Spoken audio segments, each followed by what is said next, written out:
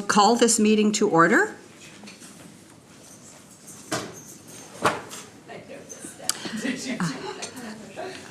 Okay, good morning, everyone. My name is Janet Rutledge. I'm the MLA for Burnaby North and the chair of the Select Standing Committee on Finance and Government Services, a committee of the Legislative Assembly that includes MLAs from the government and opposition parties. We are grateful to be meeting today on the legislative precinct here in Victoria, which is located on the territory of the Lekwungen-speaking peoples, now known as the Songhees and Esquimalt nations. Welcome to everyone who is listening to and participating in today's meeting on Budget 2023 consultation. Our committee is currently seeking input on the next provincial budget. British Columbians can share their views by making written comments or by filling out the online survey. Details are available on our website at bcleg.ca/FGS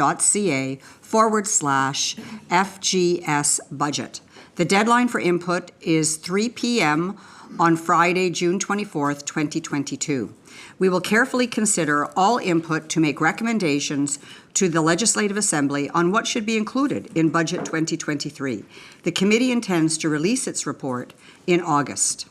For today's meeting, all presenters will be making individual presentations. Many of today's presenters are from communities that we were unable to visit in person this year, including Abbotsford, Dawson Creek, and Merritt. Each presenter has 5 minutes for their presentation. To assist presenters, there is a timer available when in gallery view. Following presentations, there will be time for questions from the committee members. I also ask that everyone please put themselves on mute and wait until you are recognized before speaking. All audio from our meetings is broadcast live on our website, and a complete transcript will also be posted. I'll now ask members of the committee to introduce themselves by starting with the Deputy Chair. Chair, I am Corinne Kirkpatrick. I am the MLA for West Vancouver, Capilano, North Vancouver. Hi, I'm Renee Merrifield. I am the MLA for Kelowna Mission. Good morning. My name is Ben Stewart. I'm the MLA for Kelowna West. Henry Yao, MLA for Richmond South Centre. Good morning, everyone. My name is Megan Dykeman. I'm the MLA for Langley East. Good morning. I'm Brenda Bailey. I'm the MLA for Vancouver Falls Creek and the Parliamentary Secretary for Technology and Innovation. Harwinder? Good morning, everyone. I'm Harwinder Sandhu, MLA for Vernon Monashee. And good morning, Mike Starchuk, the MLA for Surrey Cloverdale. I'm looking forward to 30-plus presentations today. Thank you. And assisting the committee today is Jennifer Errol and Jean Ding Bai and Victor Lucy from the Parliamentary Committee's office, and Dwight Schmidt from Hansard Services. So for individual presentations, each presenter receives 5 minutes to speak, followed by 5 minutes for questions from the committee. So our first presenter today is Pat Ton, BC Agriculture in the Classroom Foundation. So over to you now, Pat. Good morning. Thank you for the opportunity to speak. I gratefully acknowledge that the place that I work is on the traditional and unceded territory of the Stolo people in the Sumas First Nation. My recommendations today are to expand and shift the BC School Fruit and Vegetable Nutritional Program to create an environment where students are properly fed for learning.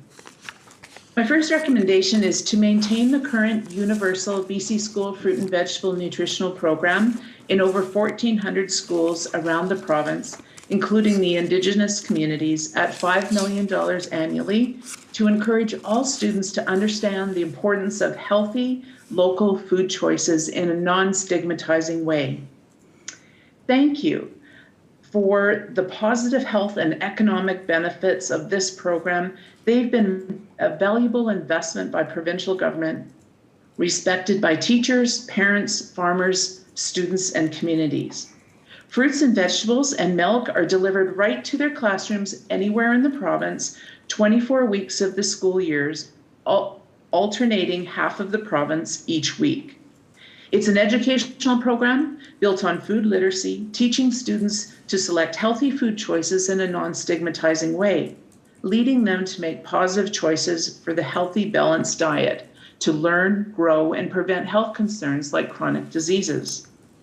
The BC School Fruit and Vegetable Nutrition Program is also important for the economic stability of BC farmers in our domestic market. Furthermore, it provides stability in our provincial supply chain with distribution of fresh fruits, vegetables, and milk to all corners of the province and in our Indigenous communities. The second recommendation is to increase funding to the BC School Fruit and Vegetable Nutrition Program, an additional $4 million to pilot weekly supplements of healthy local food products for students who are in the lowest socioeconomic catchments. Transition with a targeted pilot. This will make it a food security focus and augment current school food programs with fresh BC produce and dairy products.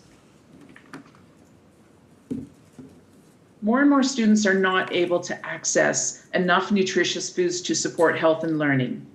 The pandemic and the recent climate events have made existing food access challenges worse.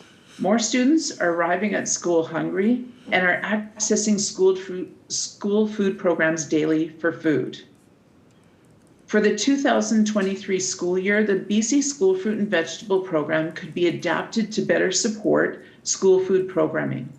During COVID-19 and the provincial climate disasters, our program demonstrated the ability to maintain and pivot delivery of fresh BC products to augment school food programs and to reach vulnerable schools in harder to reach areas of the province. Schools with a higher proportion of students experiencing hunger could be prioritized.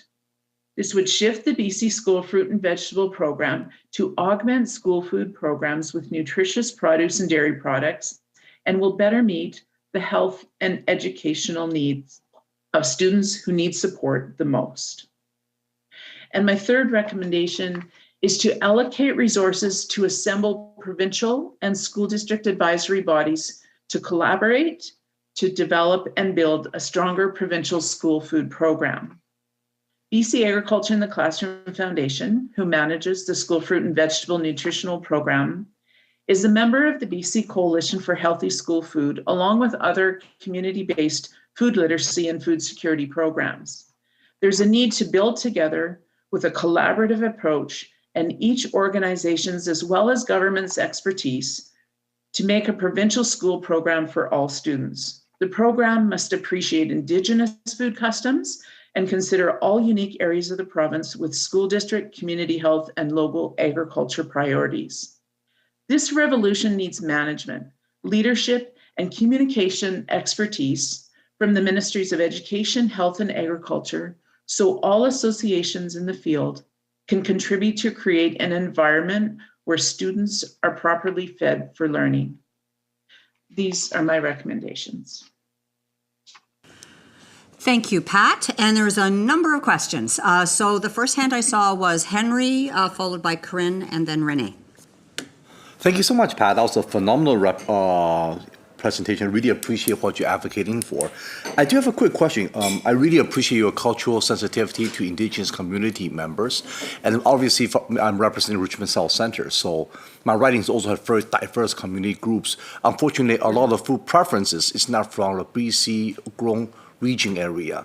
Is there any way you can recommend how we can actually reconcile or encourage people to appreciate, one, the culturally diverse fruits and vegetables, and two, also appreciate cultural heritage connected with the food?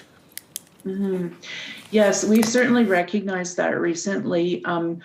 Right now, the mandate of the program, and actually for 17 years as it's been developed, has been on BC food products. And more recently, certainly we've become, I guess, more in tune with diversity. And so what we plan to do and hope to do as we go to more, I guess, change the program or transition the program to different organizations or schools that are more socioeconomic challenged, that we would then speak with them. So do some surveys, speak with the principals to ask what is needed, like what do you already get from your local community, and what can we add with BC products that would supplement your culture, your area what you already have operating. And I think that's the best way communities and provincial delivery, because you can't grow everything and every community can support a stronger program. Thank you very much. Thank you for the presentation, Pat. We've heard from a number of other school food programs, and this is just so I understand how this works. How do you work with organizations like the Breakfast Club and other groups who are providing food in schools? For now, it's only been a consultation at regional or provincial meetings based on those times when nonprofit organizations are able to get together. But I think this can be stronger, and therefore my third recommendation, I think this revolution can have communities and province and agriculture and health all work together better. And so that's my recommendation for that collaboration and that leadership, government and the associations combined.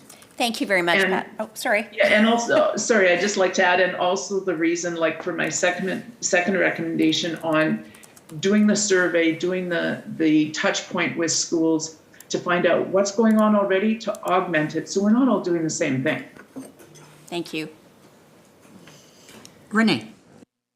And thank you so much, Pat, for your presentation. I'm going to try and contain my excitement and enthusiasm, having been a Breakfast Club chair and board member for 15 years. I'm super passionate about getting food into all of our schools because we know that it directly correlates to better outcomes for kids learning. So I'm super passionate about it. I want to commend you on number 3. I think that is what BC needs. I think it is a great equalizer and a true step forward for equity for all children. So I really am excited about number 3. I think, if I was to do your recommendations in a different order, I'd probably do 1, keep the program going, 2, 3, and then 2. And that, I think would be a good step forward. So very passionate about it. But I would like to see a collaborated effort. I think there's a lot of regional efforts that are going on right now, and I'd love to see it under one umbrella and it being offered to all children across Canada or across BC, including our Indigenous communities. So thank you, and just commend your efforts. And Ben has the last question. Thanks very much, Chair. Pat, thanks very much. Love the poster behind you there. I recognize it from a long time ago. Ben's in the past. Hey, Pat, can you tell us, how do you bring agriculture together across the province? What's the connection with all of the diverse groups of agriculture rather than just going out ad hoc? And maybe that's to Renee's point. Is that something that still could be improved? Because I think about, we often think about, a lot of crops that are grown in the Lower Mainland or South Vancouver Island. But, there's the Okanagan and Creston Valley and places up north, and I just, they don't have the processing. So how are you improving that, or can you? We use a procurement process. We go through that every May, June, and we invite all agriculture producers to put in a bid for the products that they produce. And then we take from small producers and larger producers, and then collected and distributed in different parts of the province. So they're all welcome to contribute to the procurement. And this is where I also think that there's a better way to connect community and provincial delivery, because if we already know what's been sourced in the community by schools, we can augment that. We don't have to reproduce it. So I think that there's areas of the province that can't grow everything. And in that way, we could augment it with areas of the province that do, and on a larger scale, because of course in agriculture, there's small lot agriculture and larger producers. So we do work that together in the way we can right now, but I think there's more potential if we meet more collectively. Thank you, Pat. We are out of time. Unfortunately, because I think you've really engaged the interest of the committee, and you've given us a lot of food for thought, pun intended. Thank you. It's a passion of mine, and I love to see the energy. I think we'll be having more meaningful conversations about this. I note and like that you referred to what you're proposing as revolutionary, and I see it transforming my community. So thanks again. Wish we could talk to you more, but we'll have more opportunities in the future. Thank you. Thank you. Good day. Bye-bye.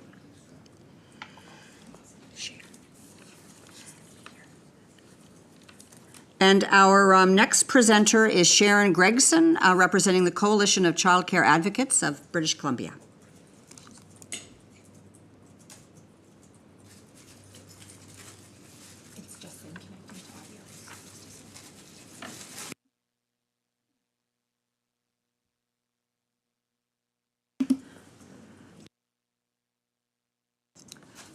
So our next presenter is Sharon Gregson, representing the Coalition of Childcare Advocates of BC. Welcome, Sharon. Nice to see you. You have 5 minutes to make your presentation, and followed by questions from the committee for 5 minutes. Thank you. Thank you very much to Chair and to the committee for the opportunity to speak this morning. I am here today to talk with you about childcare and the very popular 10-a-day plan and the expansion across the province. So the Coalition of Childcare Advocates is the leading organization advocating for childcare in British Columbia. And you might know that in 2010, we partnered with our colleagues, the Early Childhood Educators of BC, to release, develop, advance the popular 10-a-day plan, and moving childcare from a failed market-based commodity approach to a public service and a public good that families can rely on. So in order to achieve those goals, there are 3 recommendations in front of you today. The first one is very central to success in the immediate and the long term. So we're recommending an urgent strategy to recruit and retain early childhood educators in BC's childcare system, starting with a competitive province-wide wage grid, as committed in the bilateral early learning and childcare agreement, which BC signed with the Government of Canada last year, which is worth $3.2 billion for British Columbia between now and 2026. So as government funds the expansion of much needed childcare spaces in the province, urgent action is required to ensure there are qualified educators for those new and existing programs.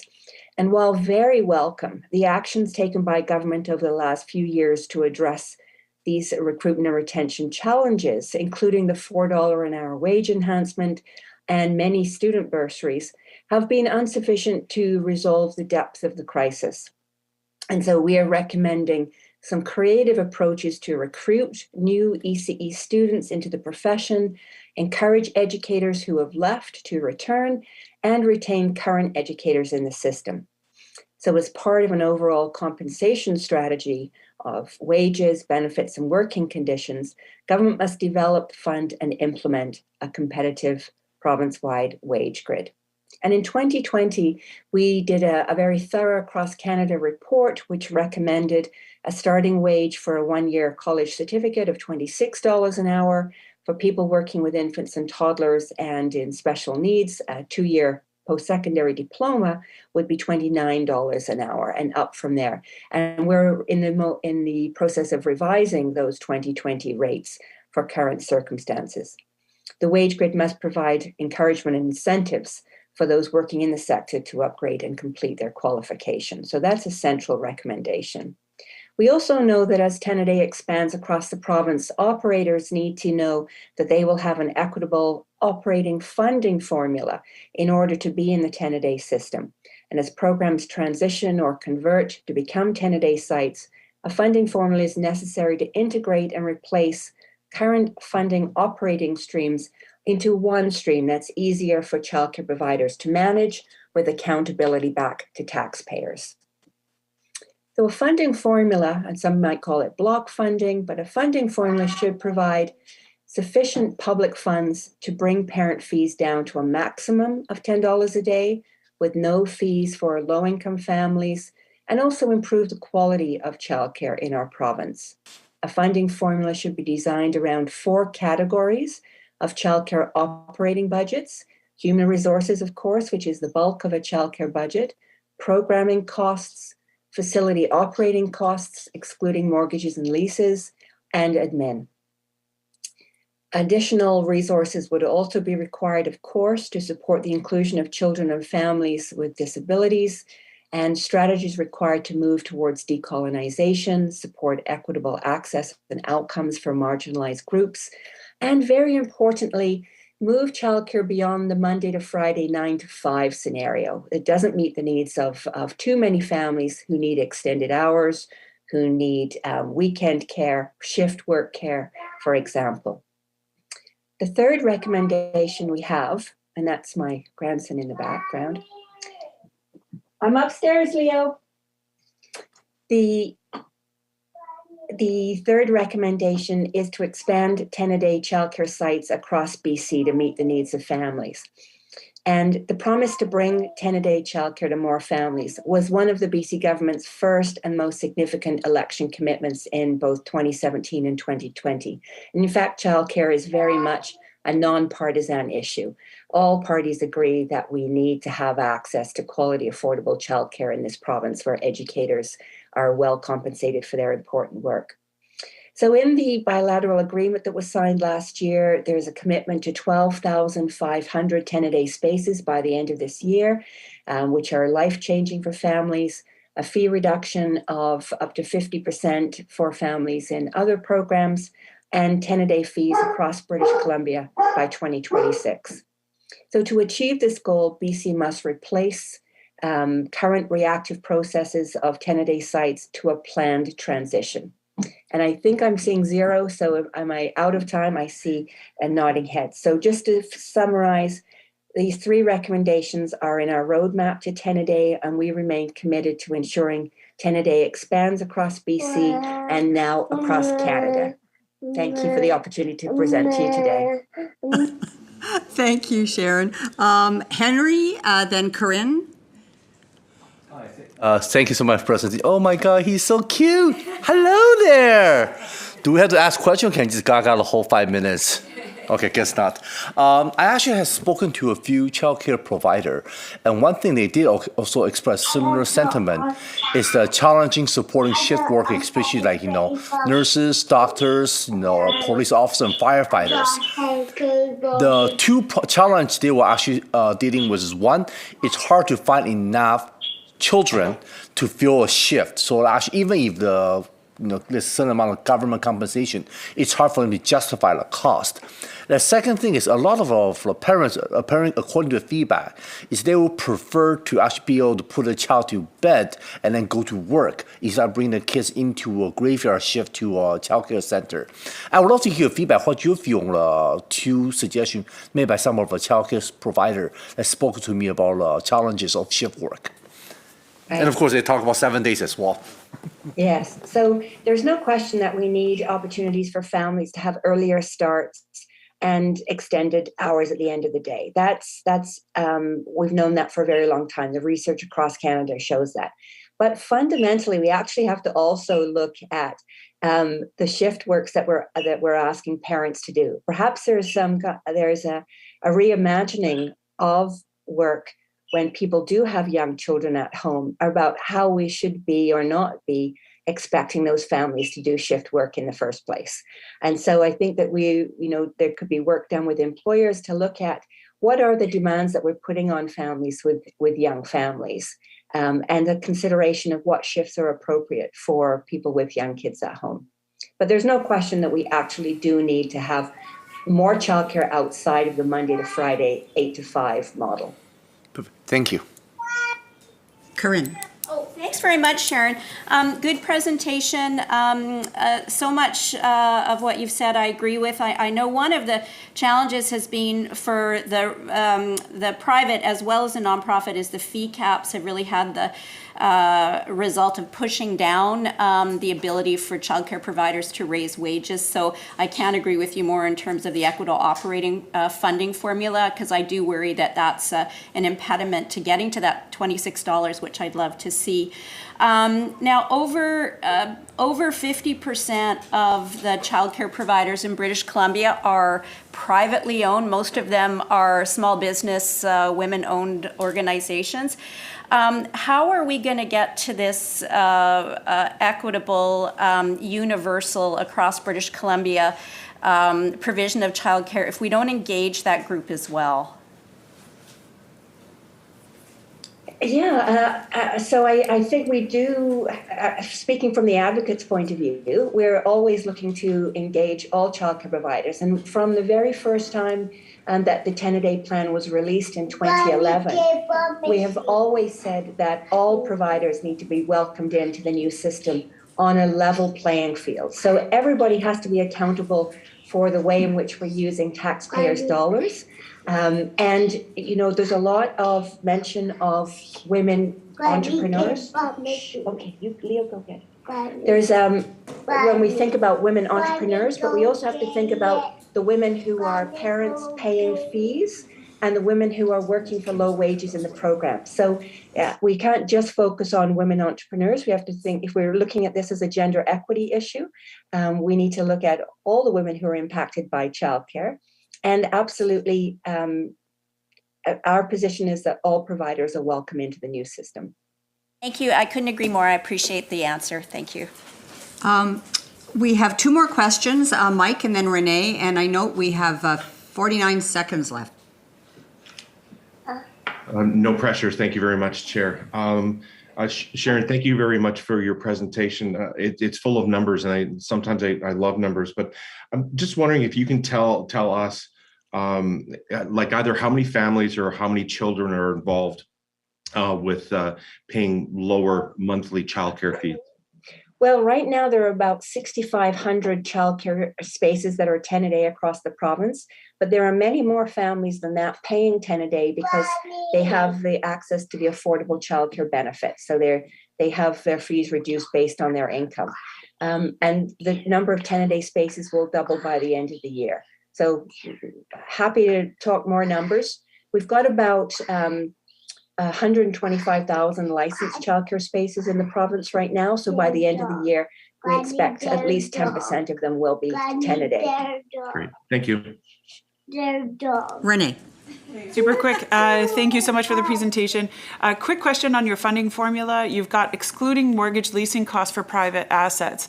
And I'm just curious as to that. Obviously, if we want to get daycare spaces, and especially 10 a day, in some of our highly urbanized centers, that is very,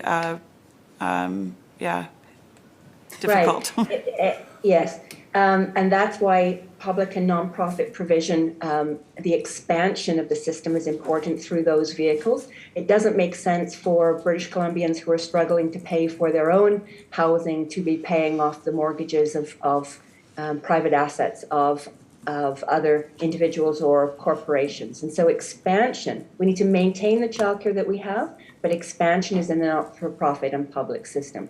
And this is why in the recommendations, that part of it I wasn't able to get to, it talks about actually government needing to engage with the for-profit sector and look at options for them to participate in the 10-a-day system. And so absolutely we are aware of and supporting the participation of the for-profit sector in the 10-a-day system. And that is going to require some creativity and government actually exploring options that are fair to the childcare business owner and fair to taxpayers. Thank you, Sharon. We are out of time, but on behalf of the committee, I want to thank you for making a presentation, and your props are great. And thank you for your leadership on this topic and reminding us that we can introduce sweeping programs, but the effectiveness is in the details. And thank you for your attention to the details. So with that, we'll say goodbye.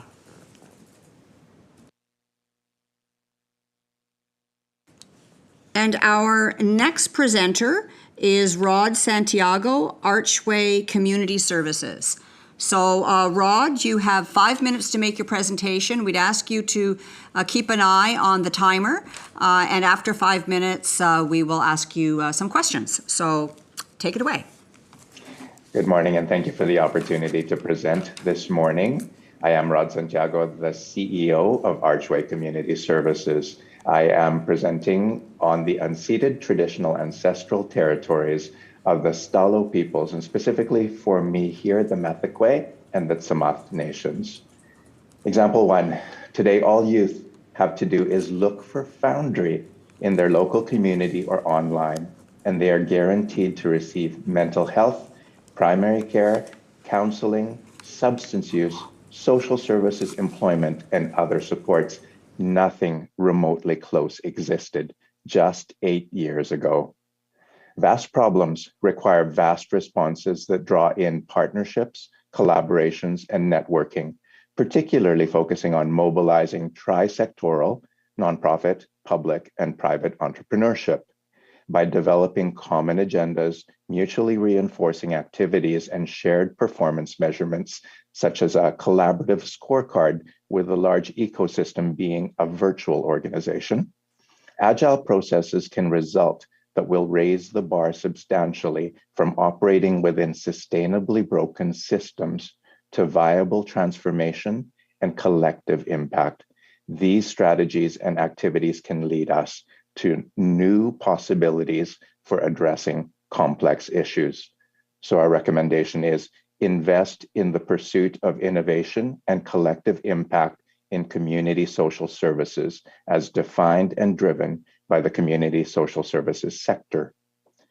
Example 2, Archway and the entire sector employ highly educated and experienced staff who have no choice but to work 2 or 3 jobs, as well as access our own food bank to make ends meet.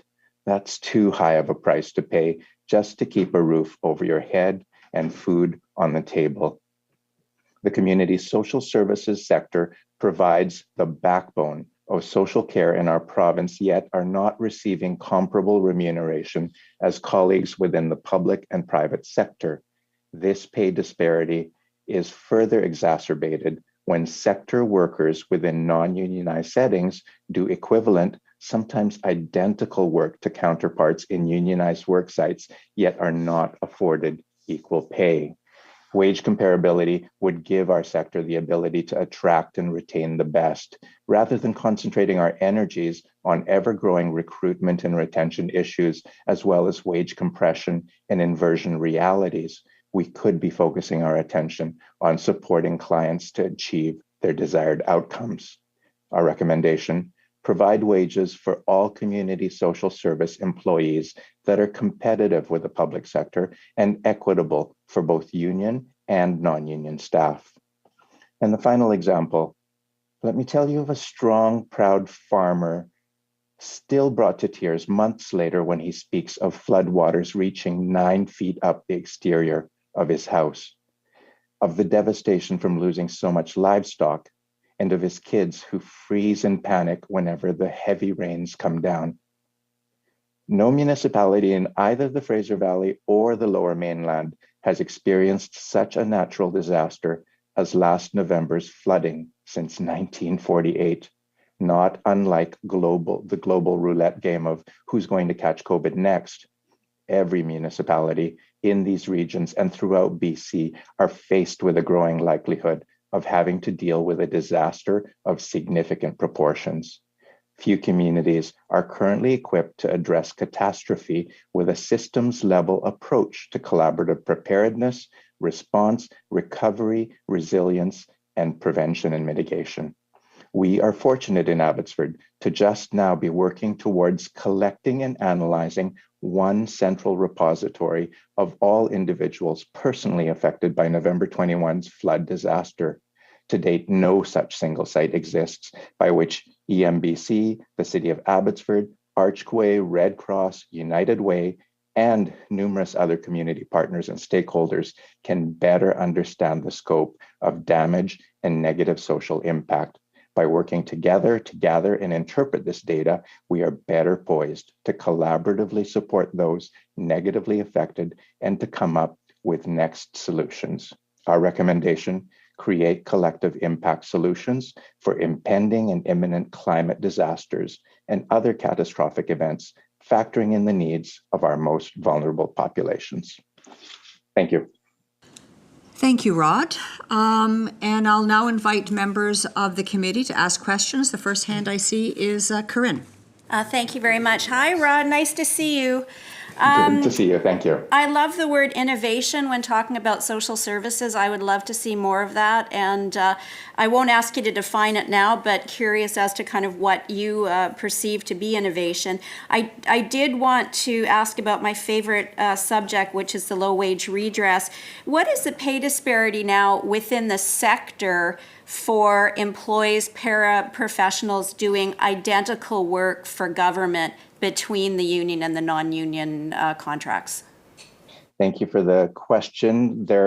It depends on the position, but it could be the difference of $10 to $15 per hour in terms of what wage we can provide. And that's often with social enterprise approaches to trying to increase ours as well. So it is a constant losing battle unless we can arrive at some kind of wage parity that actually is competitive.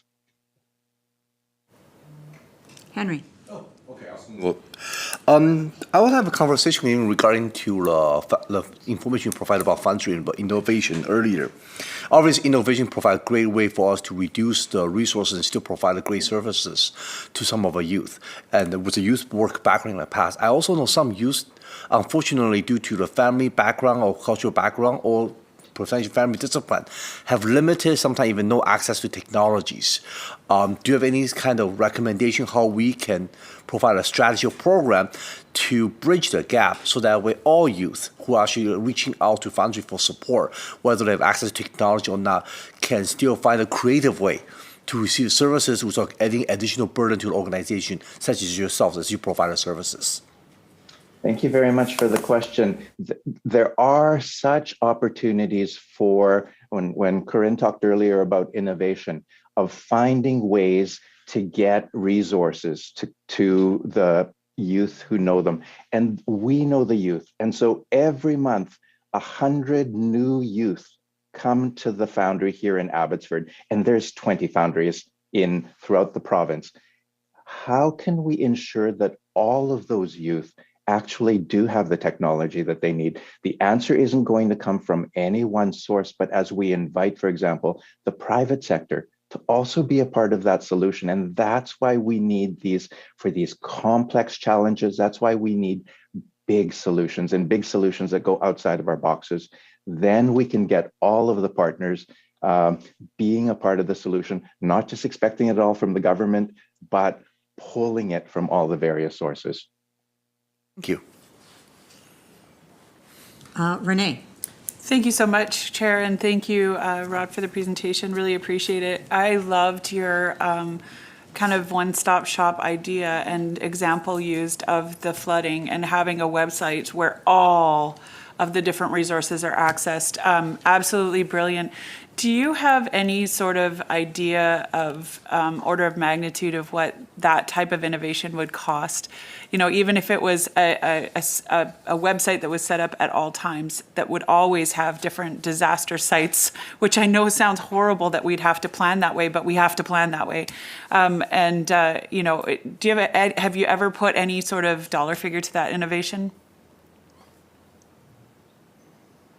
We do have to plan that way. So I appreciate so much that you acknowledge that and are moving in that direction. The dollars, we don't know. And part of why we don't know is because we don't even know how many were affected. Red Cross has some of those numbers. Every organization that provides services have some of those numbers, but there's no one centralized repository. And so what we are proposing is an opportunity for all of us together to gather the information, for the people to not have to tell their story yet one more time and wasted, but towards something bigger. When we aggregate that information, when we find out and analyze it, then again, together we can identify, here's the next step, and here's the cost for that next step, and here's the next step after that, and here's the cost for the next step. And to do it for people in community as much as we do for economic development, infrastructure, or environment. So a great idea. Thank you. Well, Rod, we don't have time for more questions, although I think we're all pretty engaged in what you're talking about. And thank you for your leadership on this, and thank you for putting your suggestions, putting your recommendations in the context of, as you describe it, a sustainably broken system. And so I think we hear you that the solutions need to be systemic. So thank you so much. Thank you for your time. I wish you well. Bye now. Bye-bye. And our next presenter is Tony Rebello, representing CUPE Fraser Valley District Council. So Tony, whenever you're ready, you have 5 minutes.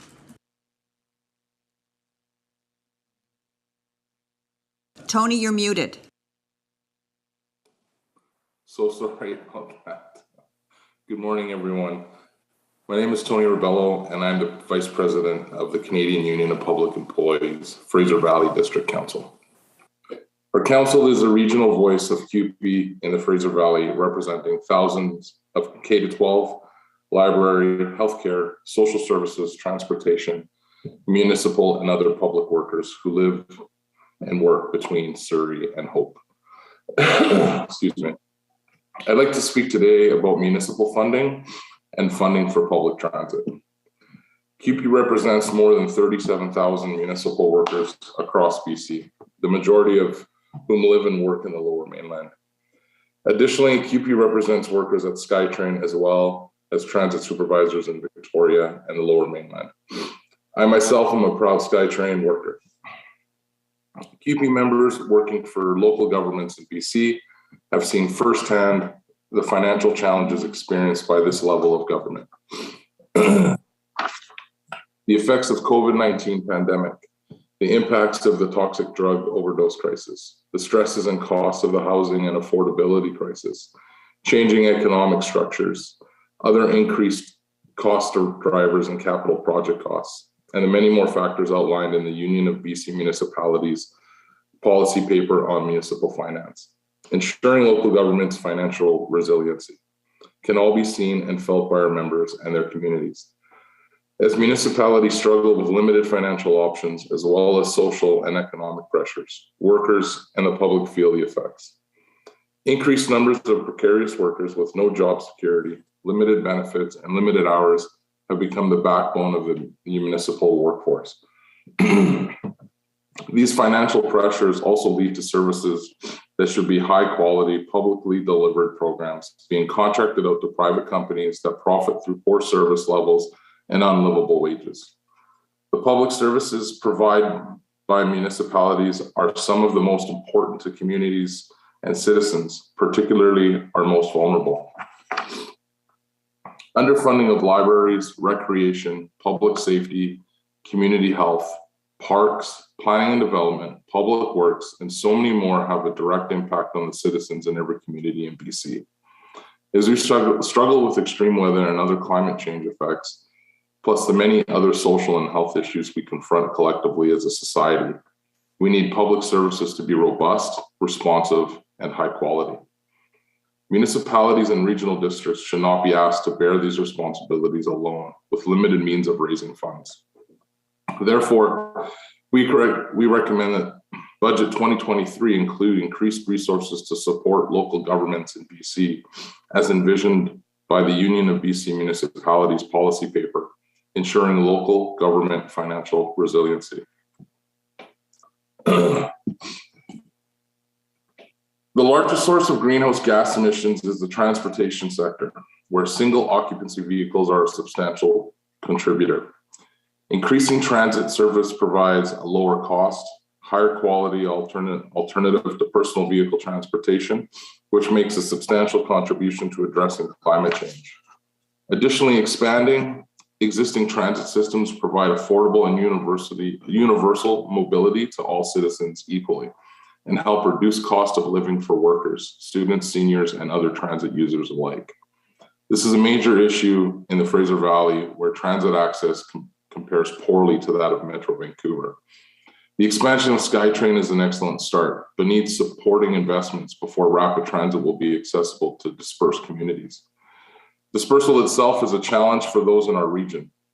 It makes commutes longer and transit more difficult to access. Investments in transit can change this pattern as high-frequency transit corridors and hubs attract new development while providing a venue for densely populated, affordable housing options that are not car-dependent.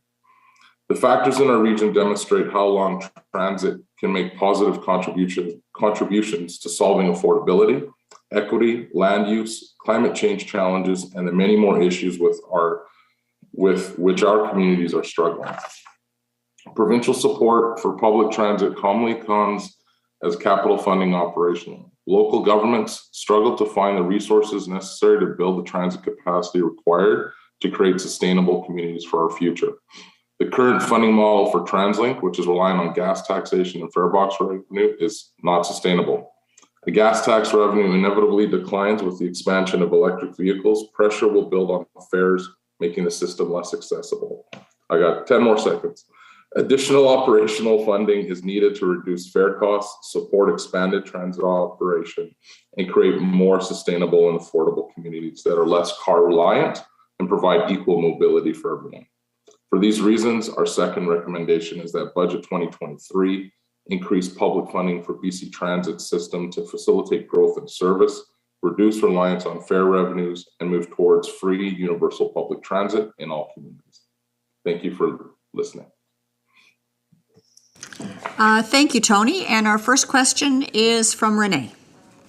Thanks so much, Chair. And thank you, Tony. This is a fantastic example of where we need to move and how we need to grow. I agree that transportation, especially essential transportation, is one of our number one contributors to our greenhouse gas emissions. So I love that you're bringing forward solutions.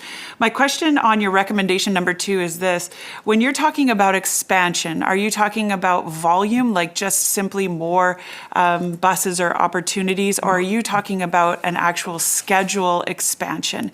Are you finding with your members that the schedule is appropriate, but when you get to a bus, there's just simply not enough room, or is it the schedule itself that needs to be augmented?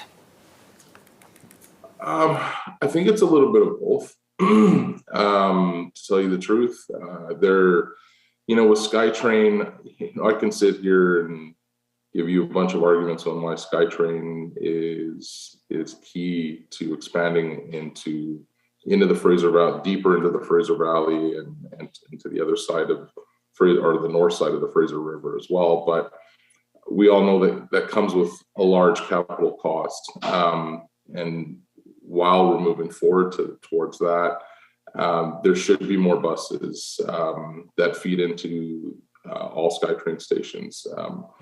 There's, even where I live here in Surrey, I live not even a 5-minute drive to Surrey Central, but the community shuttles that run around in my neighborhood just aren't frequent enough for me to jump on one of the buses to go to SkyTrain. I elect to drive because it's quicker. And I live in a rapidly growing city. It's going to be the biggest city in BC probably in the next 8 to 10 years. It'll surpass Vancouver. So that's just not good enough. And but I think it's a bit of both. The schedules definitely need to change. And if you need more frequent buses and you're going to need, or if you're going to make the schedule more frequent, you're going to need more buses anyway. So it's a bit of both. Okay, thank you so much for the answer. Henry. Thank you so much, Tony. I really appreciate your presentation. There's one comment you made that sort of caught me a again, a bit off guard. You mentioned precarious worker and the shift. Obviously, private sector has been taking over, become a backbone of a municipal services being provided to the community. And if you don't mind me asking, maybe if you can elaborate a bit further, how much further negative impact that has created? I guess my question right now would be, does it mean many, I'm going to just throw it out there because I don't know the system as well as I should. Does it mean individual, maybe people of color, people of different ethnicity become, unfortunately, having a difficult time finding regular work under the municipal system? Is there some kind of gender bias in regarding to precarious work as well? I just want to double check if there's any kind of negative consequences associated with that maybe we as a provincial government can find a way to work with our municipal government to ensure we provide better labor support and better equity for our laborers and for our workers. I'm not an expert on the municipal side, as I've been a transit worker for the last 20 years, so I'll try and help you out or answer that question as best as possible. From what I gather from our members, I think it's just a precarious work in general. It's not necessarily,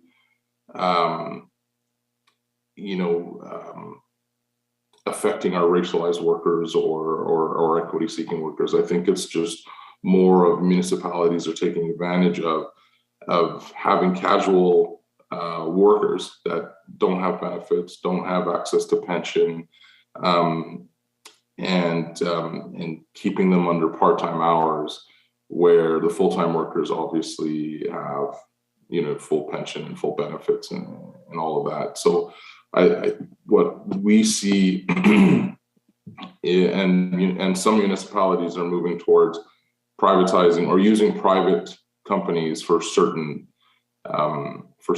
issues, right? And that's where we want public works and public services should always remain public. There should, in my opinion and QP's opinion, there should never be a for-profit private company providing public services that continue to suffer because that private company needs to make a certain percentage every year from their bottom line. Thank you. Thank you, Tony. There are more questions, but we are unfortunately out of time. Thank you for sharing your perspective. And I, for one, am struck by part of your presentation, putting it in the context of the emergencies and the crises that we've been endlessly facing as a society, and pointing out that to anticipate and respond and for us to feel secure as a community, as a society, we need strong public services that are ready to kick into action when we need them. So thank you for connecting the dots on that front. You're welcome. Thank you. Thanks for the opportunity to present. Thank you. Bye-bye. Bye. And our next presenter is Lisa McGuire, representing the Manufacturing Safety Alliance of BC. Welcome, Lisa. Thank you for the opportunity. May I share my presentation? Yes, please go ahead. Okay. Are you talking about screen sharing? Yes, is that possible? We're not set up for that. I thought you meant, am I ready to begin my presentation? Okay, no problem. Then I will begin. Thank you for the opportunities. So I'm Lisa McGuire, CEO of the Manufacturing Safety Alliance, an organization dedicated to providing health and safety support to the manufacturing sector. I'd like to begin by saying I'm grateful for the opportunity to join you today from our office in Chilliwack on the unceded territories of the Stolo people, part of the Coast Salish region of southwestern British Columbia. So our organization provides health and safety support to the industry, and we serve approximately 3,000 manufacturers and food processors across Canada. We deliver support to the industry in many ways, including providing training through online, virtual, and on-site mechanisms, and provide health and safety advisory support through specialists, and have seen success in our approach with the injury reduction by almost 9% over the past 5 years, with a correlating WorkSafe BC premium reduction of almost 21%. Our organization played a critical role in assisting companies through the pandemic and climate change crisis that impacted our industry. and are working with them in many ways to strengthen their emergency management and contingency plans for the next crisis. Several challenges impacting the manufacturing sector, but labor shortages are a critical area that intersects with the well-being of people. The Advanced Education Ministry compiled a document, and in that cited 3 challenges related to labor shortages that we will need to define solutions around. The first, recognizing that labor shortages are not unique to manufacturing, but across all sectors. The second challenge speaks to the misalignment of skills with emerging and expanding sectors. This includes not having enough qualified health and safety professionals in the sector, of which the SLMP funding has been instrumental in supporting solutions of understanding why this exists and how to shape a path forward. The challenges focus on the lack of standardization in the health and safety profession, not only in BC, but across Canada. And we're working with key stakeholders to align the educational institutions with a newly established health and safety framework using SLMP funding over the next 18 months. Our first recommendation is to continue investing in SLMP funding initiatives as they are invaluable to collaboratively solve industry challenges. Another key challenge associated with labor shortages in our sector is the importance for workers and employers to adapt quickly to the demands of a diverse and rapidly shifting and changing economy. Recognizing that with the introduction of new technologies and climate change adaptation will introduce new health and safety risk. Healthy health and safety training will be needed for workers to address the new risks from these emerging occupations and roles. Training partners will be needed with the skills and competencies to develop and deliver support with virtual and online adaptation, and funding to support and assist industry upskilling these critical areas, especially small business. So our second recommendation is to invest in training and technology retooling grants for employers and workers with industry partners to support industry. One of the key components of assisting companies adapt quickly to a rapidly evolving economy is to establish a lifelong learning culture. To develop a sustainable culture of learning is difficult, especially in an industry struggling with gender equality. We need proven pathways for success, and developing health and safety management systems have successfully been shown to have higher safety performance outcomes. Our occupational safety standard of excellence system approach has been successful in accomplishing this outcome. To strengthen the OHS system approach, are working with national counterparts to enhance the tool by incorporating culture, psychological safety, inclusivity, and diversity concepts. Funding to assist manufacturers with establishing occupational health and safety systems could successfully assist companies with building and maintaining a sustainable culture. So our final recommendation is to invest in funding that helps employers and workers build and maintain occupational health and safety systems that support a healthy, sustainable safety culture. Thank you for the opportunity, and I invite any questions that you have. Thank you, Lisa. First question is from Henry. Thank you so much for your presentation. That's great. And obviously, labor safety is a huge topic for all of us, and we definitely want making sure our worker be able to go homes, safely and be enjoying the time, spend the time with their family. You mentioned something about obviously we have a labor shortage where both we have lack of obviously people to fulfill their roles, and of course we need education to start kicking in. That sort of trigger almost feel like a perfect storm brewing as you talk about safety. As obviously one thing I know from my personal experience, when there's people been working the job longer than typical, they tend to be better and understand the caution, the hassle they need to be watch out for. So I guess my question obviously back to you right now is, would there be a generational gap in manufacturers where because of a labor shortage, due to lack of experience, they actually potentially increase the number of potential injuries at workplace? And what can we do if that is an issue to actually try to minimize that? Well, training helps a great deal, but you're right. I mean, you have the older generations that have learned differently than the younger generations. So ensuring that the training meets the needs for both generations is critical. And I would say that the training grant has been helpful for organizations to be able to access different ways to train and educate the different demographics within a workforce. But it absolutely has safety implications. Mike. Thank you, Chair, and thank you, Lisa, to your presentation.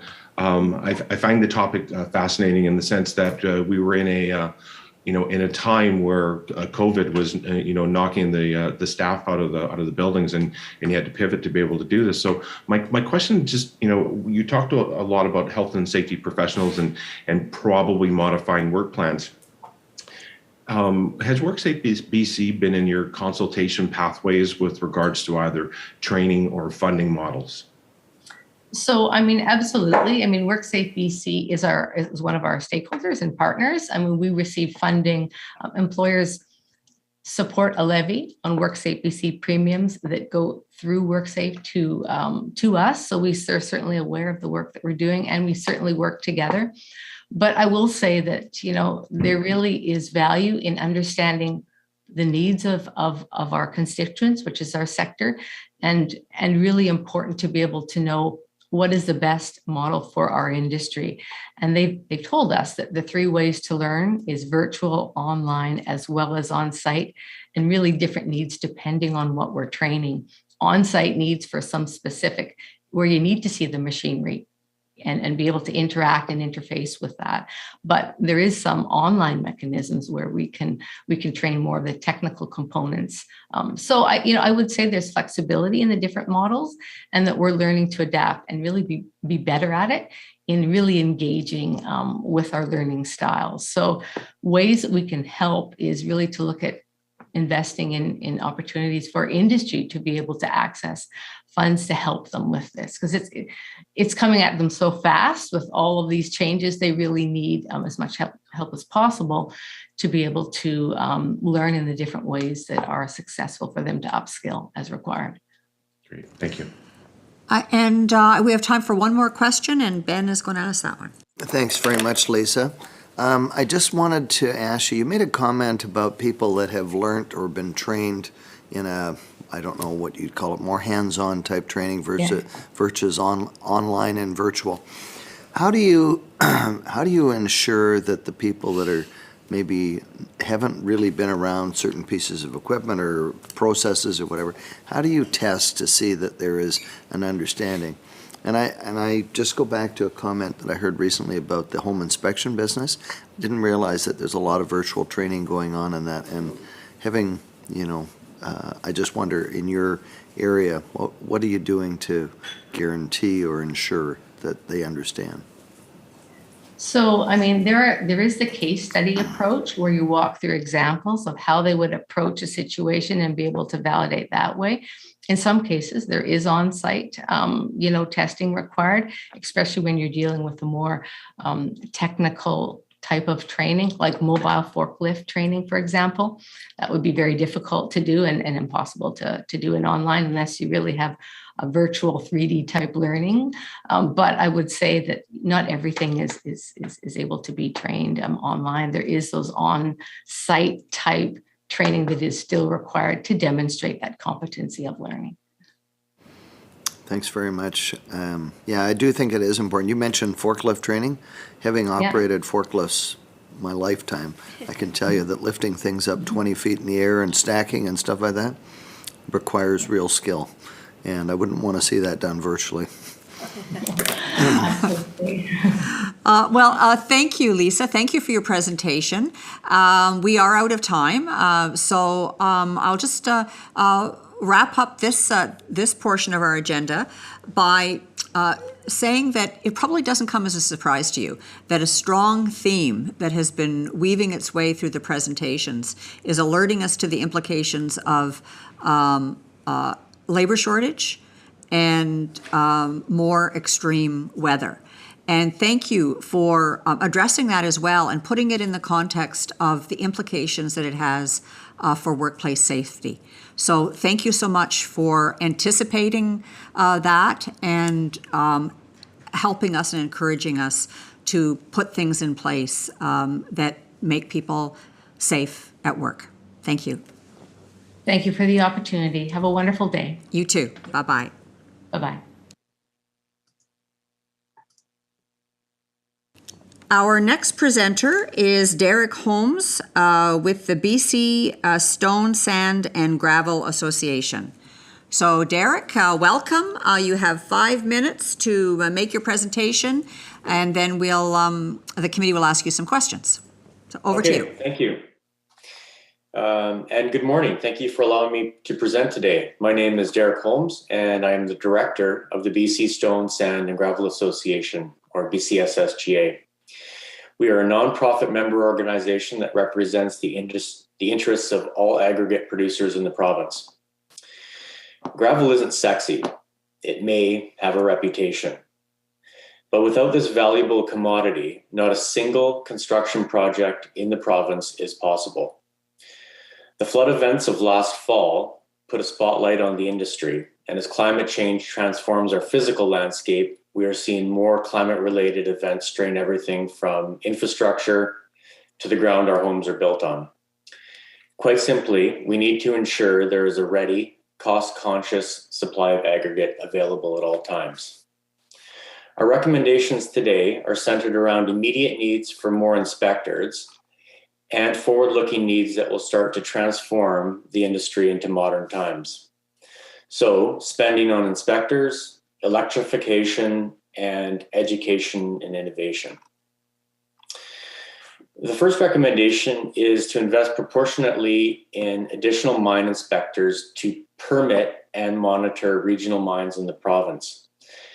The BCSSGA estimates that more than 2 or 3 in each region, or 15 in total, are needed to address backlogs of updates and new applications. My colleague Dan Allard, who presented last year, put out a request for 20 new inspectors. Many new hires in the past year have been in the back office of the ministry, but we still see the need on the front lines as inspectors. Regulations and shorter permitting times are necessary to do a healthy industry, and being able to permit, monitor, and inspect gravel mining operations will lead to a safer, more trusted industry. Second recommendation is to invest in electrification of the industry with a subsidy or rebate of 50% for installation of line power over diesel power. I don't really have to explain this one too much, but switching to line power instead of using diesel generated power is just the right thing to do. And many of our member operations would like to, but the capital costs are prohibitive in many cases. Like installation of charging stations in our homes, retiring generators should also see priority funding through BC Hydro. And the final recommendation is in education and innovation. CTEM, or the Center of Training Excellence in Mining, focuses on job preparedness and innovation through the workforce of tomorrow. And the Grade 5 education package championed by the BCSSGA, our organization, is more of a grassroots program aimed at bringing awareness to mining in general. Actually, today, one of our members, Arcosa, is hosting a school tour of their aggregate operation on Texada Island. The BCSSGA program requires $20,000 each year in funding to push the program to teachers and develop the program in languages other than French and English. And CTEM requires continued funding through the Ministry of Advanced Education, Skills and Training, Work BC, and Industry Training Authority. So while gravel isn't sexy, it's a core building product needed to secure the province's economy that's worth spending taxpayer dollars on. Investing in the industry pays off since more than 95% of aggregate is consumed locally and 70% is consumed by government. Appreciate the opportunity to participate in the consultation today, and I invite questions. Thank you, Derek. And I'll now ask members of the committee. Mike, do I see your hand up? Yes, you do, and thank you, Chair. And Derek, thank you for your presentation. One quick question. With regards to the additional inspectors, you had said that there would be 15 province-wide to get through the backlog that's there. How hard or how easy would it be to find these 15 inspectors that you're talking about that are required to get rid of the backlog? Well, in our discussions with the Ministry of Energy, Mines and Low Carbon Innovation, it hasn't been easy for them, and they've seen a lot of turnover for whatever reason. And I think discussions with them shows that they are having trouble recruiting, and I don't know specifically why, but there's a definite shortage and they're needed. If I could follow that up, Chair. Go ahead. Is this something that is just found in BC? I mean, there's mining elsewhere in the province and globally as well. Is this a commodity that's on short supply as far as inspectors go? The inspector shortage, I think, in BC is partly related to some new regulation and legislation that came out requiring updates to mine plans, and that was an Auditor General recommendation after Mount Poly. And so what we're seeing is that there's this backlog of updates that are required to permits that was never anticipated before. So I think it is specific to our region right now. Ben. Thanks very much, Chair. Derek, that was great. I really learned a lot, very succinct, and I do want to focus in on this inspector issue. And I guess the issue around Mount Poly, which you just mentioned, is that taking resources away from the aggregate side of it because people have been tasked with checking work that was done previously on different mine sites? Great question. Thank you, Ben. I don't think it is. There are sort of two areas, and one is large mining operations in the province, and another, which we're more focused on, is regional mines. These are the sand and gravel pits. And, we're all under the same regulation, but the inspections happen differently. And so I think there is a divide in the two, and I don't believe that that's been the problem here. I would just encourage you to maintain good relationships with the ministry, because I know that they've added inspectors, and we had mining day here just a few weeks ago, and they had mentioned that there's been additional, but you need resources out on the front lines, not the back office. Absolutely, yeah, okay. And that's the priority. Brenda. Hi, Derek. Thank you for your presentation. I just want to poke a little bit at the suggestion of a 50% investment for electrification, and I wonder if you can just help me understand a couple things I didn't quite catch. I think you used the term of transitioning from diesel to line, so you're not talking about electrification about battery use. I think you're talking about getting on the grid. Is that correct? And that's first question. And the second one is, I'm wondering how you got to that 50%. It's a little bit higher than I've seen for some other industries, and I wanted to understand that a bit further. Does it take into consideration the savings that people would have on the cost of diesel, for example? How did you guys reach that number? Okay, so great questions. Yes, it's not on battery power. We're talking about the switch to the grid power. And the 50% was actually a very complicated calculation, but matches somewhat that of the rebate for installing a charger in your home. And so there's similar savings in doing that at home as there is in industry. Thank you. I think we have time for one last quick question. I'll give it to Renee. That's fine. I'll take it. Thanks, Chair.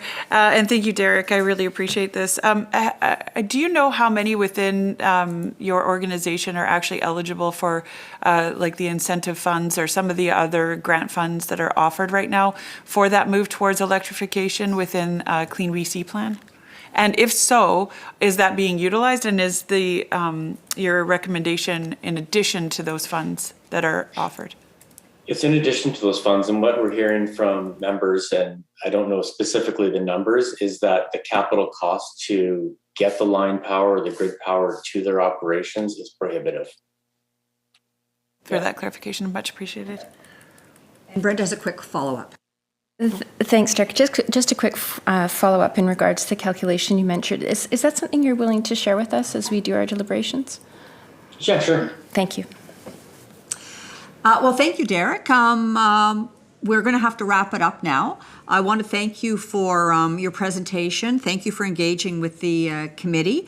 And I do note that you've situated your presentation in the context of we need to anticipate that there will be future and more climate-related events, and reminding us that either mitigating those events or repairing the damage afterwards involves the people that you represent, and that we have to be sure that we facilitate your ability to get in there and do what needs to be done to keep us all safe. So thank you so much. Well said. Thank you. Okay. Good day, everyone. Okay. Bye-bye. And our next presenter is Keir MacDonald, representing Phoenix Society. So, Keir, welcome. You have 5 minutes to make your presentation, and then we'll ask you some questions. Sounds good. Good morning. My name is Keir MacDonald, and I'm the CEO of the Phoenix Society. I would like to thank you for the opportunity to contribute to these Budget 2023 consultations. Phoenix Society empowers lives and transforms communities. We provide a pathway out of crisis into renewal for people grappling with homelessness, substance use, and other life-threatening challenges.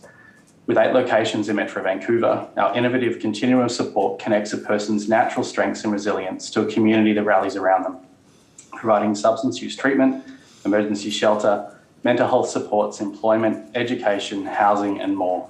For over 30 years, Phoenix Society has walked alongside more than 35,000 people as they reclaim hope, rediscover dignity, embrace renewal, transforming their communities along the way. As we speak, thousands of people in British Columbia are facing grave threats to their well-being, grappling with overwhelming obstacles like homelessness, housing crises, personal trauma, mental anguish, drug poisonings, and more. The Phoenix Society has identified 2 key areas that we believe require consideration for Budget 2023. The first of these is to invest in recovery. We're calling on the province to fund the full continuum of services for mental health and addictions, including continuing care services and integrated wraparound supports, such as employment training, healthcare services, and supportive housing. The Phoenix Society believes that recovery from addiction can be best supported through investments in a continuum of services for mental health and addictions, including the necessary funding for integrated wraparound services, which includes housing. True recovery requires an integrated approach and the involvement of numerous stakeholders and partnerships across many sectors. At Phoenix Society, over 50% of our residents coming into treatment have either no fixed address or unstable housing. So why would we think that after 90 days in a bed-based program, that people have somehow solved their housing challenges? This is not a system, but a silo, and one of the primary reasons that people constantly cycle in and out of recovery facilities across the province. The goal must be to support people to achieve sustained recovery. We see every day how people thrive when provided stability and given access to longer-term supports.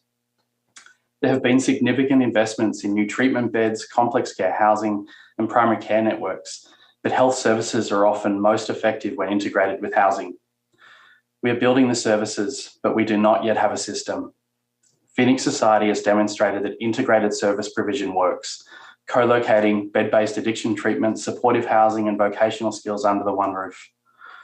What is urgently needed to support those struggling with mental health and addictions is access to quality bed-based treatment, followed by the provision of safe, affordable housing with services that respond to each individual's unique needs. Our second recommendation is to expand the Foundry model to adults so that they also have the health, social resources, and supports they need, both online and in their communities. There is increasing demand for comprehensive community health care that integrates community mental health and substance use services, along with primary care and other social services. Few adult resources today combine both healthcare and social services under the one roof, making it easier to find the help and support people need when they need it. A high-performing health system features integrated models of care with smooth transitions for patients across the continuum of care. It's for this reason that we're recommending that more adult service hubs be created similar to the Foundry model. One such example exists, and that's the Abbotsford Community Hub Centre. Phoenix Society is the anchor agency of the award-winning Abbotsford Community Hub Centre, which opened its doors in early 2019. Our mission there is to deliver accessible, quality health and community services to people facing challenges. The Hub is a community partnership that offers people-centred care in a welcoming environment, providing a wraparound model of care for those experiencing health and social challenges. The following services are provided through the Hub: primary health care, including access to physicians and nurse practitioners, harm reduction services, sexual health services, and more. Integrated coordinated access offers streamlined referrals for individuals and families who require access to housing, health services, income assistance, and other support needs offered throughout the Abbotsford Homeless Prevention and Response System. And drop-in services, including daily lunches, a food bank for those living with HIV or viral hepatitis, overdose prevention services, along with showers and laundry facilities. We've come a long way in recent years, building many vital new services. Now it is time to create the system in which they operate. Thank you to the committee members for your time this morning and for your consideration of our recommendations. Thank you, Keir. We have a number of questions. Our first one is from Megan. Thank you, Madam Chair. I really appreciate it. And thank you for your presentation today. I was wondering, in regards to the Abbotsford Community Hub Centre, I was just looking at the website, and we do have a foundry just being built in Langley right now. And it's a fantastic model. Could you explain how sort of housing around that area looks? It looks like there's some housing within the hub, of course, but do you have sort of networks nearby? Have you been able to create kind of a sort of just like an area that allows people to easily access? Could you expand a bit more on the hub centre in Abbotsford, please? Sure, yeah, and housing is often, for many of these services, the biggest barrier. Many communities, including Abbotsford, are still working on further developing, whether that be their home, their supportive housing needs, and non-market rental. One of the biggest benefits we have at the hub is we have outreach workers actually connected through the hub. One of the other benefits we have is access to scattered housing, including private rentals, and so it really helps supplement some of the BC Housing subsidised housing, and that really provides a great extension so that people can, access that hub resource. We have income assistance there, so MSDPR can, connect people to income assistance, and then literally just walk people, down the corridor to the housing outreach workers that can do, some of the, in-office work in terms of looking at the housing inventories, but also support people on housing searches. So it's really great to have that in-reach ability, but also the ability to do accompaniment and really understand the local market area. I have a follow-up. I can wait till after. Just very quickly, thank you, Madam Chair. Is there anything of the Abbotsford Hub you've learned from it that you would change if you were to duplicate that in another community? Yeah, we lack core funding. We had our hub governance meeting yesterday, and this is a partnership of roughly 10 agencies running on a lot of goodwill. We have no overarching funding. Each partner, again, we have multiple Fraser Health teams there, the City of Abbotsford, MSDPR, as I touched on, and several social service agencies. And really, we've come together to create this concept. Phoenix holds the lease. We have no sort of administrative funding or things like that. And so we lack some stability and a long-term sort of stable foundation. So I think that's really what any services need to survive. And that's probably the biggest thing we've learned. It was great to launch it. We've learned so many different things about what services people need and how to deliver those. But that's, we're seeking sort of stability moving forward now. Well, thank you so much. Thank you for the questions. Corinne. Much. Hi, Keir. Nice to see you. I find that Foundry model application to adults very interesting. It's almost like, gee, why didn't we all think of this before? But it sounds like a great idea. I did have one question just with respect to Phoenix is, what is your funding model? Do you run programs on behalf of government, or where are most of your funds coming from? Yeah, so in particular at the Phoenix Centre, our main campus, so really the substance use treatment hub, we are fully funded by government. But I think really what the unique model is the integration and partnerships of those different components. So as I touched on, one of our funders is PHSA, providing, more of the intensive treatment, Fraser Health, BC Housing, and then Work BC. So we co-locate these services in the one place, and it really is the strength of the sum of the parts. In isolation, any one of those would not be successful for us. So we're very fortunate to have the support of government, but it really creates sort of an amazing range of services here. Much. Mike. Thank you, Chair, and thank you, Kira, and thank you for keeping the work of Michael Wilson going strong. Your point about 50% of the people that come in don't have a fixed address is a good reminder to all of us that if you are housed, then you can work on your pathway to recovery. My question is how many of the locations that you have today have the ability to expand that foundry model to adults?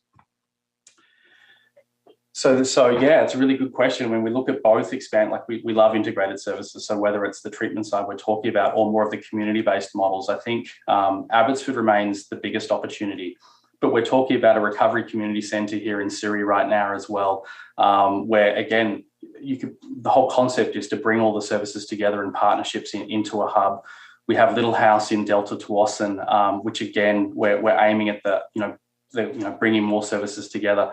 That's just Phoenix. I just think there are many resources, agencies out there that have a start. And it's just, I think it's incredibly efficient when you can work together to bring resources together, because we all know how difficult it is to find space, leased premises, land these days. So finding at least what's the core piece and building, wraparound services from that core, building it out. I just think it's a really great foundation to start from. Thank you. Well, we're actually out of time, but I think we have one more question from Renee, if it's a quick question and a quick answer. I can make it as quick as I possibly can. I noticed in your recommendation number 2 that you actually had that housing needed to be associated with the complex care. Is that something that you feel very strongly about, moderately strongly about, mildly strongly about? And I loved your point just now, or just previous, that the strength is in the sum of the parts. Yeah, so complex care, we're on the really beginning, front end of a journey there, and I think we're still looking to find out what complex care housing will look like in terms of how it's rolling out. But, again, so much of my focus has been around, addiction services and people seeking treatment. And so, complex care is more of a minimal barrier sort of approach, harm reduction approach. And so often in recovery and those seeking recovery from addiction, we haven't got this next step into supportive housing, into the complex care models. And we had some of those discussions last year about, the array of needs across the system. And I think many people are just looking for that next step once they leave a bed-based treatment program like Phoenix. Housing, I just think I'm very biased, and I'll say that housing is just such a fundamental basic need for any of these services.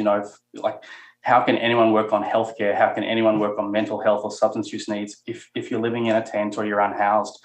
So I just think housing is just that platform. I was making the point that it's just so much better to deliver health and other services from that, whether it's, independent housing, scattered housing models work as well, but those supportive housing environments, just trying to provide more supports into those, I think is a really strong recommendation. Thank you so much for the answer, and thank you for offering hope. Thank you. Yes, thank you, Keir. Unfortunately, we're out of time, and we're going to have to wrap it up. On behalf of the committee, I would like to thank you for your presentation and for the work that you do. The note that I wrote down for myself that I think sticks with me in terms of your presentation is the whole issue of stability, that Phoenix Society is helping people find stability in their lives, but you need stability as an organization in order to be able to continue doing that in the long run. So thank you for connecting those dots for us. Thank you, Madam Chair. Thanks to the committee. Thanks for the opportunity. Bye-bye. We have one more presentation before we take a recess. And our next presentation is Glenda Phillips, who is a nurse and is speaking on behalf of Abbott Diabetes Care Freestyle Libre. Good morning. Good morning. I'm Glenda Phillips, and thank you for giving me the opportunity to speak this morning.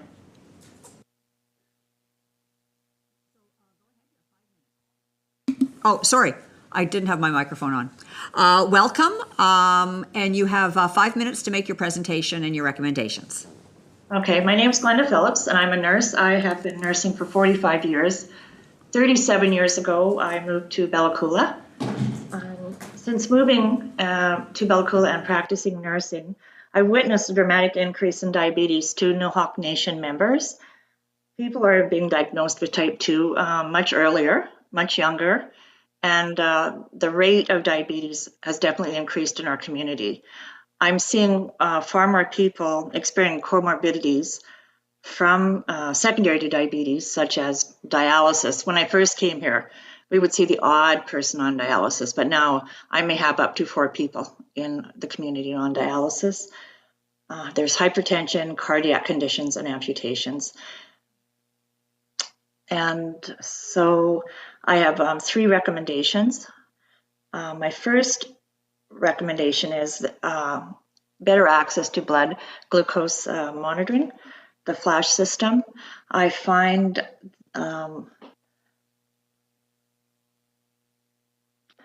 so Plan W, which is pharmacare, only covers test strips and blood glucose monitors where you have to have a sample of blood.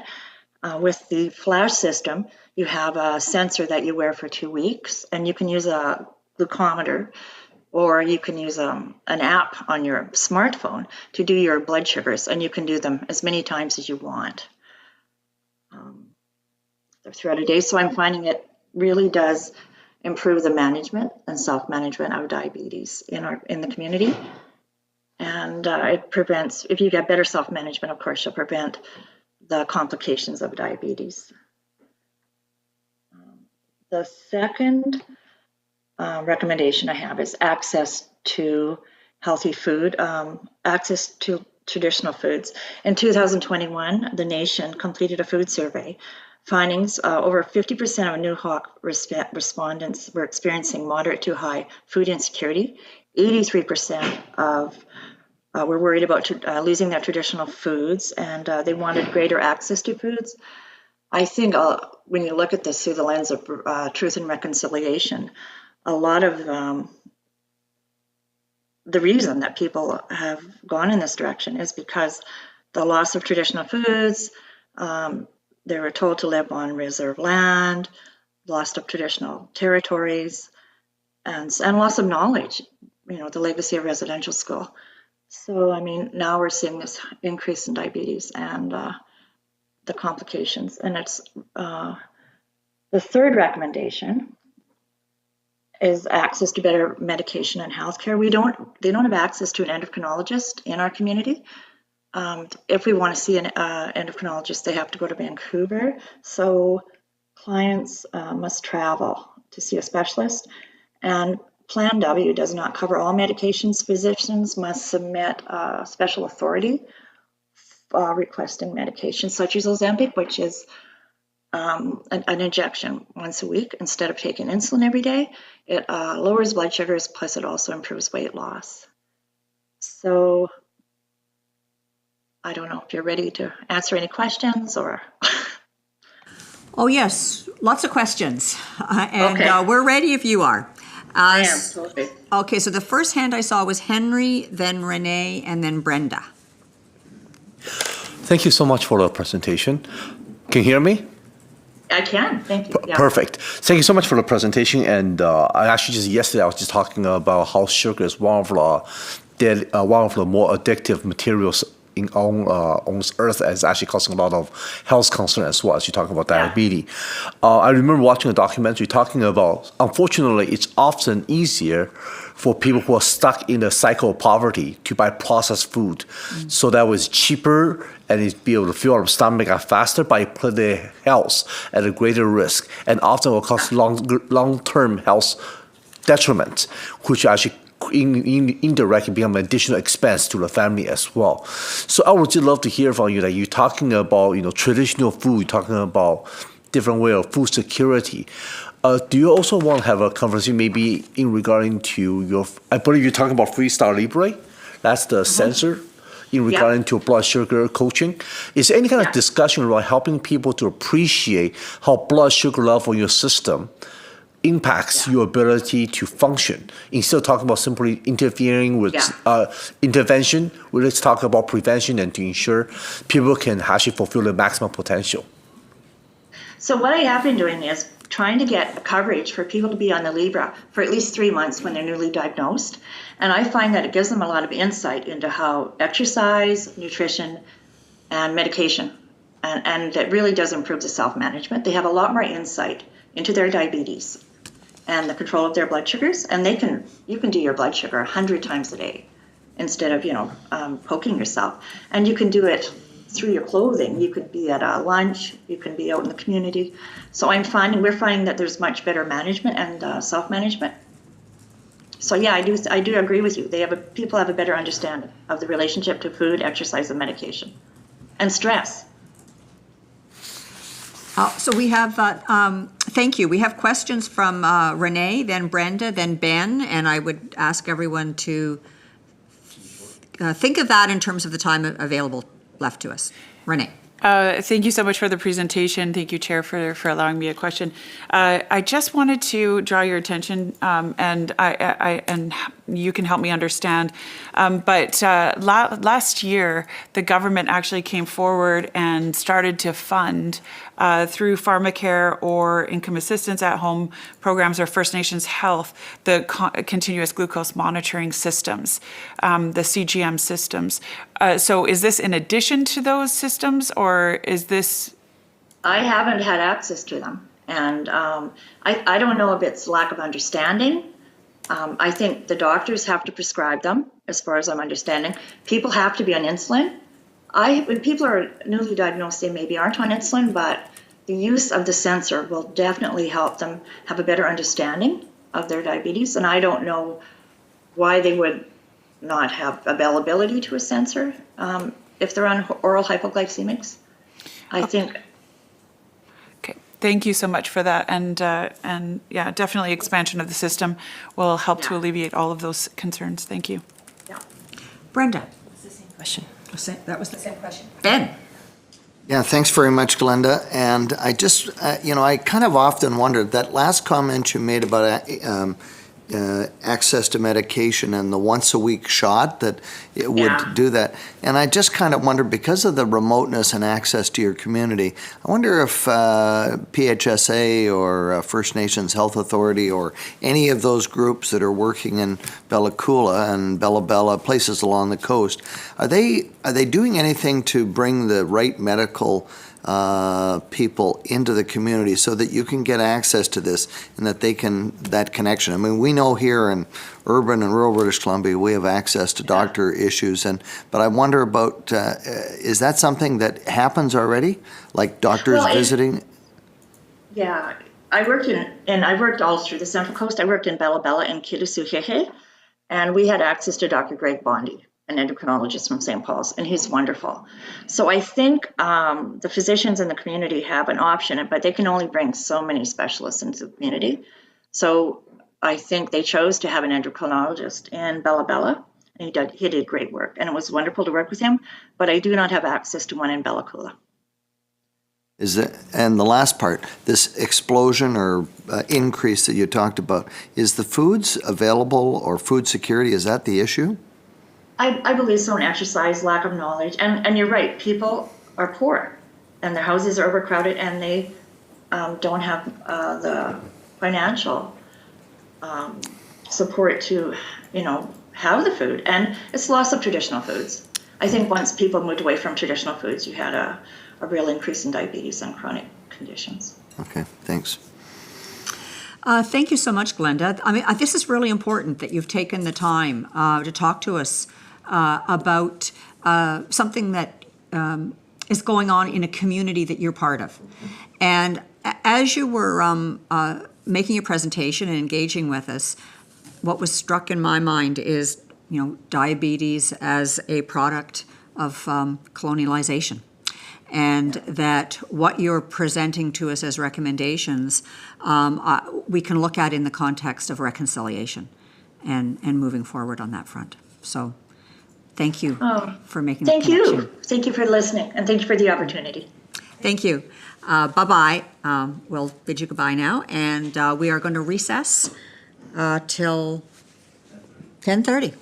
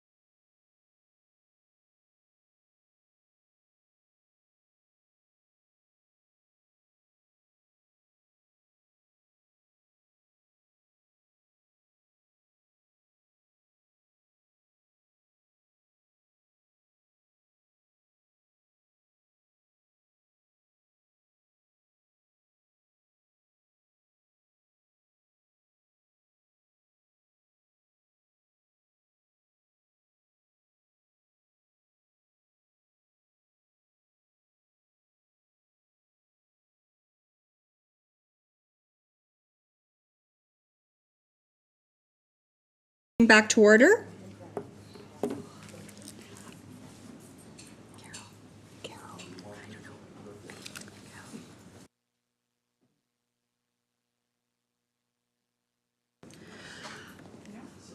Welcome back, everybody. We'll proceed with our consultation process. Our next presenter is Carol Petko, Brain Injury Alliance. So welcome, Carol. I hope I've pronounced your name properly. You have 5 minutes to make a presentation and your recommendations, and then we have 5 minutes to seek clarification, ask you questions, dig a bit deeper. So over to you, Carol. Wonderful. Thank you so much. Good morning. It's my honor to address the members of the Select Standing Committee on Finance and Government Services today. So thank you so much for your time and the opportunity to speak to you today on behalf of the Alliance. My name is Carol Petko. You were very close. Thank you so much. It's a challenging one. I am a founding director and the current treasurer of the Brain Injury Alliance, and I'm also the executive director of Fraser Valley Brain Injury Association. So just a little history for anyone that's not familiar with brain injury in BC. The Brain Injury Alliance was formed in 2014 by several community-based brain injury societies, including my own. And with the assistance of an initial grant of $3 million over 3 years from the province of BC, the Alliance formed what we call the Brain Injury Fund in 2015. The fund was geared to support registered charitable brain injury societies in BC to provide direct services to people with acquired brain injuries. And in addition to direct funding of brain injury societies, the Alliance also administers the Dr. Gersting Memorial Education Fund, which was established in 2015 with a $1 million grant from the province to assist people with brain injuries to get back into the workforce or into studies.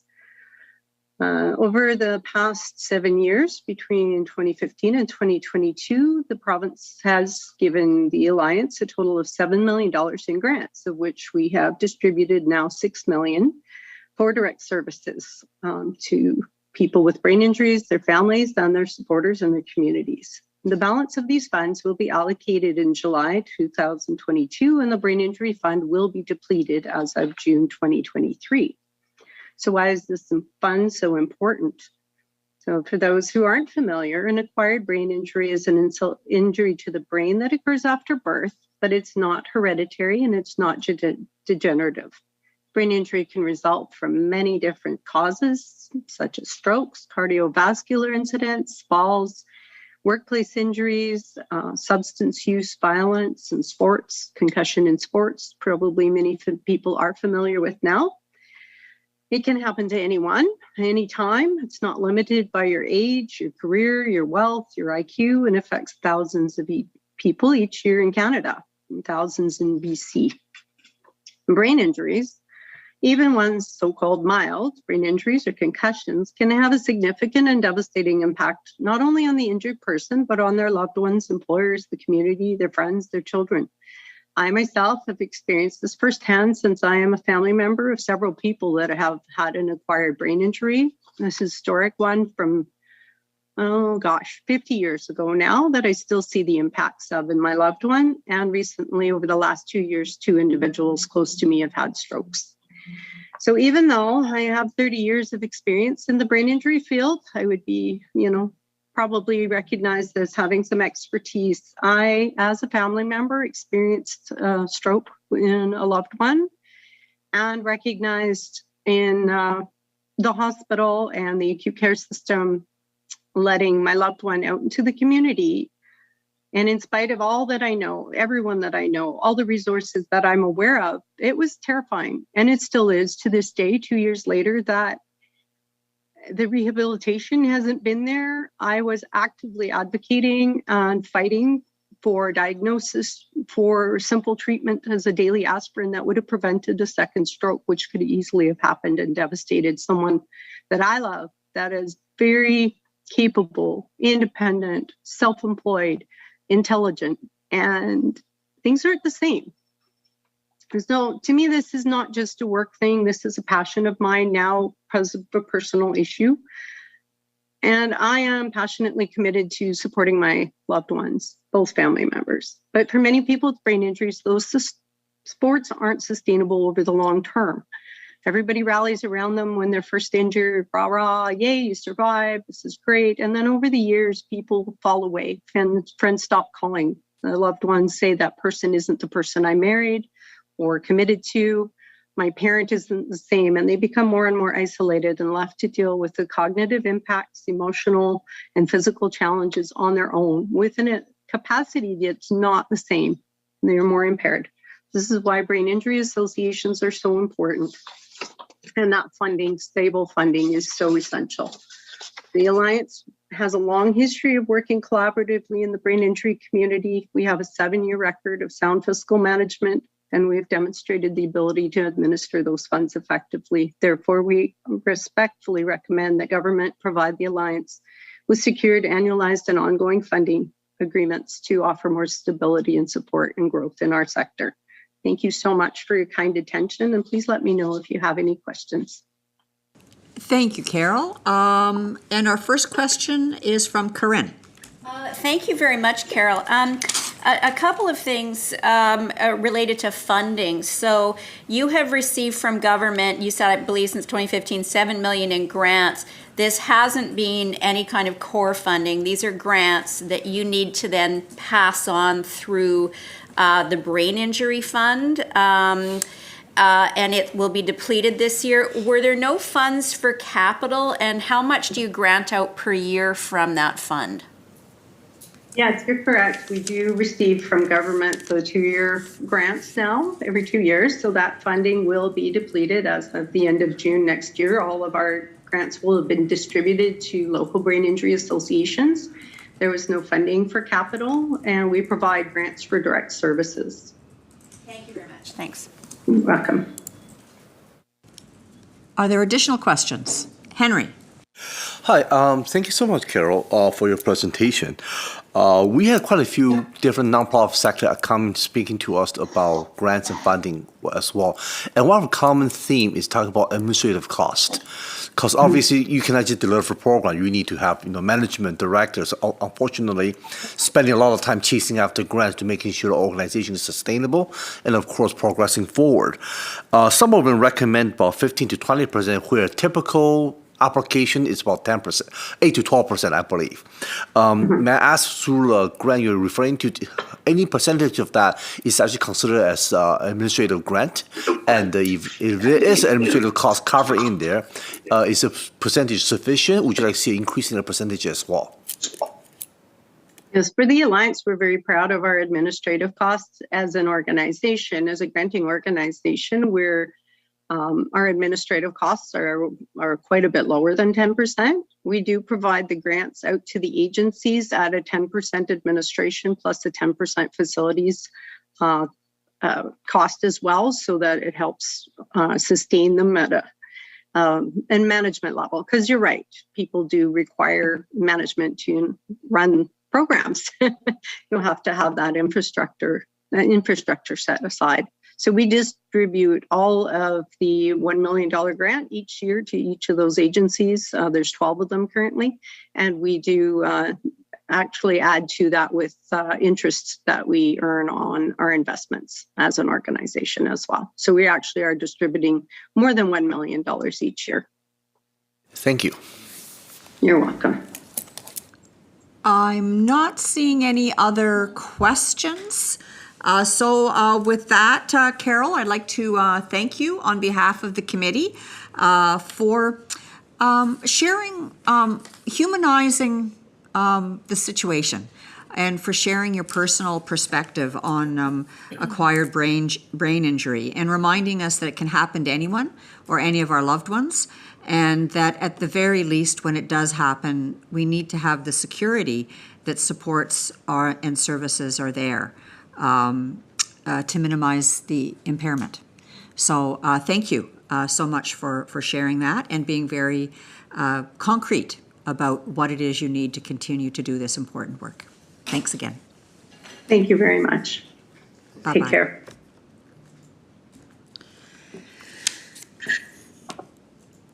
And our next presenter is Jackie Mendez, representing Community Assistance Legal Society. So Jackie, welcome. You have 5 minutes to make your presentation, and then we will ask you questions for up to 5 minutes.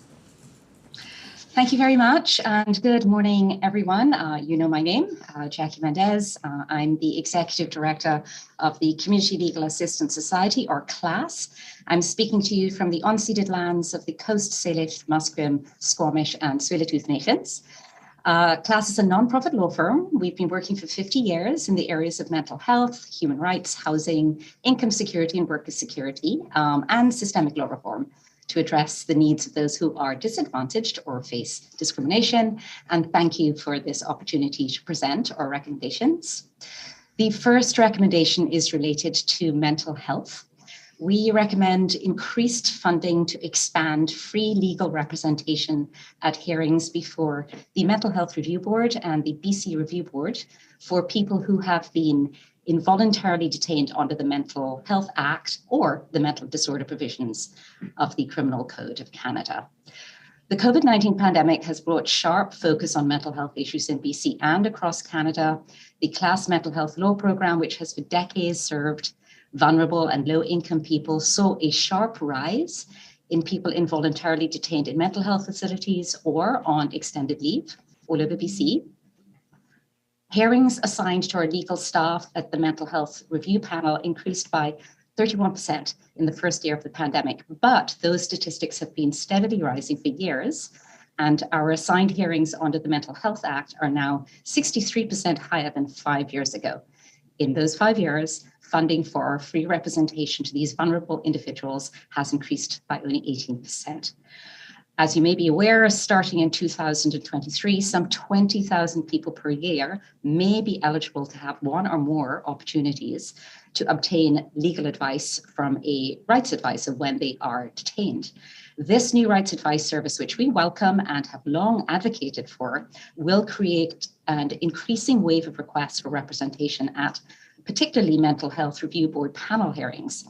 There is the opportunity now to get in front of that wave and ensure that people without liberty and without resources have the representation that they need. Going on to our second recommendation, focusing on housing, we recommend that resources be urgently increased to the residential tenancy branch to ensure that marginalized people who are in danger of losing their housing are experiencing an equitable, just, consistent, and timely process. BC has the highest eviction rate in the country. In a 2021 national study undertaken by UBC, simply being a British Columbian is recognized as a risk factor for being evicted. Not only is this a huge source of distress for tenants, it puts a tremendous strain on the residential tenancy branch. In our work at CLASS, we hear directly from around 300 people each year who have been evicted, and we work with dozens of non-lawyer legal advocates who represent thousands more clients at RTB hearings. We consistently hear that there are significant opportunities to improve the knowledge and training necessary for RTB arbitrators to ensure that hearings are conducted fairly for both parties, the landlords and the tenants. The RTB needs resources to attract, train, and retrain skilled arbitrators who can bring the expertise this critical issue requires. And I think we can all agree that access to safe and affordable housing is a basic and fundamental human need. Which brings me to our third recommendation, and this is around a different area of our legal work, supporting human rights in BC.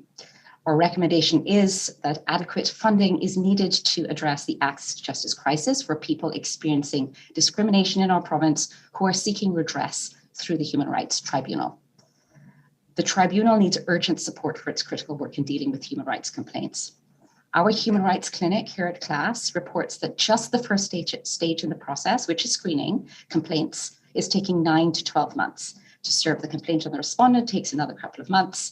We can confirm the reality that it will take 3 to 5 years for a complaint to reach a hearing and get a decision. A system with such delays serves no one, not vulnerable complainants, and not the employers and institutions responding to complaints, who also deserve a fair and timely decision. Like that. End here. We see firsthand the impact on the clients we serve. Some are left in poverty, and particularly the most marginalized, including Indigenous people in remote communities. the incarcerated, and those with serious mental health challenges or addictions give up on their claims altogether. Unresolved and lengthy complaints mean more dollars go into other assistance for marginalized people than otherwise would do so. And that brings me to the end of my recommendations. And thank you for listening and for this opportunity. Thank you, Jackie. We do have some questions for you. And the first question is from Corinne. Oh, thank you very much. Thank you, Jackie. Did I hear you correctly when you said 63% increase in those detained under the Mental Health Act over the last 5 years?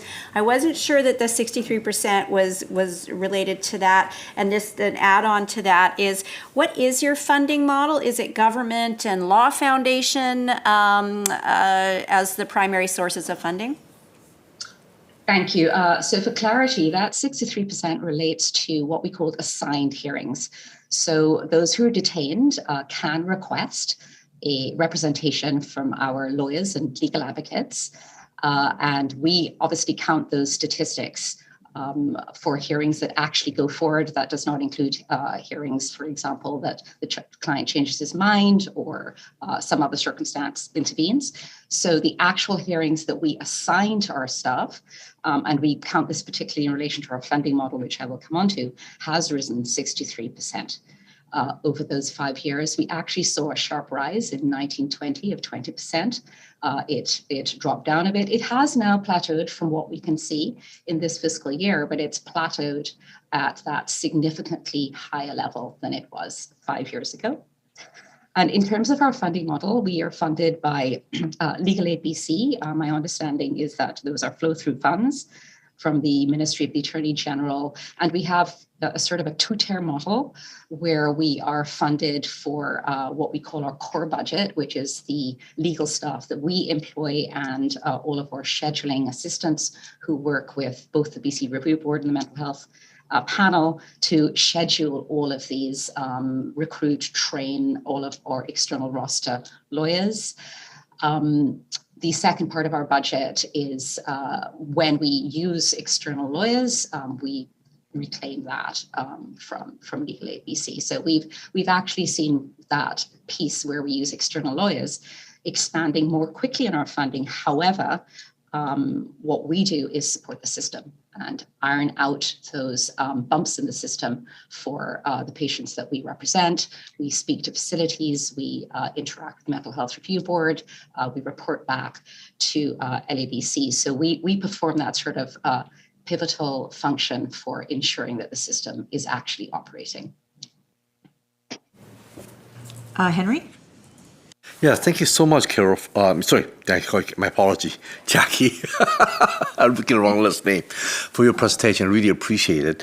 I noticed you mentioned something about residential tenancy branch, especially you provide support to clients who are going to residential tenancy branch to deal with judicial decisions.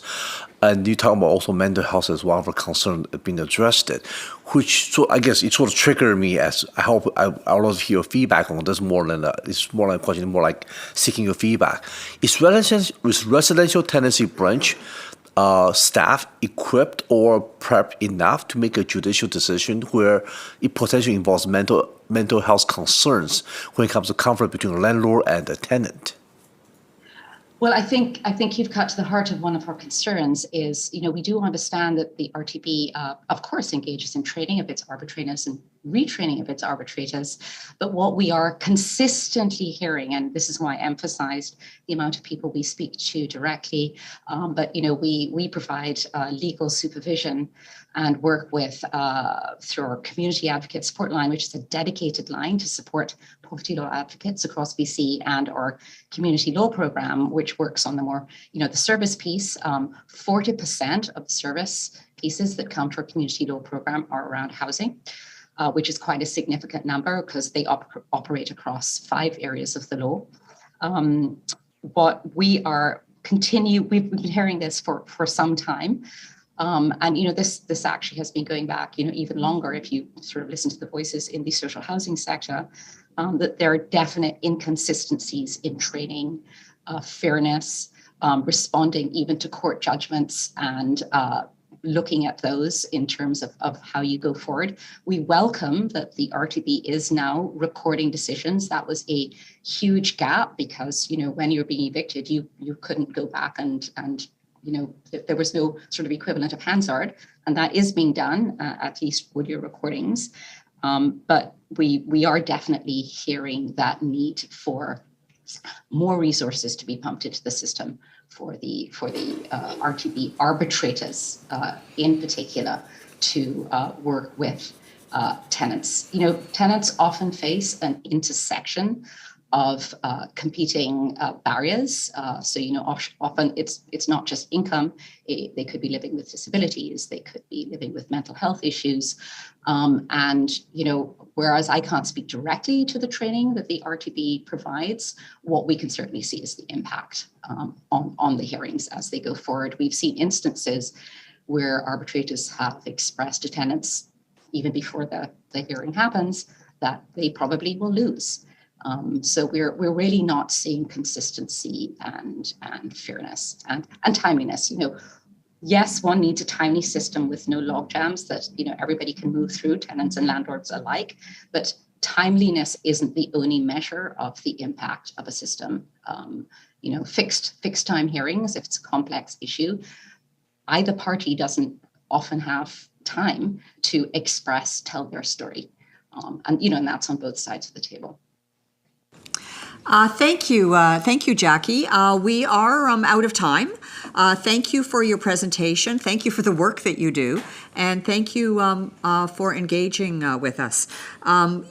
It wouldn't come as a surprise that you are not the first presenter to draw our attention to an increasing number of members of our society who are in a fragile state and feel and are very vulnerable. However, this is, I think, the first presentation that has addressed it from the point of view of that doesn't mean they're not entitled to representation, and that they are entitled to representation and to have their rights respected, and that you play a critical role in ensuring that that happens. So thank you for your advocacy on this front and drawing our attention to the disconnect between the support that is provided. Thank you. Thank you very much. Enjoy the rest of your day. You too. And our next presenter is Helena Sefferling, who is presenting on behalf of Living in Community. So, Helena, welcome.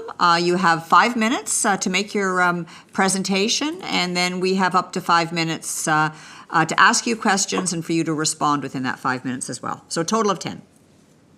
Over to you. Good morning. Thank you. Sorry, I think I missed a little bit of that, but thank you so much. Good morning, committee members. We'll jump right into it. Thank you for the opportunity to speak to you today. I'm calling in from the unceded territories of the Musqueam, Squamish, and Tsleil-Waututh peoples. And as mentioned, my name is Helena Seiferling, and I'm the Executive Director of Living in Community. Living in Community, or LIC for short, is a provincial nonprofit, and we're based in Vancouver. And we do education and training, policy advocacy, and community development across the province to advance a sex workers' rights-based approach to policies and practices. And we also convene a group called the BC Sex Work Support Service Network, which is a group of 25 organizations that provide frontline services, supports, and advocacy for sex workers in their communities across all regions of BC. So in Budget 2023, we call on the province to invest in peer-led, person-centered, and localized services and responses for sex workers.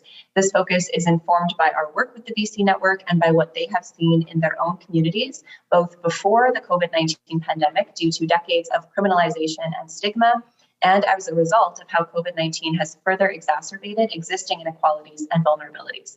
So the past few years have been extremely difficult for sex workers and sex worker serving organizations.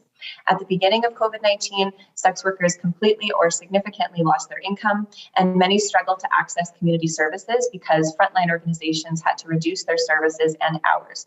During the pandemic, many sex workers were ineligible for both federal and provincial supports, such as the CERB and the BC Emergency Benefit, and faced intensified stigma and judgment about their work, as well as increased surveillance by law enforcement.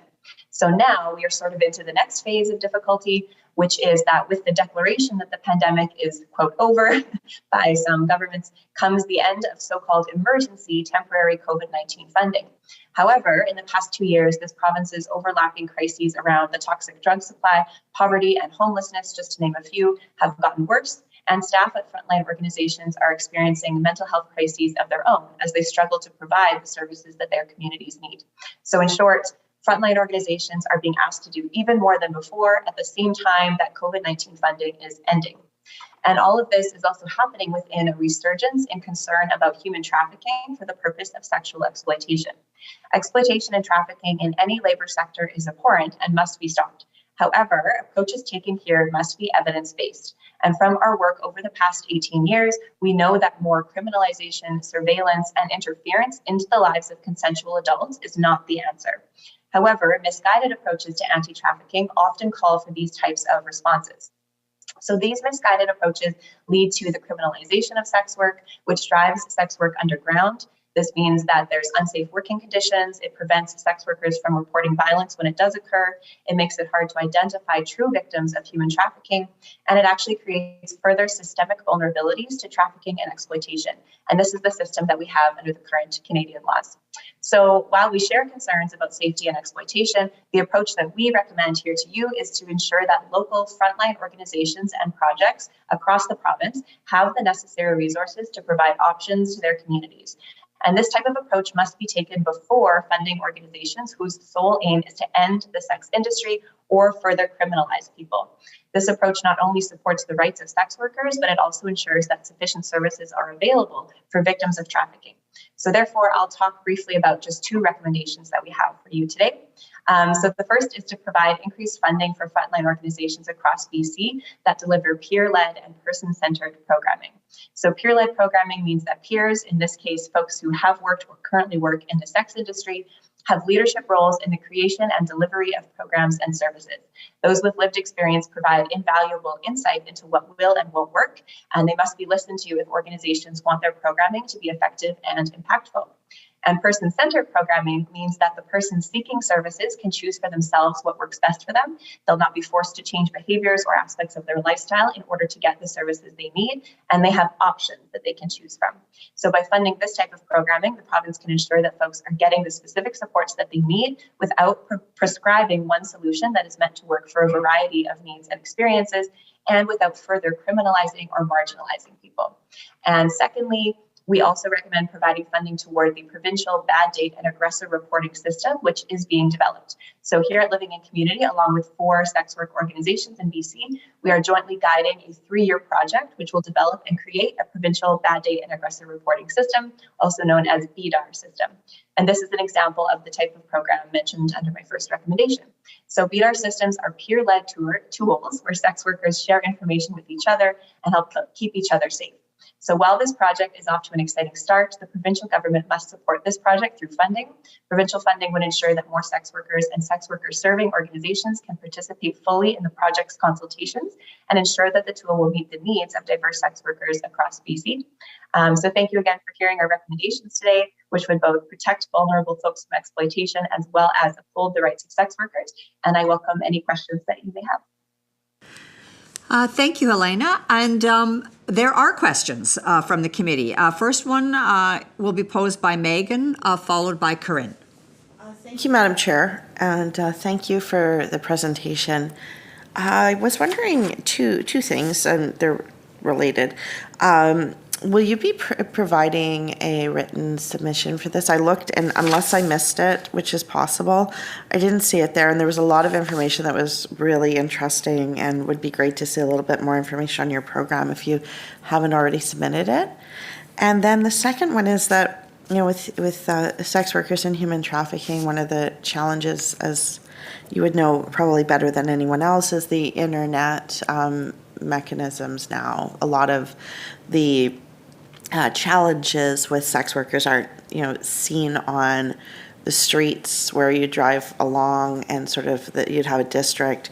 And in tackling some of the safety and protections for those that work in the sector, is it becoming easier to deal with it as time's gone on? with the internet's complexities, or are these, is it actually making it harder to reach the people that need the services, like the frontline people that work with sex workers? Yeah, thank you. So to your first question, we will be providing a written submission. I was just able to book a last minute spot yesterday, so I wasn't able to send anything in advance for you, unfortunately, but we will definitely be sending a written submission to complement this, so thank you. And to your second question, it's quite a large question. I think in some ways the internet has made things easier and also more difficult. And to that, I think I would say it just reinforces, I think, our recommendation that providing funding for frontline organizations in each community is really important because, I mean, speaking from here in Vancouver, I know some of what the sex industry looks like here, but it's very different in remote areas, in more rural areas who perhaps rely even more on internet sites and options because perhaps it's more stigmatized to be out in the streets or to be out as a sex worker publicly. So I think it looks really different in different places, and that's why these local organizations are really important because they know best what's going on in their community and what folks need. So I think our approach is really to provide funding and support targeted to that type of peer-led, peer-informed programming so that those organizations can provide those services. Corinne. Thank you very much, Helena. Thank you for the work you do for this vulnerable population. I appreciate that it's been particularly difficult during the pandemic. Can you give me an example of the increased funding for frontline organizations, peer-led, person-centered programs? Would that be around housing, domestic violence? What are the pieces, or what's an example of something that would go to? I mean, it could be all of those. It could be more things as well. I mean, yeah, housing is always a really big issue for a lot of folks. Shelters as well. And when I talk there about kind of person-centered, I think the important part there is low barrier services, low barrier options, and just many options folks can choose from. So, there's many types of shelters or housing programs that folks might need to not have a pet or not have a family or abstain from sex work or not use substances. There's many things that folks might be required to do to access some of those services. But yeah, it could really look like anything from like having a drop-in center that's low barrier, providing harm reduction or safer sex supplies, housing. It could really run the gambit. And I think, again, those local organizations that we work with across the province kind of know best what their communities would need the most. Thank you very much. Henry, and then Mike, if we have time. Yeah, thank you so much, Honorable Chair. I'll keep my question short. Unfortunately, for my community, there's a lot of unfortunate demonization of sex workers. And I would love to hear from you, like, what kind of outreach are we trying to do to actually humanize the individual who are in the sector, and how we can making sure that the community can have a more comprehensive, a more inclusive approach when it comes to supporting individuals who are in the sector. Yeah, thank you. That's also a very big question. I think I would argue a lot of the work that we do and the folks that we work with across the province, it's all about trying to humanize and reduce the stigma. So that's where a lot of the education work that we do comes in, and the educational materials that we provide.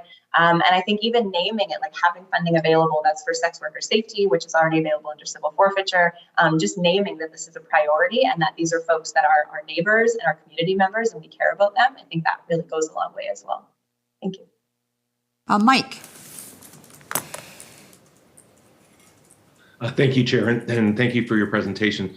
Mine is just very simple with regards to the new immigrants and the challenges that they face and the educational materials that you have. I'm making the assumption, but also wondering, how are we reaching out in the area about where language becomes a barrier? Yeah, that's a good question. I think the only answer I could give on that just briefly is there's organizations like, for example, Swan Vancouver, which works around the Vancouver area, particularly with immigrant and migrant sex workers. So they would probably be the expertise to draw on in terms of like how information is translated, how they're reaching out to folks that might not speak English as a first language or might be newer in the community. So I think they'd be a good resource for that. Yeah. Okay, great. Thank you. Helena, thank you for taking the time to meet with us, and I'm really glad that we were able to fit you in, even if it was at the last minute. You've made a very compelling case for a particular model of providing services to a workforce that is particularly invisible and underground, and that it needs to be a model in which they do not feel judged. So thank you very much for your leadership on that. Thank you so much. Thank you for fitting me in. I appreciate it. Thank you. Bye-bye. And our next presenter is Michelle Wiebe, representing the Peace River North Teachers Association. So Michelle, you have 5 minutes to make your presentation and your recommendations, and another 5 minutes to field questions from the committee. So over to you. Great, thank you. Yeah, so good morning. My name is Michelle Wiebe, and I'm the president of the Peace River North Teachers Association in Fort St. John, BC, and I'm pleased to present to you this morning. The PRNTA represents approximately 450 teachers in the North Peace area, and I have 3 recommendations with a few points underneath each.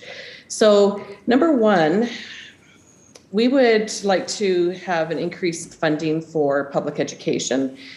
And underfunding of education has been an issue for many years. Funding of our high incidence students is needed.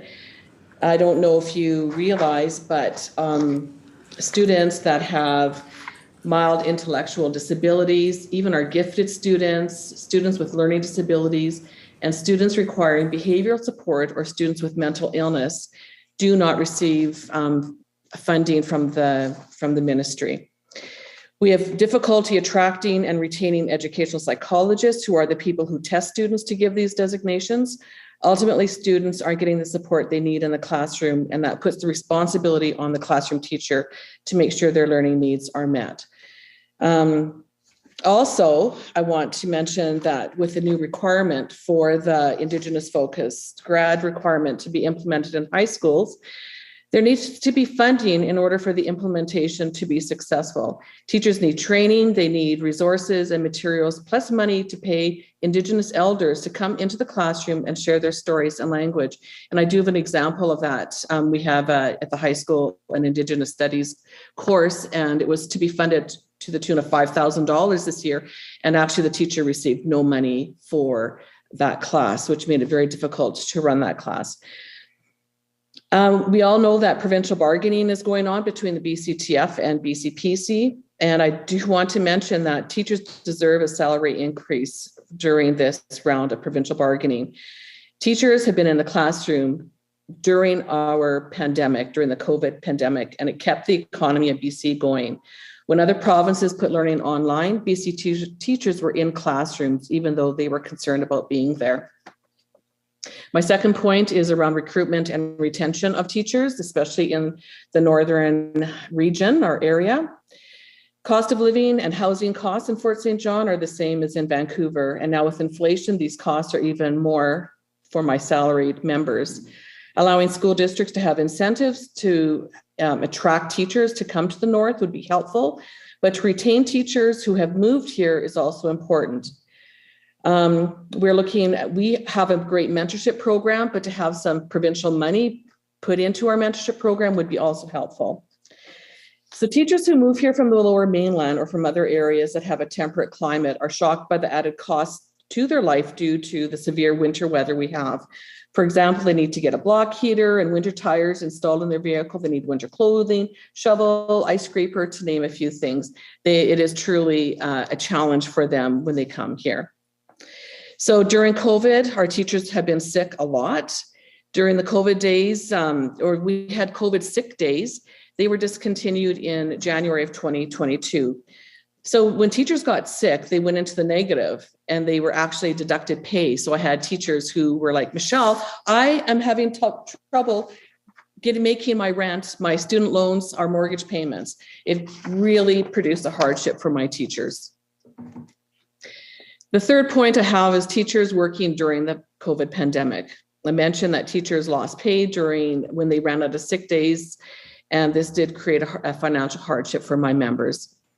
While other teachers in other provinces worked from home during the pandemic, teachers in BC were in classes. And I really believe that there needs to be a public acknowledgement from the Premier to thank teachers for their work this year. And actually all essential workers, our healthcare workers, our firefighters, everybody that was an essential service. The pandemic isn't over and teachers have kept schools open and the economy going. One way to thank teachers is to give them a substantial salary increase on the grid. I have to say, I looked through my files. I've got 27 seconds left. I looked through my files, and in 2001, the president at that time, Margaret Little, presented to you, and there's common threads throughout: support for students, retaining and attracting teachers to the north, more supports. And I think that after 21 years, we should be doing better for our students. So thank you for the opportunity. Thank you, Michelle. I'll now invite the committee to ask you some questions. Renee. Thank you so much, Chair, and thank you for the presentation. I have a question about the sick days that you mentioned, and that is that there were 5 sick days added to all workers within BC. Were those not applicable to teachers as well? No, because we have sick days in our collective agreement, and they weren't even applicable to teachers teaching on call, so our substitute teachers. They weren't until BCTF got involved with, pushed basically BCPC to agree for TTOCs to be able to access those sick days. Contract teachers cannot access those 5 days. So it has become a hardship. They lost pay, honestly. And I said to one of my teachers, I said, you know what, we have no mechanism to give you money, but I will give you $1,000 to help you pay for your rent for this month. And then she said, oh, Michelle, thank you so much, but I'll get my family to help out. So that's what they did. It's heartbreaking. Mm-hmm. Corinne. Thank you very much, Michelle, for that. And thank you for keeping my daughter in school in grade 12. It's much appreciated during this pandemic. A question, you had mentioned that with the Indigenous studies, the teacher received no money for the class, and you're saying that there needs to be funding and training to work with that program. When you say no funding, was it just an inability to have materials and to have the elders come in? There was no additional, for learning materials, there was no additional funding for that? So interestingly, the principal who had said to the teacher, oh, your budget will be $5,000 to be able to run this program. Please, we would like you to run the program. And she said, sure. And then that principal retired. So the new principal that came in said, oh, there is no money for this. And so she came to me and I'm like, I can't, unless something is put in writing, what do I do with that? So when I'm looking at this, PDF, in the appendix, it talks about First Nation language courses. And I don't know if you've actually seen what is expected for our high school teachers to teach, but that the teacher wanted to have elders to come into her class, and she was unable to pay for them. And so it became, it kind of fell apart for her. So she said her class trips, everything had to be canceled. So I don't even know what she did. Question. So as far as you understand, and I'm not alive to how this works, when the Indigenous Studies grab requirement was brought in, there was not additional funding provided along with that from Ministry of Education? I know that high school teachers here were asked to be part of training in August, and I think that there needs to be better communication around the funding part, because I've got high school teachers here that are concerned, Michelle, how am I going to implement any of this without any kind of training, any kind of in-service? So also, I think that this should be put on hold for a year so that we have the year to make sure that there is proper implementation of this. And teachers want to do a good job. It's not, if they want to do a good job with this, not just trying to figure it out as they go.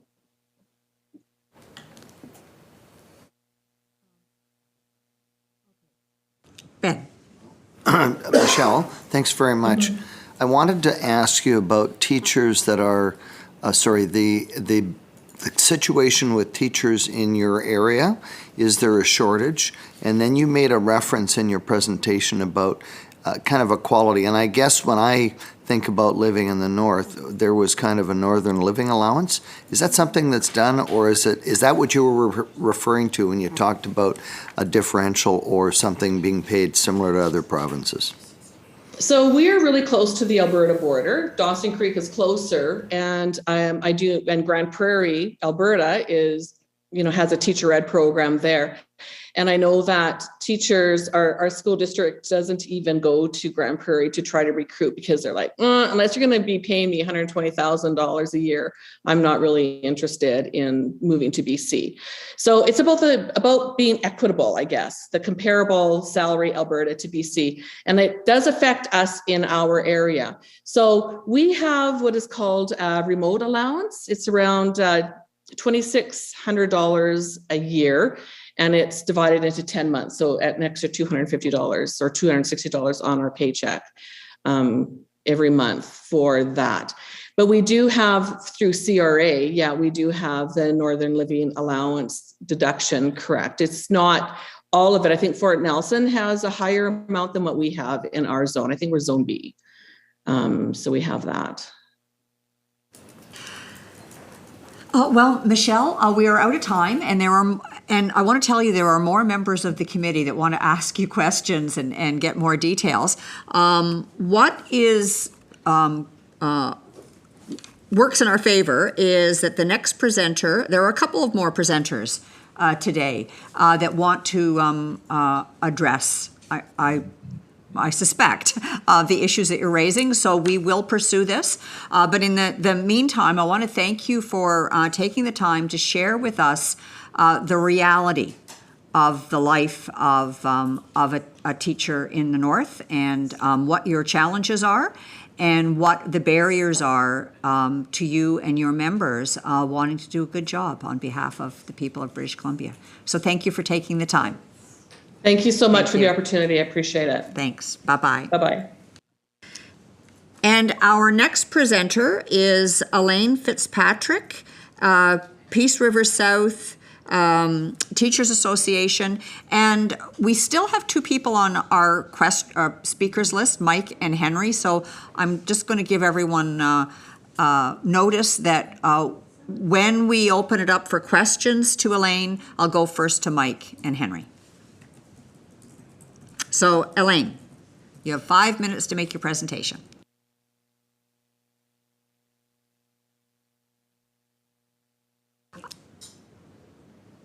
I think you may be muted. I am. Thank you. Thank you for allowing me to present today. My name is Elaine Fitzpatrick, and I'm the president of the local Teachers Association here in Dawson Creek. I'm here today to make a presentation on the K-12 education. My written submission to the committee is focused on recruitment, retention, and compensation, all of which go hand in hand, in that without some measure of attraction or compensation, we're not going to be able to recruit or retain teachers in Northeastern BC. I could provide a number of data charts, salary grids, links to other provinces' recruitment initiatives, teacher turnover rates, and so on. I could speak of the multiple challenges and considerations a new teacher faces when taking a job in the North. However, I'm going to highlight the human side of those I work with every day, the teachers, support staff, school principals, and district leadership. More importantly, the teacher shortage is having a negative effect on our entire system, but most of all on the success of our students. Because we can't attract and retain teachers in the North, it means that many of our students will have unqualified staff teaching them. Sometimes our students have an unqualified teacher for several school years in our district. This is not a criticism of our colleagues. They do the very best that they can, and we are very happy to have them when we can't get qualified teachers. Since 2017, our district has had 10 to 15% of classrooms in every school in our district filled with unqualified teachers responsible for the learning of 20 to 30 students for the entire year. In some cases, there's no replacement to fill a classroom, and EAs, support teachers, principals, and sometimes senior admin have to step in and plan, teach, and report for days and weeks and months. Everyone lends a hand. Retired teachers return to the classroom or substitute teach. Classroom teachers share their resources, lesson plans, and time to help non-qualified teachers. Principals fill in when a classroom is without a teacher, and when they're not available, an EA is asked to fill in. Non-enrolling teachers leave their student support work to cover in classrooms. Often students and classrooms go without support of an EA, as many of those colleagues have taken over classes full-time or cover classes when a teacher is away. Every part of our education system is affected when there's not enough teachers to fill our classrooms. The people I see in the schools are superheroes and absolutely amazing. But behind the scene, I assist numerous teachers every month navigate the need for medical and mental health leaves, arrange for mentorship or peer support, refer members to our health and wellness and counseling programs. I see teachers and principals leaving the profession, not just to retire. I hear frustration, exhaustion, impatience, disappointment, and surrender in the conversations with people from every level of our district. We can't carry on like this. We need the BC government to take a serious look at the teacher shortage and commit some resources and funding that address both the inequity and the equality we are experiencing. Without significant funding and compensation, the Northeast will continue to experience significant negative effects on the students, their families, and the communities in general. Without a strong local educational institute in a community that has complete staffs that are trained and qualified, the students in this area will not have the same opportunities to complete or further their education, get training, and advance themselves in life. We want our students to have the same advantages as those in Prince George, Kelowna, Vancouver, and Campbell River. Investing in education means attracting and retaining teachers in every part of this province. And if one part is having difficulty doing that, then it no longer is a level or equal playing field.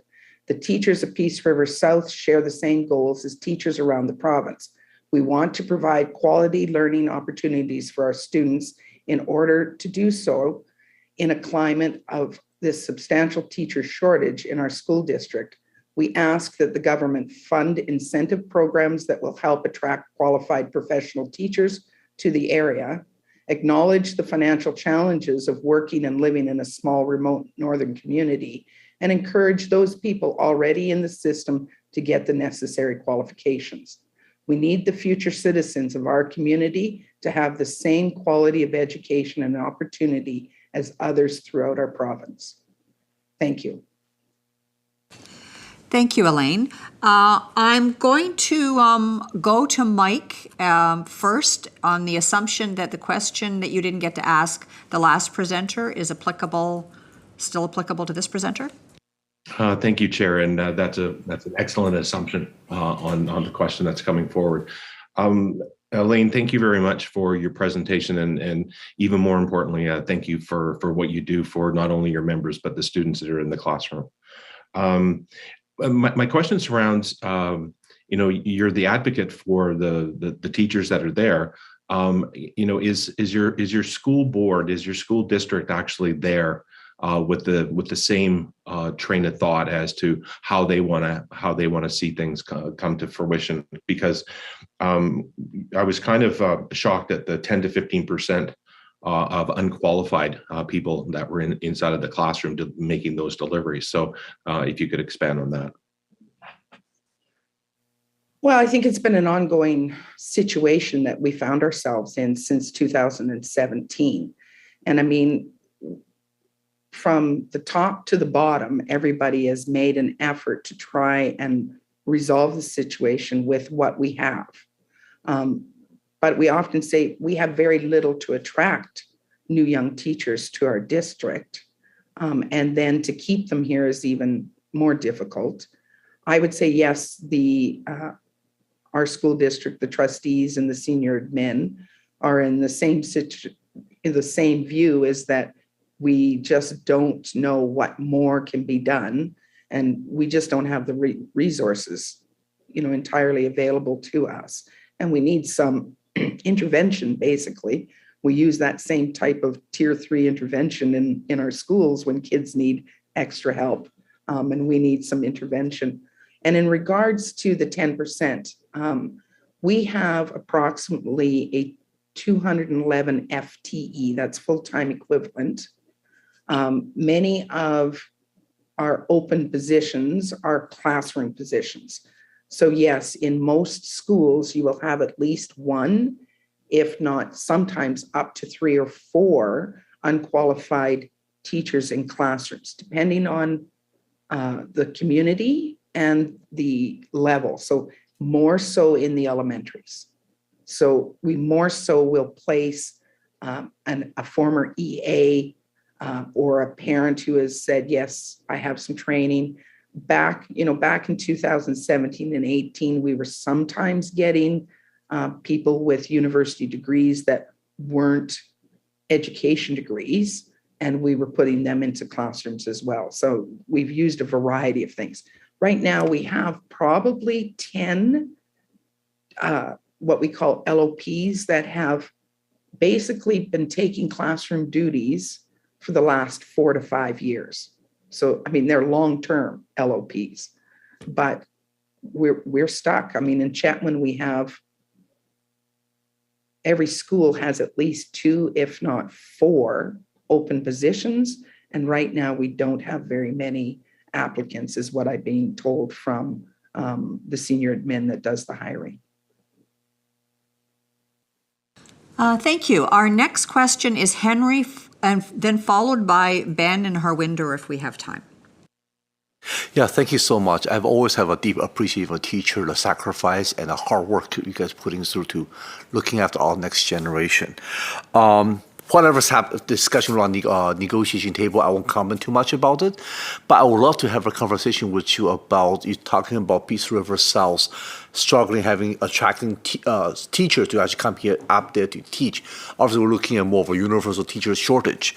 I'm wondering, is there any other strategy you can also consider to how to encourage teachers to come to Peace River South to teach?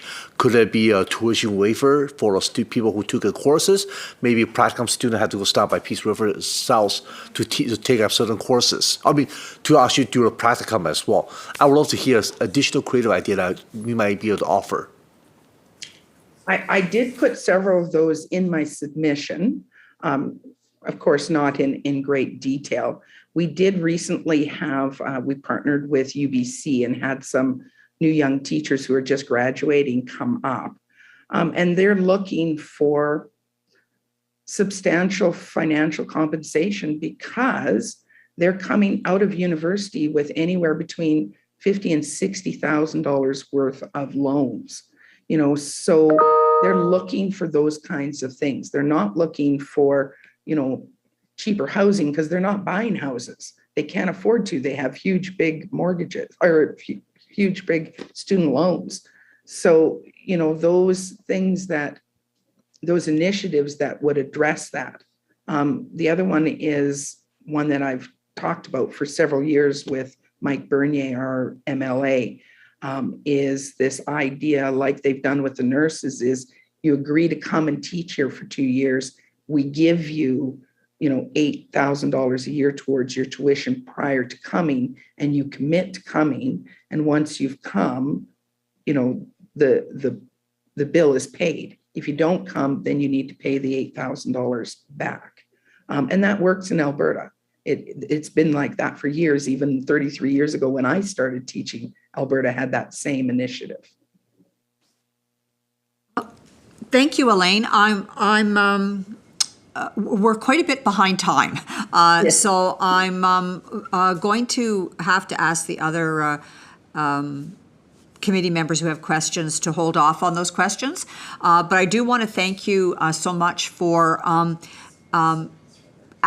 providing some details, important details to this picture that's being painted for us about the knockoff effect of the teacher shortage and the impact it has on the education workforce, students and communities. So thank you very much for that. Thank you.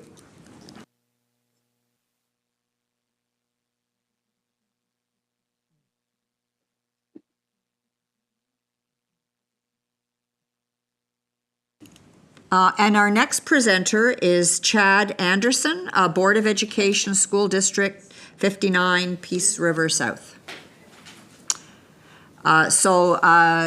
We are a little bit behind, Chad. Sorry if we kept you waiting. You have 5 minutes to make your presentation, and then we have 5 minutes right after that to ask questions and for you to answer. So without further ado, over to you. Great. Thank you very much for the opportunity to present today. And I regret you're not here to enjoy our beautiful Peace River country weather that we are enjoying today. Unfortunately, if you'll forgive the joke, I'll say that it does, however, illustrate one of the points that I'm making today about our challenge in getting people to come up to the Peace Country and join our district. So we miss your absence, but thank you for the opportunity. So the future of British Columbia is in its educated citizens. The Ministry of Education and BC's Boards of Education have a mandate to enable every learner to maximize their potential. But British Columbia and its citizens will not reach their full potential if classrooms full of students are left without teachers, educational assistants, skilled professionals, bus drivers, and administrators that are needed to create quality, individualized learning opportunities. For nearly a decade, northern and remote school districts have identified the staff recruitment and retention challenge as a real risk to the future of our students. While some southern districts may lack a wide selection of certified teachers or fully trained educational assistants to choose from when filling their on-call or substitute rosters, the situation in Peace River South is far beyond that. We're frequently unable to hire certified teachers, even for full-time permanent classroom teaching positions. To keep classes open, the letter of permission, or LOP process, through the teacher regulation branch allows us to hire on a one-year term staff who do not have an education degree to become classroom teachers for that year. Our LOPs, those teachers on letters of permission, often produce great results for students, and we value them greatly, but they know that we would hire a certified teacher instead if one was available at the beginning of the school year. While we have no obligation to hire a past teacher on a letter of permission in the future year, we do have some staff that we've needed to employ for several years running in this way. And each year they must go through the same burdensome approval process at the teacher regulation branch. Given our situation, we have questions about whether that is valuable work for the TRB to be doing. So at present, we have 26 LOPs on staff. So these are effectively uncertified teachers or teachers just certified for the year. And that amounts to about 10% of our classroom teaching staff across the district. Our district's staff and students achieve amazing things in spite of the severe recruitment and retention challenge. We saw only 2 days of functional closures in one school at the height of the pandemic, thanks to the tireless efforts of staff and administrators to maintain in-person instruction. Our graduation or completion rates have been increasing for all students. Furthermore, we have been recognized provincially for significantly closing the gap between Indigenous and non-Indigenous graduation rates. And we continue to close literacy gaps for vulnerable students through our primary literacy project. But our staffing situation is now totally unsustainable. We have near daily bus route cancellations due to a lack of bus drivers. We have LOPs where we should have certified teachers. We sometimes have no one where we should have an educational assistant providing one-to-one support with a student.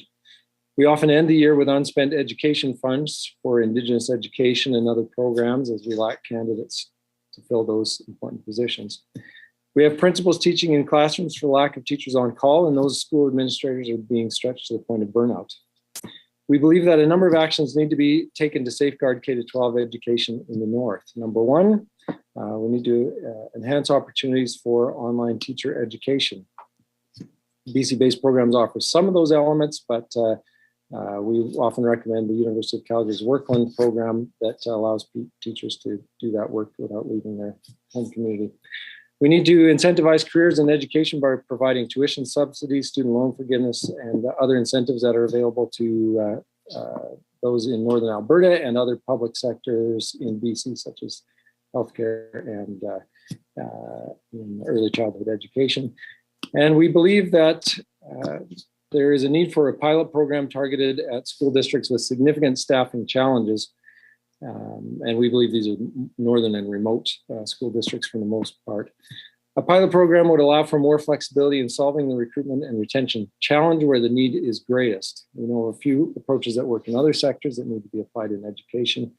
And we believe that a targeted pilot program will allow the Ministry of Education and school districts to create and measure the success of incentives that will cause people to build new careers in education, to add to the educational workforce to the benefit of students across the province. Thank you very much for the opportunity to present to you today. Thank you, Chad. I'm going to go first to Ben and then Harwinder, because I think I'm guessing the questions they had for our last presenters would be applicable, and then the next one is Brenda. Thanks very much, Chair. And Chad, thanks very much for coming in and helping backstop the teachers that have already presented to us. I wanted to ask the question about the graduation rates. You touched on that you're closing in the gap between First Nations and non-Indigenous, but just because of these other challenges that you broadly face with attracting teachers, ones with the certification, etc., how is the district doing in terms of the learning outcomes with students? We've had amazing success. I was fortunate to be able to present on behalf of our district as one of three districts that spoke to this issue in the fall at a provincial conference of board chairs and superintendents and secretary treasurers that the ministry puts on. So our gap between Indigenous and non-Indigenous students has dropped over the past 10 to 15 years from, I think the numbers are around 15 percentage points apart to the low single digits. I think it was below 5 percentage point difference in the last year, for which numbers are posted on the student success website where all that data is stored. So we've had great success there, and obviously we don't want to lose any ground with this real recruitment and retention challenge that we're now facing. Harwinder. Thank you, Chair. Thank you so much, Chad. My question was for Elaine, but perhaps you can highlight some of the questions that I have. So having to live in Northeast and Northwest BC previously, I know the retention and recruitment has always been a challenge, whether it's education, healthcare sector, or other areas of demand, no matter what we did. And you highlighted that great points and recommendations, which is worth exploring. With the retention and recruitment in health, I know we have 2 years. There's a retention bonus recruitment. And then even with that, the retention and recruitment still remains the challenge. Employers or health authorities would pay for the education, pay for everything. The moment 2 years are up, people like the different weather or lifestyle, they move. So still, I don't know what other areas we can explore, but you have great recommendations in your presentation. Elaine alluded twice that after 2017, the number of unqualified teachers. I was just curious to ask, perhaps you can answer, what was being done before 2017 that worked well, and that we may need to look at it? Because as far as I remember, I know in 2010 there were 800 teachers laid off, and I remember one of them moved to Terrace, and then still to make ends meet, he was having to do extra tuitions online, and several other teachers. So I'm just curious, perhaps I missed something that was being done, which we should be looking at to do that again. So if you can share that, that would be wonderful. Thank you. And the other question, do you see having some benefit of unqualified teachers versus having no one? So if we didn't have this increased number of these teachers who are supporting our unqualified teachers, what would the students do? So thank you. Yes, maybe I'll start with the second question first, and that is, yeah, certainly we would we'd far rather have a certified teacher that is trained in classroom management and in every part of education to give the best opportunities to students, but uncertified teachers or teachers teaching on letters of permission are most certainly preferable to closing a classroom and just not holding classes. But they do present a burden on other certified staff that are assisting those LOPs in understanding how to run a classroom, and so that burden can't be underestimated. But we do want to incentivize some of our great LOPs to go through and become certified teachers. And so I think I briefly mentioned the University of Calgary through its Workland program offers fully online teacher training that allows our LOPs to become certified teachers without ever leaving the community and without extended stays in the Lower Mainland, and that's just not available from BC schools. So that's significant. With regard to the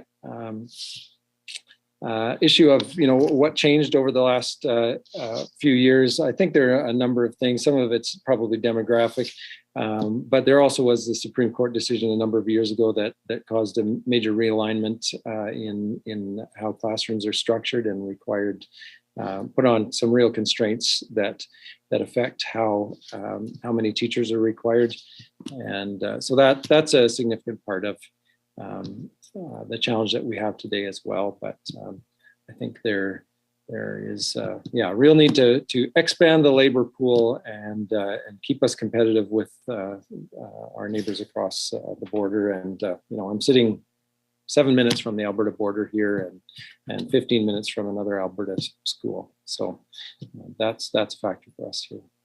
Thank you for the answer and for the work you do. Thank you. Thank you, Chad. We are out of time now, but thank you for the important pieces that you've added to the picture of K-12 in the Northeast and what you're up against. Thank you so much for that. Thank you very much for the opportunity. Okay, thanks. Bye-bye. Our next presenter is Helen Gilbert, representing School District 60.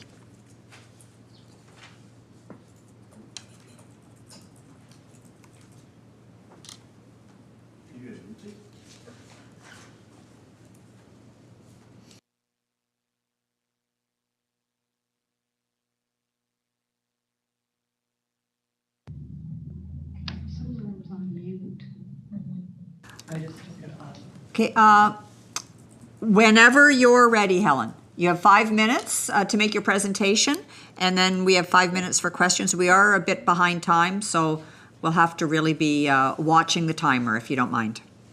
That's fine.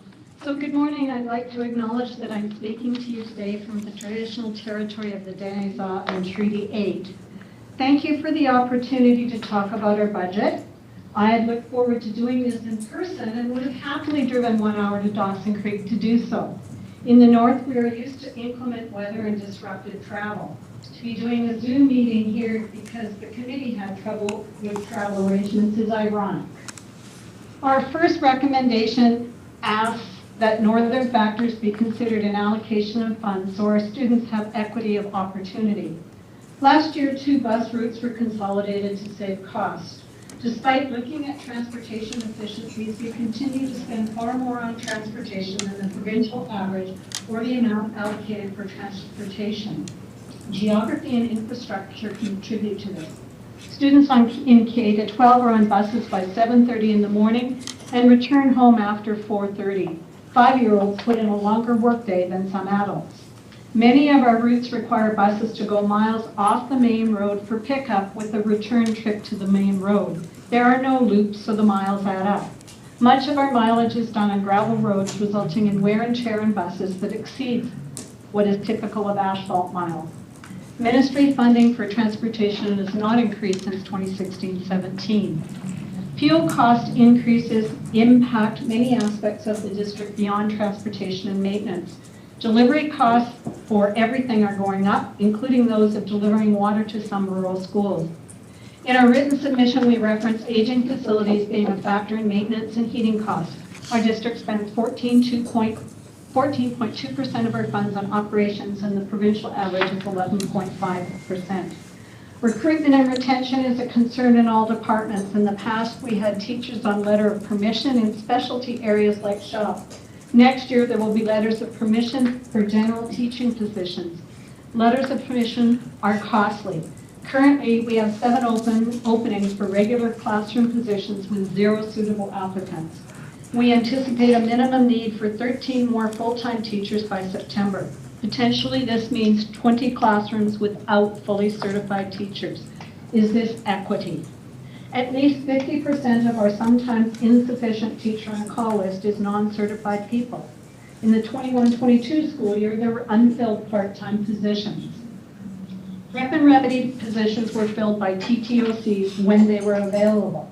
This situation added to the administrator's workload with the lack of consistency and certainty in staffing, causing stress for students and teachers. A fully online teacher education program with local schools used to meet teacher candidates' practicum requirements would be helpful. Some of our non-certified teachers on call become interested in getting degrees. They need to work and remain in the community while doing so. An education degree option that allowed people to remain in the community would be attractive to them, as well as some of our local Indigenous people who would like to become certified teachers. Recruitment of support staff is also increasingly difficult. We can't offer the same level of wages other local companies do. This year, we have had bus cancellations due to driver shortages. Finding replacement drivers for the recently retired ones is difficult. Affordable quality childcare is important for our communities. Our mandate in this area is increased without parameters around expectations or operational guidelines being given. The scope of many staff's daily responsibilities has increased with before and after school childcare. We expect the Standing Committee will hear many concerns related to the flat per pupil allocation and unfunded liabilities. District has received the same per pupil allocation for 2 years. In that time, though, there have been increased expectations placed on districts as well as inflationary factors. We are extremely proud of the efforts of our staff during COVID. As we move from COVID safety plans to personal health awareness plans, what structural costs will remain? During COVID, there has been an increased use of sick leave. Will we go back to pre-pandemic levels? There's a social conscience about coming to work sick.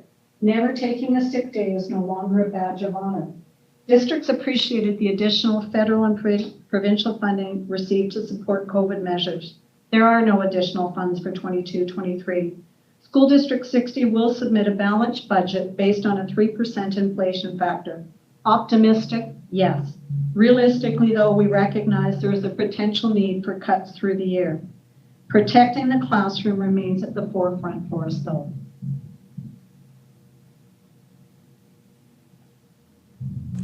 Thank you, Helen. We now have a few minutes for questions. Brenda, you had your hand up before. Do you want to ask your question to Helen? It doesn't actually apply to this presentation, but thank you. Okay, any other questions? Corinne. Thank you very much for the presentation. We've heard a consistent message in terms of the additional costs and challenges of working in the North and the difficulties of, retaining teachers and the need to have unqualified teachers stepping in for your classes, so that it's appreciated. In School District 60, do you have a shortfall this year? If so, what is the amount the additional funds that are needed in order to continue to operate without having to cut back on any of your services? I'll kick that one to the Secretary Treasurer. Hi there. My name is Angela Telford. Interestingly, I just did an updated budget for the current year, and we are seeing increase in our fuel bill went through the roof. So we just paid one for $75,000 for May. Generally, we're around $45,000 per month, and that's during this time of year, not in the winter months when we're warming the buses up and so the buses are running for a much longer time. So I'm a little frightened as to what the upcoming year will be, especially when I'm hearing increases. There will be increases in the fall. Another area where we noticed marked increases were in our gas bills, where we just received one for just one location, $13,000, and the carbon tax was $1,800 of that. So those are budget concerns that when the budget was done a couple months ago, we weren't seeing those sort of inflationary impacts. So, and it is, it's frightening how we're going to pursue next year with these. We budgeted a 3% increase. We're probably likely more 5 to 6. Just as another note, the water hauling that Helen mentioned. So the price of water didn't go up, but they put a 25% fuel surcharge on the water. So we're seeing, and we have several rural schools where we haul water to the sites. And those are just a few of the cost implications. So that can be addressed through the flat. We didn't see an inflationary aspect to the flat funding, but I'm hoping that comes in the fall. So. Thank you very much. That's very eye-opening for an urban person to really get a picture of the impact of the cost of heating and all of those things. That's quite significant. Thank you very much. Renee. Thank you so much, Chair, and thank you for being and accommodating us virtually and giving us such great information. I have heard from other school districts just that their operational costs are through the roof. And so sounding the alarm bell and giving us a rural context, I think, is incredibly valuable. If I could just ask for one thing, and that would be in a written submission, if you could give us what the actual dollar figure is that you would need to accommodate that 5 to 6% increase. And these practical examples of the fuel costs and of carbon taxes and natural gas and et cetera, I think is really helpful for us to put into that context. So again, just want to thank you for being here and thank you for the presentation. It was very thought-provoking. We had 300 words to go with our recommendation, so you didn't get the detail. We'll get it to you. The written submission hopefully will allow that accommodation, right? So, and we will be going and pouring through all of that as well. So just to encourage you to do that, as it would be very helpful for us. That's great. We appreciate that opportunity. I am not seeing any other questions, and I'm not sure we'd have time for it anyway. But thank you for adding your voices to this dire picture that's being painted for us of the state of K-12 education in the North and the challenges that you still face. We're hearing you. So thank you very much for taking the time to join us. Right, thank you. Thank you. Okay, thank you. Bye-bye. We have 2 more presentations before we break for lunch. The next one is Leif Douglas, who is speaking on behalf of Thompson Rivers University Students Union. So, Leif, you have, hi there. You have 5 minutes to make your presentation and recommendations, and we have 5 minutes to ask you questions. Sounds good. Hello, everyone. I hope you're all doing well. So before we begin, I just wanted to take a moment to thank the committee for giving us this opportunity to present to you today. So like you said, we are from the Thompson Rivers University Student Union, and we have 3 recommendations that we wanted to talk to you about today.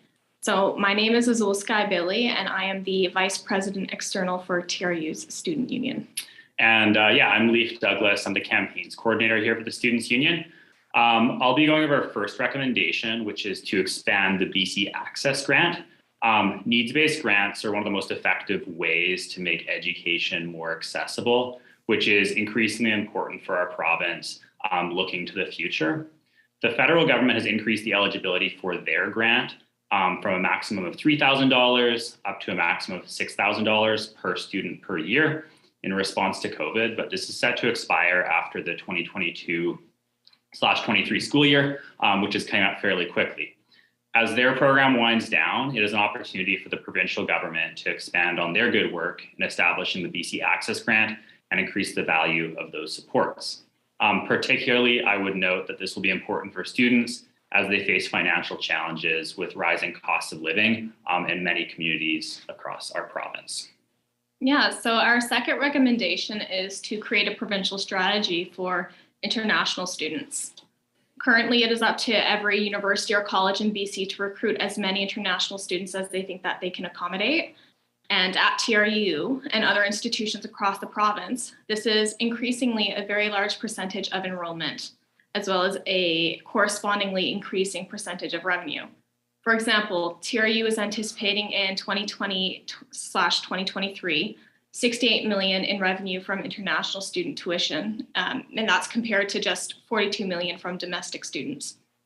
This revenue is not typically accounted for in a broader strategic way across the system. Further, this leads to challenges for international students themselves, as there is no consistency in the types of experiences that they have here in BC across different institutions and communities. And for institutions, this can lead to significant financial uncertainty, as well as unnecessary and resource-intensive competition for the same students. For these reasons, we support the provincial government creating a provincial strategy for international students. At this point, we don't have specific asks for this strategy as we would like to see a full consultation with the sector.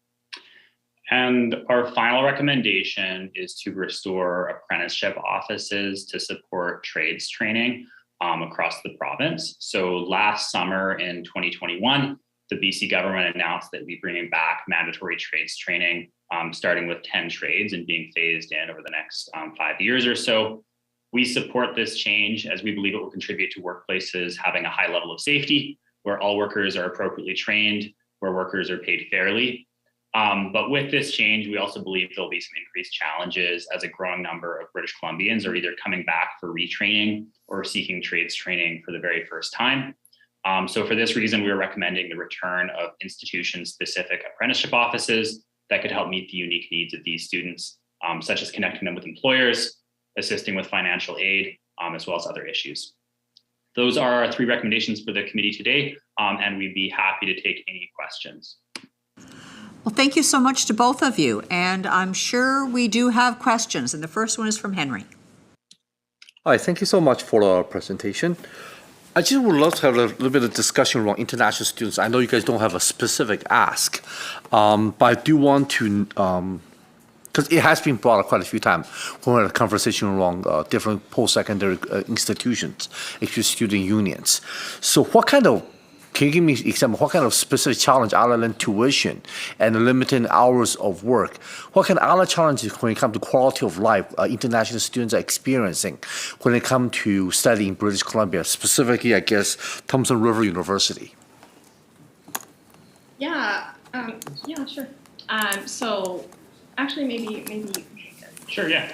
I think there's lots of specifics. I mean, I think you named a few, but I think there's also, all sorts of specifics, for example, in different experiences and how international students, even with things like fee deadlines that differ across the province, that I know causes a lot of issues, I would say, for international students. And then during COVID, there's been a lot of disruption in terms of, I think people around the province are aware, in terms of immigration, in terms of all sorts of things like that. And it can be really challenging to navigate. And so I think there are some really different experiences around issues like that. I would say housing is a huge one. Obviously, it impacts all British Columbians, but I would say for international students specifically, they're often trying to find housing while they're outside of the country. Maybe you're facing language barriers. And so it's really hard when landlords maybe have hundreds of people that are interested in renting from them to sort of, actually secure suites, things like that. I would say those are some general examples, but the reason we didn't give specifics is because we think there's probably a whole range of issues that maybe aren't even specific to our institution that the provincial government should be looking at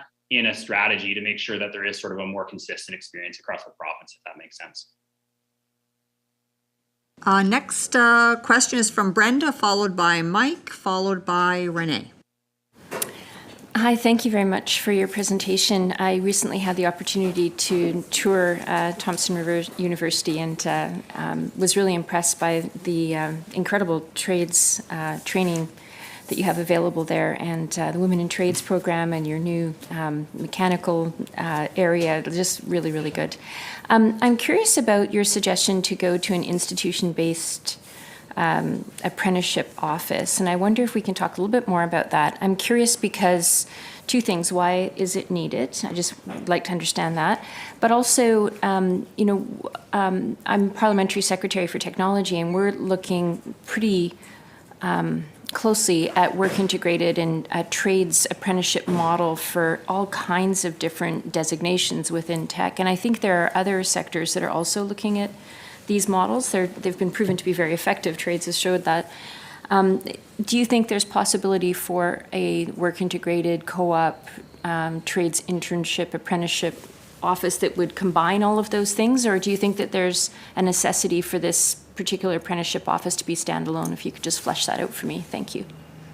Totally. Yeah. Great question. Yeah. I guess this recommendation kind of came from, it was sort of before my time, but in the sort of 90s up until the early 2000s, that used to be the model, right, in BC. And from talking to other folks who are sort of around at that point, they've said that there were some significant advantages for students. So when you were going through and doing sort of your apprenticeship, you weren't just sort of left in the wind to go, okay, I finished year one or I finished year two. Let me basically try to call around, maybe be like, do I have to fly out to find work?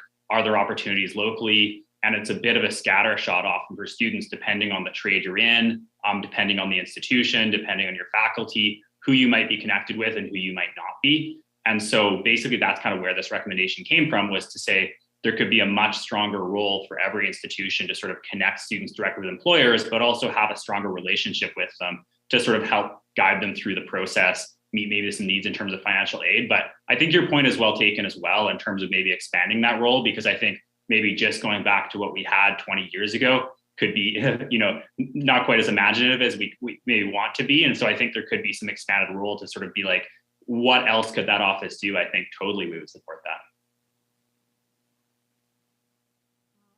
We have a question from Mike, and that's probably all we're going to have time for. So over to you, Mike.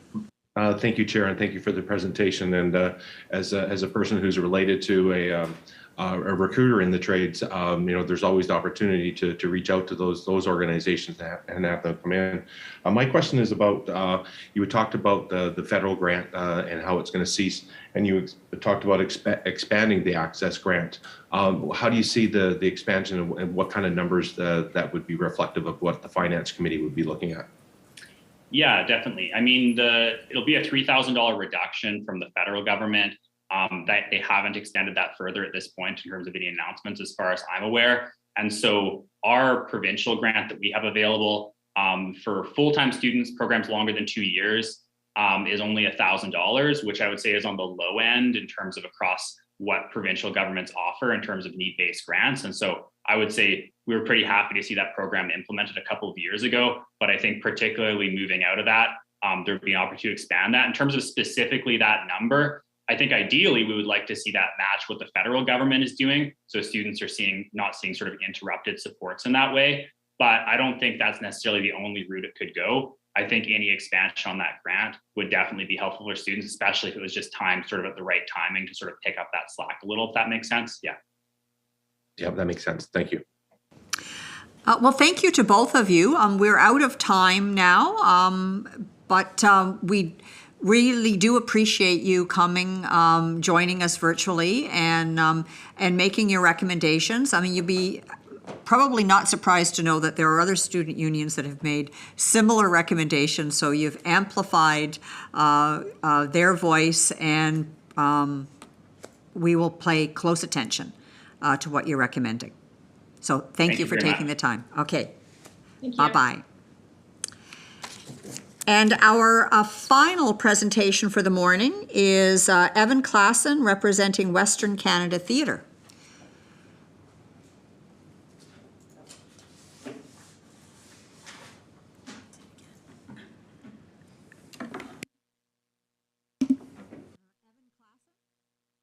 Representing Western Canada Theatre. There you are. Okay. Thanks for joining us. Evan, you have 5 minutes to make your presentation and recommendations, and we have up to 5 minutes to ask you questions and explore your presentation in more detail. So over to you. Sounds great. Thank you so much, everyone. Greetings from Western Canada Theatre here in Kamloops, BC, on behalf of our Artistic Director, James McDonald, and our Board President, Beverly DeSantis. We acknowledge that we're gathered here on the traditional, ancestral, and unsurrendered territory of Tecumloops Teshkwepmuk. We are grateful to be able to live, work, and tell stories on this beautiful land, upholding and supporting a tradition of storytelling that has happened here in this place for generations. Western Canada Theatre is Kamloops' own regional theatre organization. We serve a large part of BC's southern interior with professional, locally created theatre. Our name aspires to be more than just Kamloops. We aim to serve our local, provincial, and national audiences with BC, Canadian, and Indigenous theatre and stories that are created right here in the heart of this province. And thereby we serve as a bit of a calling card across this province and for the province across the country. This morning, I'd like to make 3 recommendations for the next provincial budget. Our first recommendation is an increase of funding to the BC Arts Council. As Western Canada Theatre, our second largest public funder is the BC Arts Council, and it is an important support to our organization as well as the arts and cultural sector as a whole. WCT aligns well with the province's aims towards authentic Indigenous reconciliation, and we welcomed the BC Arts Council new Extending Foundations Action Plan. It's critical that the funding that flows to BCAC will reach and achieve that promised doubling that was in the previous term of this government. The funding provides organizations like WCT with critical funds to support organizational capacity building, reconciliation, and EDIA. BC Arts Council has also recently undertaken a rebalancing of that funding, and it's important that this pool of funding really does not stagnate. Organizations are really struggling to recover from the pandemic. We cannot do more with the same financial support. We need to be able to continue to invest in order to achieve those aims of extending foundations. A second recommendation is to support organizations outside the Lower Mainland. As we are an organization outside of the Lower Mainland, we often balance the engaging of local artists here at home with bringing seasoned professionals in from Vancouver and Victoria.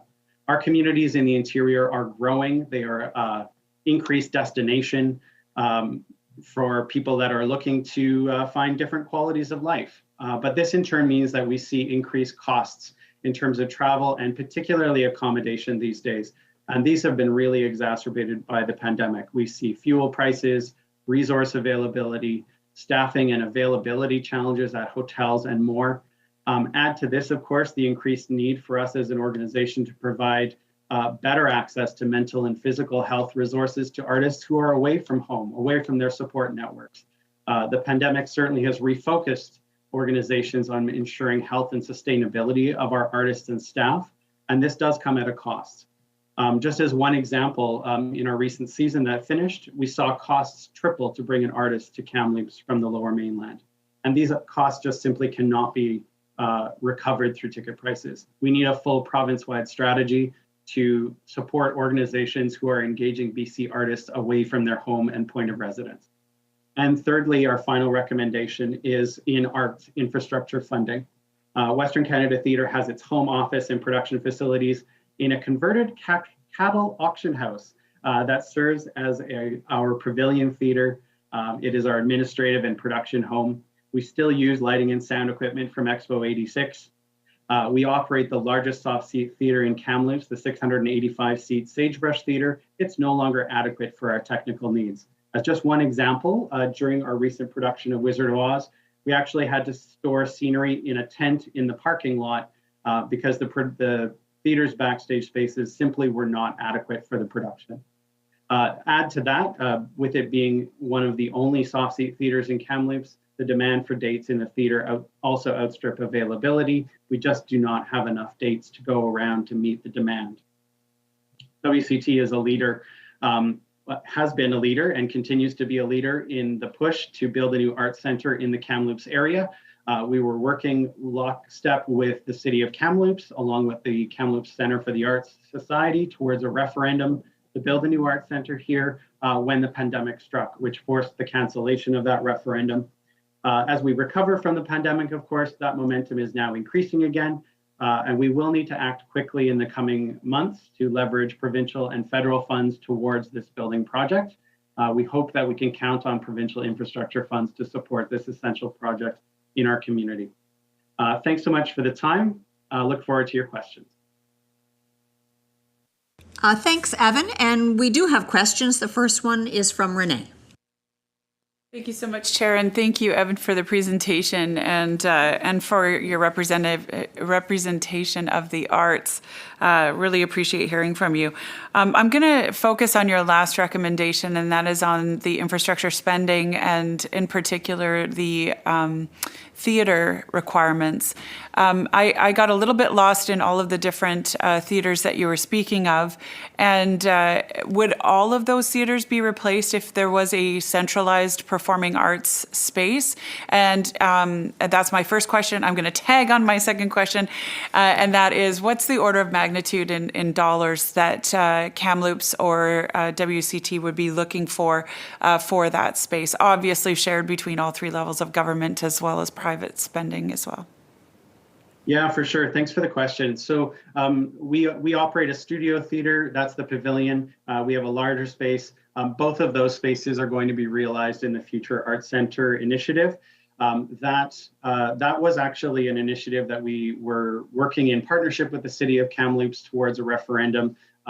There's a society that's been formed that includes ourselves, the local orchestra, the Kamloops Symphony, as well as the art gallery here. That we're going to be moving that project forward. We had an indicative design in 2019, 2020. It was about a $70 million project. It had one level of underground parking. There have been some efforts to kind of revive that proposal. But of course, in the last 3 years, we've seen the cost of building go up tremendously. We also know that if we're making a structure of this magnitude, we want it to be able to serve all of Kamloops, and so parking has to be considered. And so I believe the last number that was sort of talked about was around 90 million between all three levels of government. Obviously, we have a municipal election coming up, and so there's some energy around this idea in the community once again, but we are trying to gain some traction to make sure that this project doesn't get lost in the shuffle that's coming in October. Just thank you for the advocacy that you bring to this. Thank you. Other questions?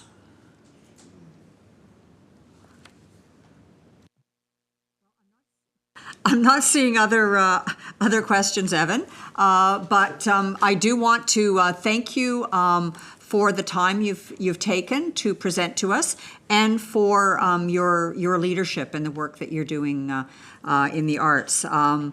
I think that those of us that are urban MLAs, those of us that have been either drawn to the city or stay in the big city, in part because of access to the performing arts, you remind us that we should not take that for granted, and that it may not actually be compatible with our vision and plans for moving, supporting the economy and supporting people outside of the big urban areas, and that the arts are important to drawing people to communities and having them stay.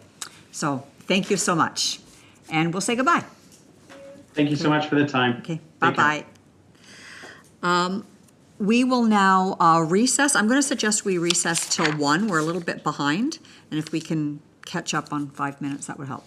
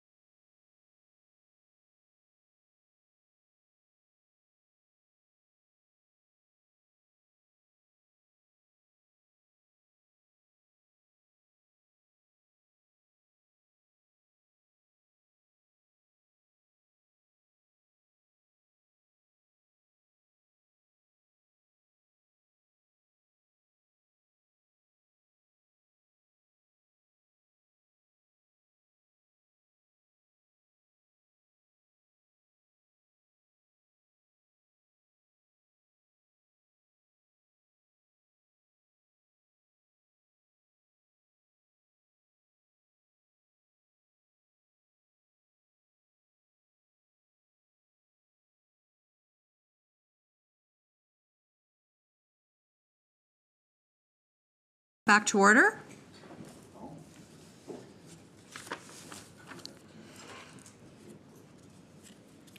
Welcome, everybody. Our next presenter today is Jeremy Dunn, presenting on behalf of BC Dairy Association. Welcome, Jeremy. You have 5 minutes to make your presentation and your recommendations, and then we have 5 minutes to ask and for you to answer questions. We have a bit of a tight time frame, everybody, so we need to be quite disciplined. So, Jeremy, over to you. Thank you so much for having me here today, Chair and Committee. As mentioned, I'm the General Manager of the BC Dairy Association. BC Dairy is a producer association governed by a board of 11 dairy farmers from all regions in British Columbia. We represent about 470 dairy farmers and their families and employees. Our industry contributes over $1.2 billion to our provincial GDP and about 13,000 full-time jobs right across BC. Milk is the most valuable agricultural commodity in our province.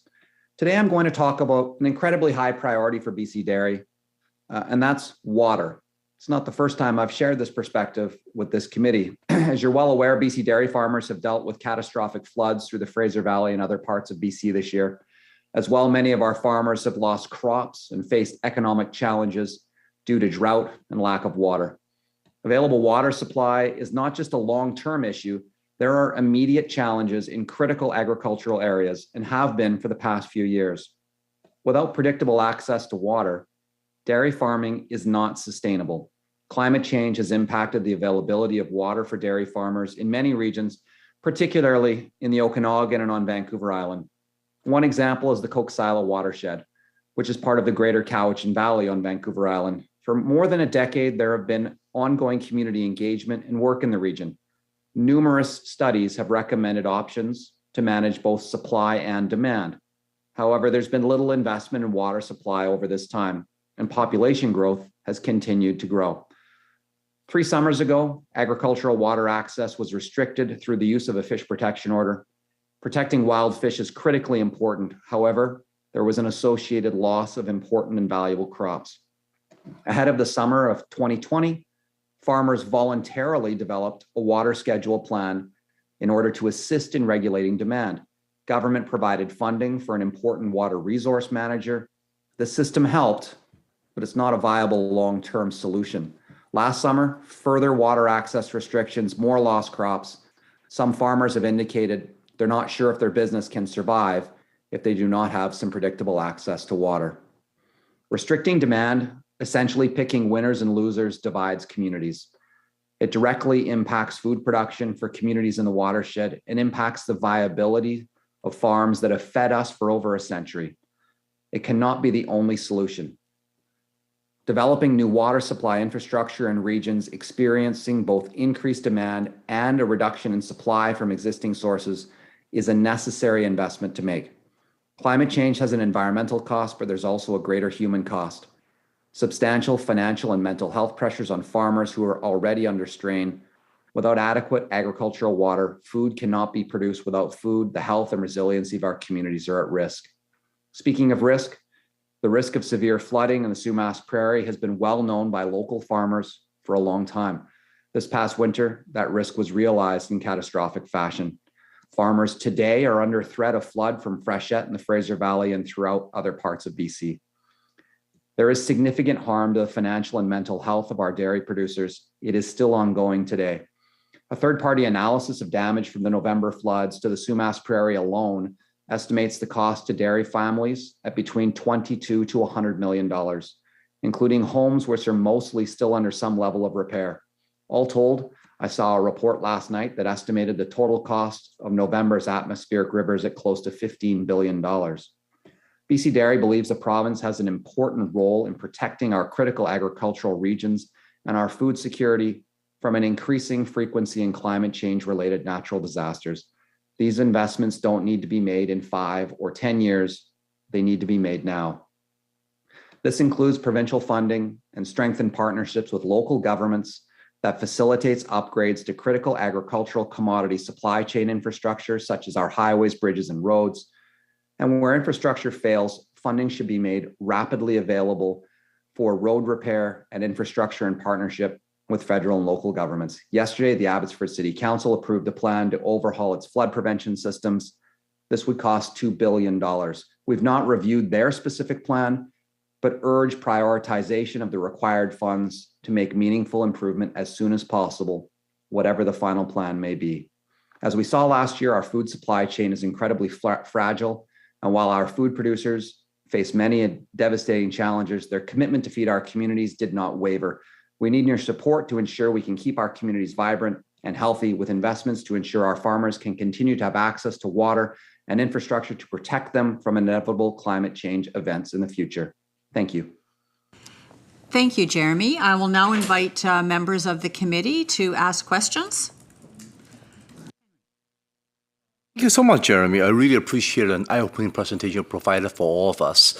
If you don't mind me going back a bit to your earlier presentation about watershed, I guess the competition between water security for fish versus water proficiency for what's it called, agriculture and livestock. So I guess right now the bigger challenge, obviously, we're always talking about food security, and unfortunately, you and I both understand that food security fundamentally rests upon water security. Without water security, there's really no food security.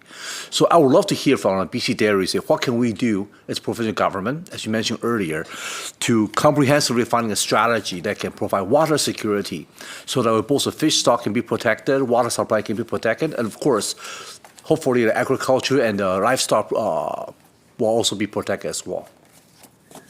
Well, thank you for your question and your comments. The process that's underway that the Minister Osborne is leading on the watershed security strategy is a critically important process. The involvement of First Nations in government-to-government conversations absolutely is in the right place.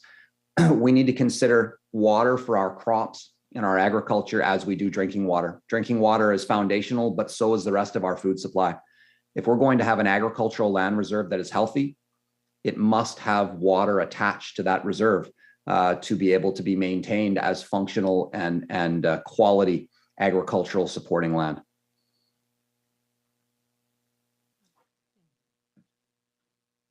Again, just I want to ask about this water infrastructure, security, etc. Has there been an investment in the planning of what it's going to take outside of the atmospheric river and all of that, magnitude of the issue and what has to be done? But has there been any work that would lead us to specifically getting on with it in the most pressing areas? In the Sumas Prairie, MLA Stewart, the city of Abbotsford released its plan yesterday. It's got a $2 billion price tag to ensure the security from floods of that particular region. Now, that's only one region in the province, and I'm sure you hear from others up country that have other figures that protect that land. But in Abbotsford, Sumas area, it's $2 billion. So my question was the other areas outside of Sumas Prairie. So the Okanagan, the Vancouver Islands, the ones you just mentioned. Do we know is there a plan of any sort?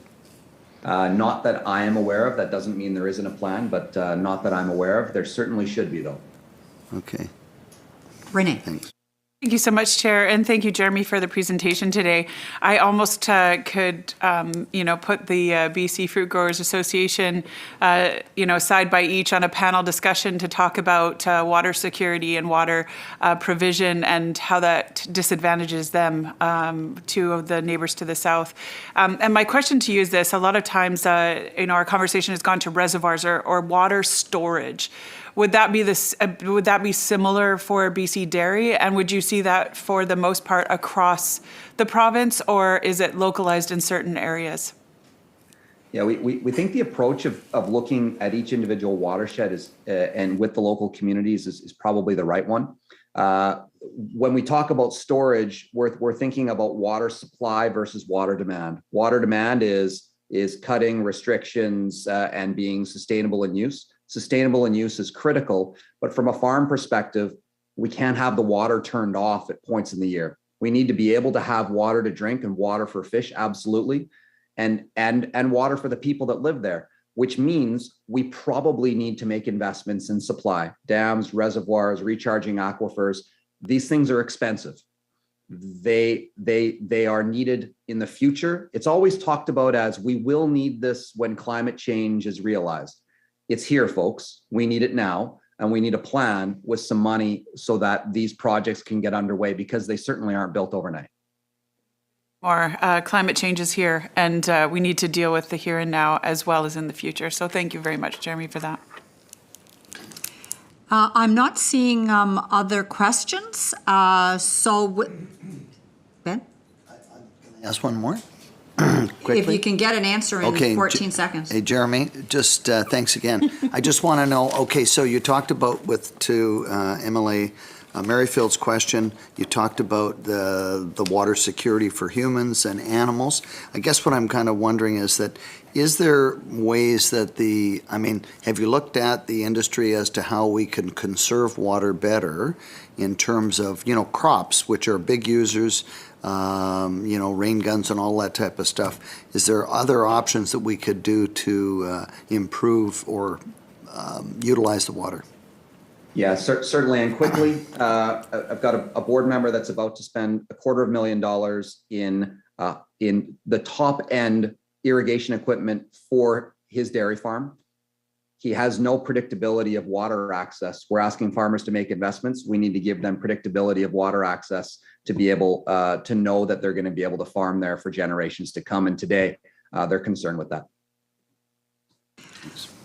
Thank you, Jeremy. I think the time has long passed since we can take water for granted. We think of Canada as this big source of water for the world, and you're reminding us that those days are over and we need to get our act together. So thank you for your leadership on this, and we look forward to working with you in the future to make sure that we address the water shortage. Thank you. Thank you, Chair, and thank you, committee. Bye-bye.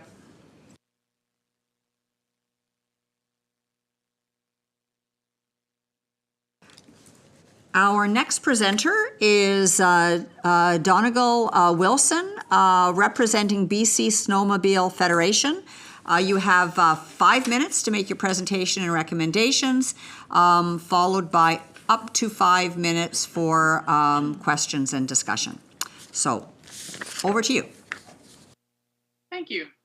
Good afternoon. I wish I was there in person, but Zoom will do. Thank you for the opportunity to present today. My name is Donegal Wilson. I'm the Executive Director of the BC Snowmobile Federation. I'm here today with 2 recommendations to this committee for next year's budget. The first being to increase the operational budget of Recreation Sites and Trails BC to $20 million annually. And the second is to establish a recreation infrastructure fund with an annual investment of $5 million. I wanted to share that we're not a small, unorganized sector. The BC Snowmobile Federation is a 57-year-old organization that currently represents 60 snowmobile clubs, 8,500 members, and 43,000 snowmobilers in BC. According to our economic impact study completed in 2018, in the 4 months we operate, our sport provides $299 million to each year to the economy of BC and supports 4,272 rural jobs. We also represent almost $22 million in revenue to the various levels of government, and we have entire towns that depend on our clubs opening for the season.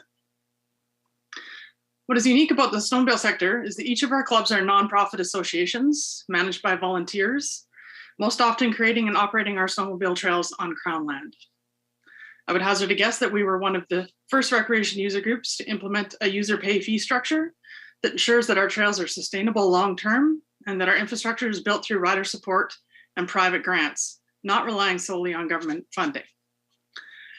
As nonprofits, all money collected is invested directly back into our trails, allowing us to continually improve and grow. So while our clubs and infrastructure could definitely use a strong investment, the reality is that today, for the second year in a row, I'm not here asking for funding for my snowmobile clubs, but we are looking for funding for our government partner, Recreation Sites and Trails BC.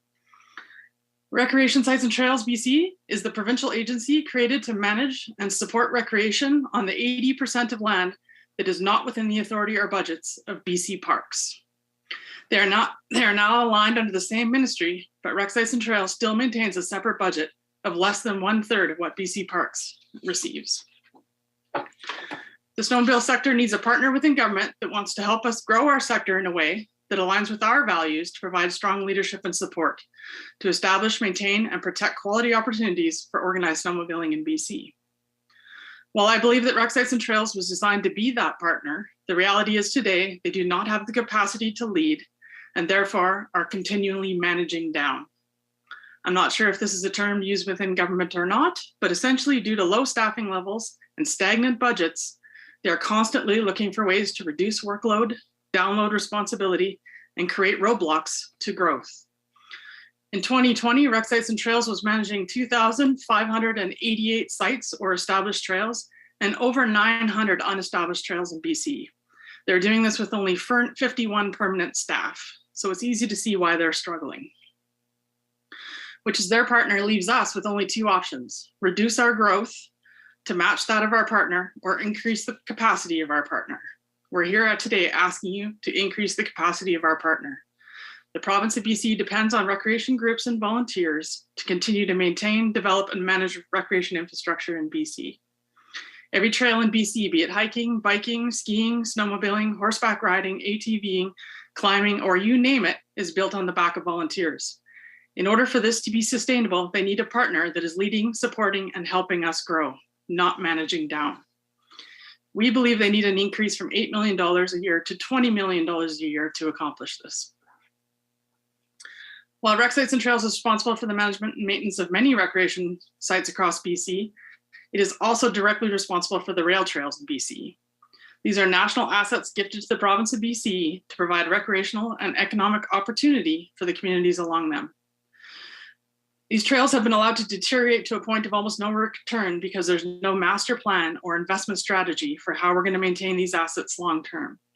So increasingly, we're seeing sections of trail become impassable, individual communities making decisions that restrict access to certain user groups, and our clubs being unsure whether they should be investing $200,000 to replace one trestle when there are 10 more in the same area with no plan. This is just one of the many examples why we have made our second recommendation, which is intended to establish a recreation infrastructure fund for the province to leverage as a 33-cent dollar to encourage investment by the federal government and BC recreation groups. This will create a fund of $15 million a year to ensure careful strategic investments are made that continue to grow outdoor recreation as a tourism opportunity in BC. This fund should be administered by Rec Sites and Trails to ensure those investments align with the provincial trail strategy. We hope that you consider our two recommendations, and thank you for your time. Thank you, Donegal. And Mike has the first question. Thank you, Chair, and thank you, Donegal, for your presentation. I'll be relatively brief. So you're asking for basically a $12 million increase to the budget that helps out Rec Sites and Trails BC. What would be the outcome of a $12 million increase? We believe that they need adequate staff to process new applications for trails and to help our clubs get through the process of First Nations and the proper consultation process required. As it stands right now, any applications for Section 57, an authorization to do work, Rec Sites and Trails does not have the capacity to manage those. So we believe that that $12 million will provide proper planning, staffing, and funding to ensure Rec Sites and Trails can be an adequate partner. Okay, and just to be clear, because at the end you talked about federal government, what is this $12 million also utilized to like coordinate the different efforts that are out there? Because you gave us a perfect example of, you know, working on one trestle while there's 10 more down the street, and working on one doesn't have any ability to improve anything unless the other 10 are there. So is that part and parcel, or is that in addition to? That was a $5 million in addition to, that was strictly set up for those volunteer organizations and nonprofits to apply to do the work and provide Rec Sites and Trails the funding they need to manage the rail trails specifically. There's a large ongoing investment that needs, and it needs to start with a master plan. And right now, Rec Sites and Trails does not even have the capacity to build a plan, let alone to actually execute on it. Okay, great, thank you. I hope to hear from them later on. Okay. Corinne? Thank you very much. Thanks for the presentation. There's a lot of information there, so I didn't get everything written down, so I just want to clarify with you. The establishment of the Recreation Infrastructure Fund with a budget of $5 million. I missed the part where it then became a $15 million kind of endowment fund. How was that working, and who were the other partners in providing funding for that? We believe that if the province committed $5 million, that the federal government, through Western Economic Diversification or other programs, would match that $5 million. And then the rec groups would be up to them to come up with the matching. So that puts it down to a 33-cent dollar for our volunteer groups to invest. Now I get it. Thank you very much. You're welcome. I'm not seeing other questions. I think that means that you've made a very clear case. Hasn't been a lot of room for confusion for us. Thank you for making the link between your organization, snowmobiling, and the benefit to the local economies. I mean, that is very, very dramatic. And thank you for pointing out a capacity problem that we're experiencing in the government. So thank you. We will work with this information. My only other comment is to ensure that I did land that the Rec Sites and Trails manages 80% that isn't within BC Parks. So while BC Parks is beginning the bump ups, which we fully appreciate, and we have many partnerships within parks, this is looking for the other 80% of the province that is not within a park. Right. Thank you so much. Thank you. And our next presenter is Paul Adams, representing BC Rural Health Network. Welcome, Paul. You have 5 minutes to make your presentation and talk about your recommendations, and then we have up to 5 minutes to ask you questions. So, over to you. Thank you very much, and I appreciate the time and the invite to speak to you today. I first of all recognize that I live, work, and play in the Silks territory in the Upper Similkameen region of British Columbia, just outside the community of Princeton. And I'm here today to represent the BC Rural Health Network. We're a group and a collaborative network of like-minded organizations that represent the health and health interests of rural British Columbians all over the province. And we have members and member communities throughout BC. And I would also like to recognize that both our chair and co-chair today work in, or have worked, and champion areas that we also find to be essential to rural life, including equity, community outreach, and helping the most vulnerable. So I have outlined in my brief that there is 3 areas of interest that we see a need to invest in, and they're all directly related. And we have seen a significant problem in rural British Columbia in people's connection to their healthcare system and to science-based information and facts. And that this has been declining significantly over really decades. But the COVID-19 pandemic and recent emergency events have heightened those problems and really brought them to the forefront, and are creating problems not only in healthcare service provision, but with the spread of misinformation and non-science-based information between members of communities. And we have seen that the top-down approach in communicating with rural has failed to hit the mark, and that really rural communities work best when they are communicating from the grassroots up, and with information spreading through platforms such as social media. We do see that same method of grassroots communication is being effectively utilized through social media platforms in spreading of misinformation. So we really see a need to start reversing those trends and investing in rural communication and connection. Now, the BC Rural Health Network is formed about 4 years ago as a group of advocacy organizations that were protecting health interests in rural British Columbia due to things such as centralization of services. And really, since they first came together, and it was done really with the suggestion of government at the time, that there was an umbrella group formed in order to provide a more universal rural voice, that the group has grown organically, and we now not only represent advocacy organizations, but we represent communities directly, and perhaps our biggest portion of our membership base are the volunteers who work in the communities, whether that's in hospice or palliative care or in Meals on Wheels and various other volunteer organizations and entities throughout rural British Columbia. And we really feel that there's a discrepancy between how we're invested in and represented. And although that we actually sit and chair at several provincial level tables on health, that the rural voice sometimes is listened to, but is often not heard. So we really see the need to invest in an organization that works at the grassroots. We really are the only voice in BC that is representing rural interests in the health area and the health field. And so we'd like to see some equity in the amount of investment that government makes directly into that communication base.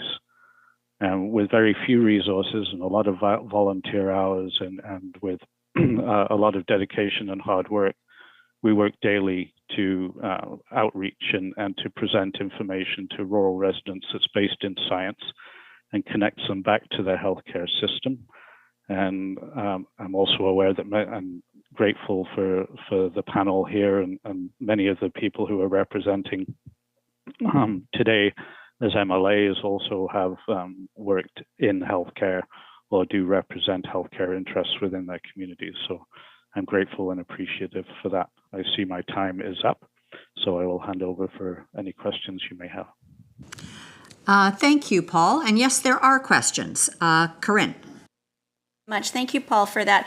Yes, there was a lot we all learned in this last year in terms of the differences in rural communication, urban, and everything that was happening. I'm curious, when you talk about the grassroots community level communication methods, what does that mean? I know you talked about community investment and volunteerism, and there's an ability to have kind of a grassroots communication just through working with those community groups. But can you give some examples of those communication recommendations or methods? Certainly. So, social media has become the online coffee shop for many communities, and rural BC is no different. And so we see local Facebook pages, Twitter accounts, just general social media information reaching people readily. Unfortunately, most of that information is misinformation. And then local community groups then will spread that information between each other. And those things become cemented in people's minds as being factual. And then they go out into their communities and in their actual physical discussions and interactions with each other then tend to spread that misinformation through communities. And I think that becomes very apparent when we're looking at things like vaccination rates and responses to directives coming in from our experts, that those are now being looked at with skepticism and doubt.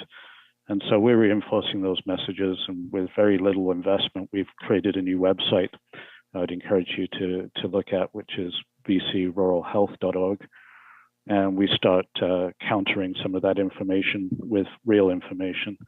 And again, with some money and ability, we could staff people in outreach who would work directly with reaching out to individual communities and getting more social media contacts and connection and doing more in that arena. Thank you. And then just to clarify, and I think you got it at the end there, is you're looking for grassroots community level communication, new ways of dealing with the social media and Facebook pages and all of that, is that trying to understand what government can do in order to push out what would have been health information and vaccination information. You're saying government did it the wrong, maybe not the wrong way, but there were better ways to engage with community. I think that over time, it's just become a situation where the trust has dropped to a level that people just are no longer accepting the official statements coming from the top down. And again, our membership tends to be the volunteers working at the grassroots level and moving that information up. So if we're ensuring that our membership is given factual information and invested in, then they do a good job in their door-to-door work and just in their community outreach work, whether it's community services or other programs in reaching more residents. So again, if you have 20,000 physicians in rural BC who are receiving over $1 million of money from government to represent those 20,000 voices, and we have 1.5 million people who are residents and patients, and they're not receiving any investment, then there's a feeling of discrepancy between how those voices are represented. And it's not that we're very closely connected with physicians, rural physicians of BC, and the RCC BC and Doctors of BC and other groups. We're just looking to have an equal investment in communication at the rural level. Looking at the time, I think we have time for one more question, and that will be from Mike. Thank you, Chair, and thank you, Paul. On building off that same subject, I mean, we always heard it in Seinfeld. If you say it enough times, you believe it's true. And I really like the fact that you have that connection that's already there. So, is it your intent to just simply support the information that comes from government and the other doctor organizations out there from a medical point of view, or is it to basically tell people, no, that's not correct? So it's both. It's a correction of misinformation and it's a provision of accurate science-based factual information. And as an organization, we're solutions-based. We work with, we have regular meetings with health authorities, with BC MHS, with the Ministry of Health, with Ministry of Mental Health and other associated ministries. So we're interested in providing solutions and providing information to solutions and being a conduit. So it's not a unidirectional conversation. We're looking to provide information from the grassroots to the authorities and vice versa. And again, we just see that there is a discrepancy to how our voice is represented and invested in. And we would strongly recommend that more effort and focus is put on rural grassroots. Great. Thank you very much. Thank you, Paul. We're out of time. This is a very interesting topic that you've raised. The whole issue of rural voices and the issue of social media and misinformation is pretty topical. And we want to thank you for taking the time to meet with us and to share your thoughts, and for the leadership that you and the network are exercising to try to amplify rural voices when it comes to healthcare and to take on the issue of misinformation. So thank you very much for your contributions. And thank you all, and thank you all for your service. Thank you. Our next presenter is Amber Papo, who is representing Self-Design Learning Foundation. So Amber, you have welcome. You have 5 minutes to make your presentation and explain your recommendations, and then we have up to 5 minutes to ask you questions. Okay, wonderful. Thank you. Thanks for inviting me here today to speak with you. I am not sure if the speaker introduced myself, but I'll introduce myself anyway. My name is Amber Papo, and I'm the president and CEO of the Self-Design Learning Foundation. Our foundation is 40 years old, actually, this year, and we have been working at developing and implementing personalized and online and lifelong learning programs for the past 40 years. We have 2 programs. Our newest program is called the Home Learners Network. It's a program that has been developed as an online supplement for learners who are learning online and at home, both in BC and throughout North America. And our largest program, the one I'm actually directing this conversation with today, is the Self-Designed Learning Community. The foundation is the school authority for the Self-Designed Learning Community, which is one of the largest independent online schools for K-12 learners in the province. We currently enroll about 2,100 learners in K-12, and an additional 500 children are enrolled in our homeschooling program.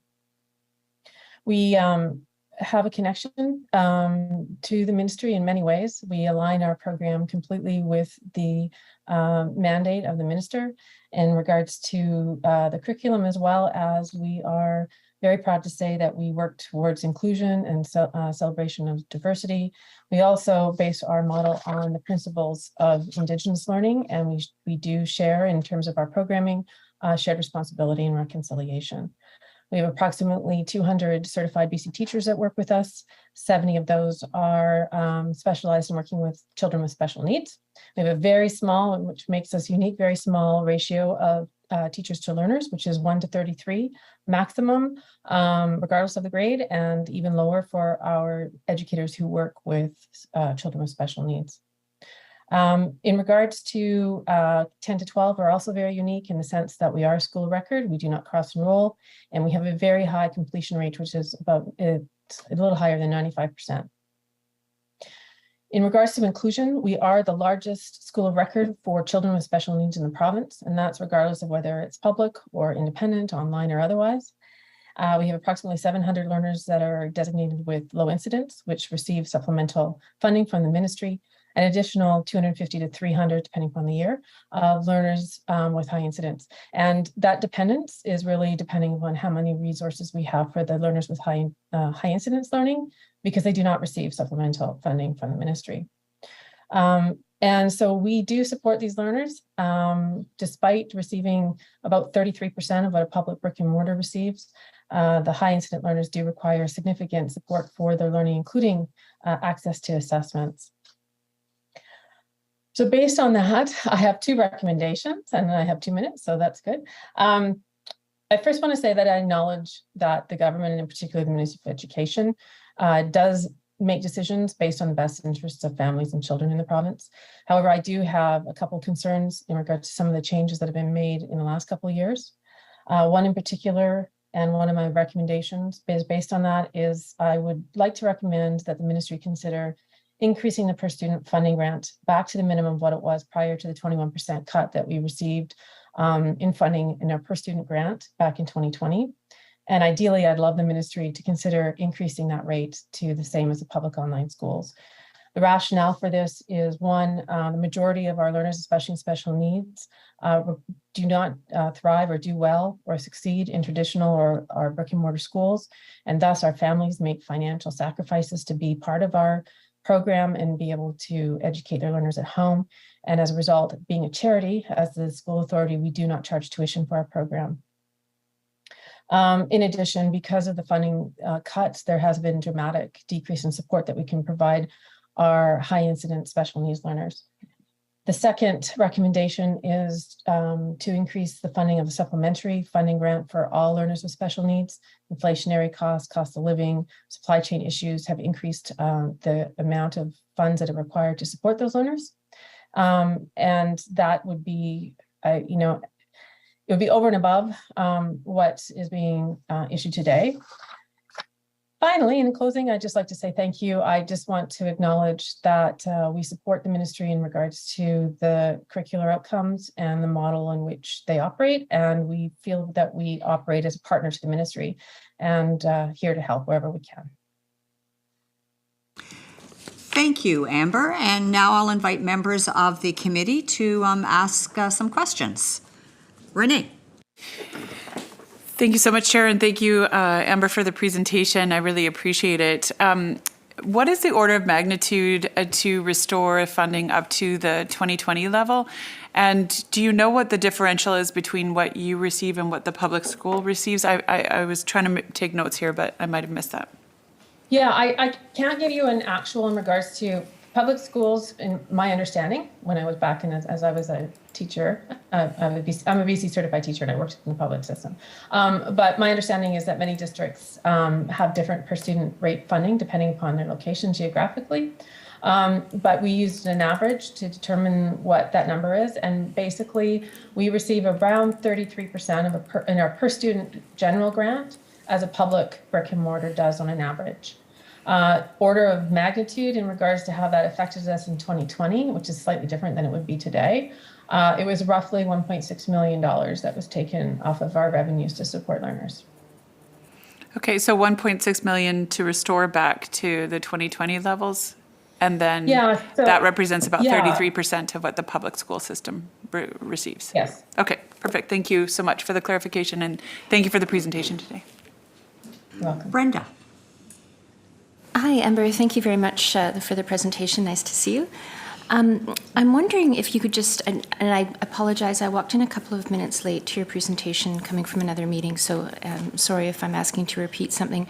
I'm just trying to understand your funding model. I heard you say that you receive funding from the Ministry of Education. You don't charge the individuals or the families that receive your services. So what other sources of funding are you accessing? What is your funding model?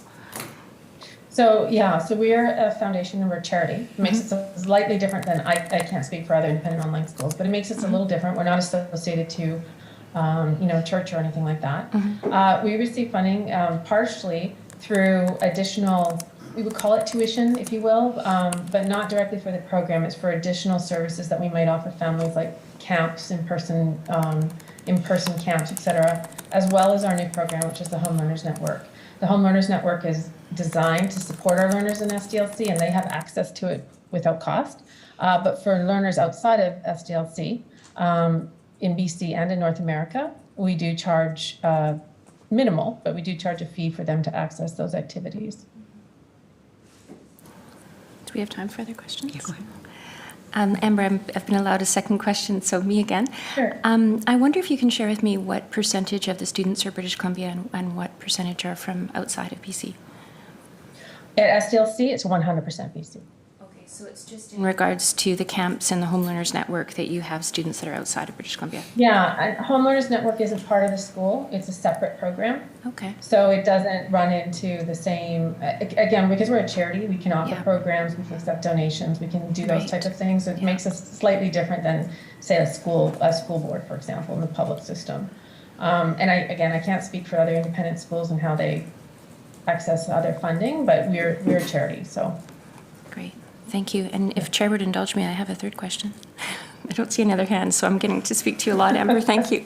Okay. I'm thinking about the comparison that you've given us in regards to how much a student would be funded in a brick and mortar school versus through the options that your organization provides. And I wonder, do you know does that calculation include sort of the costs of running a school, or is that the capital costs sort of separated out? Because I imagine that there are quite different expenses running online versus brick and mortar. I can't speak for a brick and mortar. I don't know their baselines. We have different costs, different costs associated. IT and technology and developing in that realm has increased significantly. Of course, we don't have the same costs in terms of, maintenance of a building, et cetera. So I can't do the comparison for sure, but I can say that in terms of support, a significant amount, well over 70% of our funding goes directly back to our learners, especially in our SE our special education programs. Thank you. A quick final question. It really is quick. Thanks again for just giving me a second question, and that is, what percentage of students would be alternately abled or have some form of disability out of the percentage that you serve? Of us? Yeah. So approximately 50% of our enrollment. Okay. Yeah. Thank you so much for the clarification. That's a good question. You're welcome. Well, Amber, we're just about out of time. I want to thank you on behalf of the committee for joining us, and thank you for what you do, what you offer to students in British Columbia. My pleasure. And for making the connection with inclusion. That what you offer is about allowing more students to be included. So thank you for that. Thank you very much. Thank you. And our next presenter is Adam Jensen, representing CUPE Okanagan Mainline District Council. So welcome, Adam. You have 5 minutes to make your presentation and present your recommendations, and then we have up to 5 minutes to ask you further questions. So whenever you're ready. Thank you. Good afternoon, committee members. I'm Adam Jensen, and I am the president of the Okanagan Mainline District Council of the Canadian Union of Public Employees. Our council represents public sector workers in the Thompson-Okanagan region. Where CUPE members work predominantly in the municipal, library, or public education sectors. I come from CUPE 900, which is a municipal local representing workers in the Thompson-Nicola, including those working for the City of Kamloops, Merritt, Ashcroft, Barrier, Chase, Clearwater, Clinton, and Logan Lake. We also represent workers at the Thompson-Nicola Region District and Village of Lytton. Though I am a municipal worker, it is not local government I would like to present on today. Our council represents K-12 workers across the Thompson-Okanagan. And as a new parent myself, I understand that the challenges faced in this sector are affecting all of us, but especially those of us with young families. Schools are a key point of contact for diverse populations. And recent experiences with the COVID-19 pandemic have shown us how they can be a venue for community disease spread. Daytime custodial hours are a first line of defense in stopping the spread of colds, flus, and other common illnesses in our schools. The work of daytime custodians reduces the amount of time staff and students miss due to illness and protects the overall health of families and communities. During the pandemic, enhanced cleaning and custodial work was a key strategy to maintaining school health. And this had extremely positive results for students, families, workers, and communities. Many school districts do not fund daytime custodial positions or hours, leaving public schools with evening or nighttime custodial services only. This was not always the case, as daytime custodians were fairly universal across all schools in BC prior to 2000. As part of sweeping cuts to the public sector by the past government in the early 2000s, school districts suffer funding shortfalls, and daytime custodial services were among the casualties of the system funding cuts. Cuts to daytime custodians were a financial decision, and the negative impacts to school health, which are better understood today, were not properly considered. Daytime custodial work featured prominently in the 2020/2021 school reopening and operations planning. So through one-time pandemic funding, universal daytime custodial hours were implemented for all BC schools for the first time in 20 years. The conclusion of the pandemic funding means daytime custodial hours have been or will be cut again. Our improved knowledge about disease vectors, transmissions, community spread, and the effects on vulnerable populations demands an expanded investment in prevention. Maintaining and expanding funds for full restoration of daytime custodial staff is a reasonable direction that will enhance schools' health and help protect children, workers, and the public. We recommend that the 2023 BC budget include increased funding to the school district to maintain, expand, and/or restore daytime custodial staff. Educational assistants, or EAs, are a key part of the public school system and perform a variety of roles. With a focus on providing individual assistance, EAs support a cross-section of students who require a diverse array of specialized resources. The work of EAs ensures educational success for our community's most vulnerable students and relieves workloads for teachers and other school staff. EAs have evolved to be a critical support structure of the K-12 system.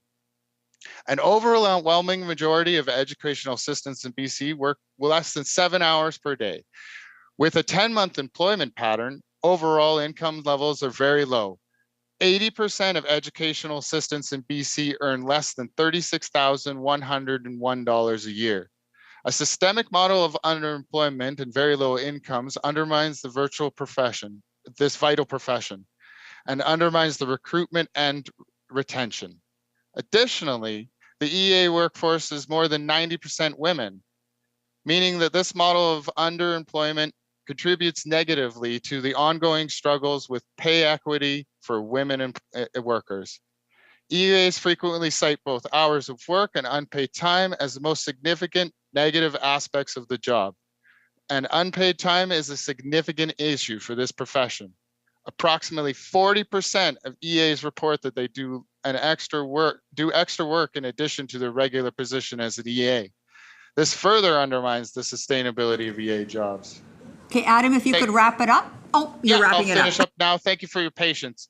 Our second recommendation is that the 2023 BC budget include increased funding to school districts to expand working hours of educational assistants, to make these jobs more sustainable for workers, and to provide better access to support kids in need. Thank you very much. And I will accept any questions. Okay. Thank you, Adam. Our first question is from Megan. Thank you for that thorough presentation. Appreciate you going into detail on your recommendations. I'm curious in regards to the janitorial, custodial daytime hours. That's something that, as a former school trustee, I remember being a long conversation that has taken place over years of the concerns about those hours being cut. Now, what I'm wondering is, as sort of a union, have you received any information on the percentage of school districts that are still maintaining daytime custodial hours, and any that have decided to permanently include that into budget projections going forward, or conversations where those have ended? Because I know that as you mentioned, during the pandemic, those hours were put in there. So I was wondering what the state of play is right now. Thank you. Thank you, Megan, for the question. That's an excellent question. I don't have those numbers for you, unfortunately. I believe that I'll be looking into them myself now that you've raised this important numbers issue. However, I do believe that these hours are being cut in general. And as you said, being a former trustee, I ran for school trustee myself and was not successful, but I know the struggle that it takes to run for a position that doesn't get a lot of airtime, if you will. So all the power to you. What I would say is that I want my child to have the same kind of cleanliness that I grew up with when I was in the school system. I had a daytime custodial janitor that was there every day. And I would like my daughter to have the same opportunity when she goes to school. Thank you, Megan, for your question, though. Thank you for your answer. Perhaps I noticed that you don't have a written submission, so if you have an opportunity to put one in and add in that information, that would be great, unless I've missed the written submission on here. But thank you again. I did submit a submission, but it was late, Megan. So if you don't have it, that's my fault. I do apologize, but it is a busy schedule. I'm sure you understand. Thank you. Renee. Thank you so much, Chair, and thank you, Mr. Jensen, for the presentation. I have a question about actually the second part of your recommendations on the EAs. My experience with EAs is that a number of them have actually enjoyed the more part-time hours simply because it affords them the ability to do that as well as have a family. Do you know what percentage of EAs are supporting going to kind of that full-time 40-hour work week, and just order of magnitude of the numbers that would include just within the Okanagan? And great to see you from the Okanagan. Thank you. I missed your name, sorry. But excellent question, and I appreciate that. Yes, Okanagan strong. Yes. I am remiss. I believe I know where I need to add to my submission in the future. I don't have precise numbers for you. However, I I believe you're correct. Some EAs do enjoy the flexibility of the position. However, a lot of them do move to the private sector to support themselves in sustaining their practice, if they will. I know I have friends that are speech pathologists, and their frustration with the system ends in them just doing private sector work all the time, and then the school district loses that 10 years of training and all the effort they've put into the school system before they leave. So I do hear your point, but I am remiss to lose those experienced staff that do move on to the private sector because of those other more lucrative opportunities, if you will. Okay, thank you so much. Thank you. Well, thank you, Adam. I'm not seeing other questions. Oh, there's Mike. Thank you, Chair, and thank you, Adam. I'll be very brief. From the daytime custodial people that are there, what's the difference in cost that would be there? Like what, it seems like it's hours or hours, whether you work them from 2 till 10 o'clock or you work them from 8 till 4 o'clock. I'm not clear on the exact change of cost in the hours, but my understanding would be that there would still be custodial staff in the evening to do those evening jobs that are more, let's say, easy access with the children not there. And then you would have that support during the day for those bathrooms and things that need more general maintenance. Okay, thank you. Thank you. Thank you, Mike. Thank you, Adam. I want to thank you on behalf of the committee for your presentation and your advocacy for K-12 staff that aren't perhaps as front and center as other positions, but are nonetheless very critically important. And thank you for reminding us that the custodial staff just doesn't keep things tidy.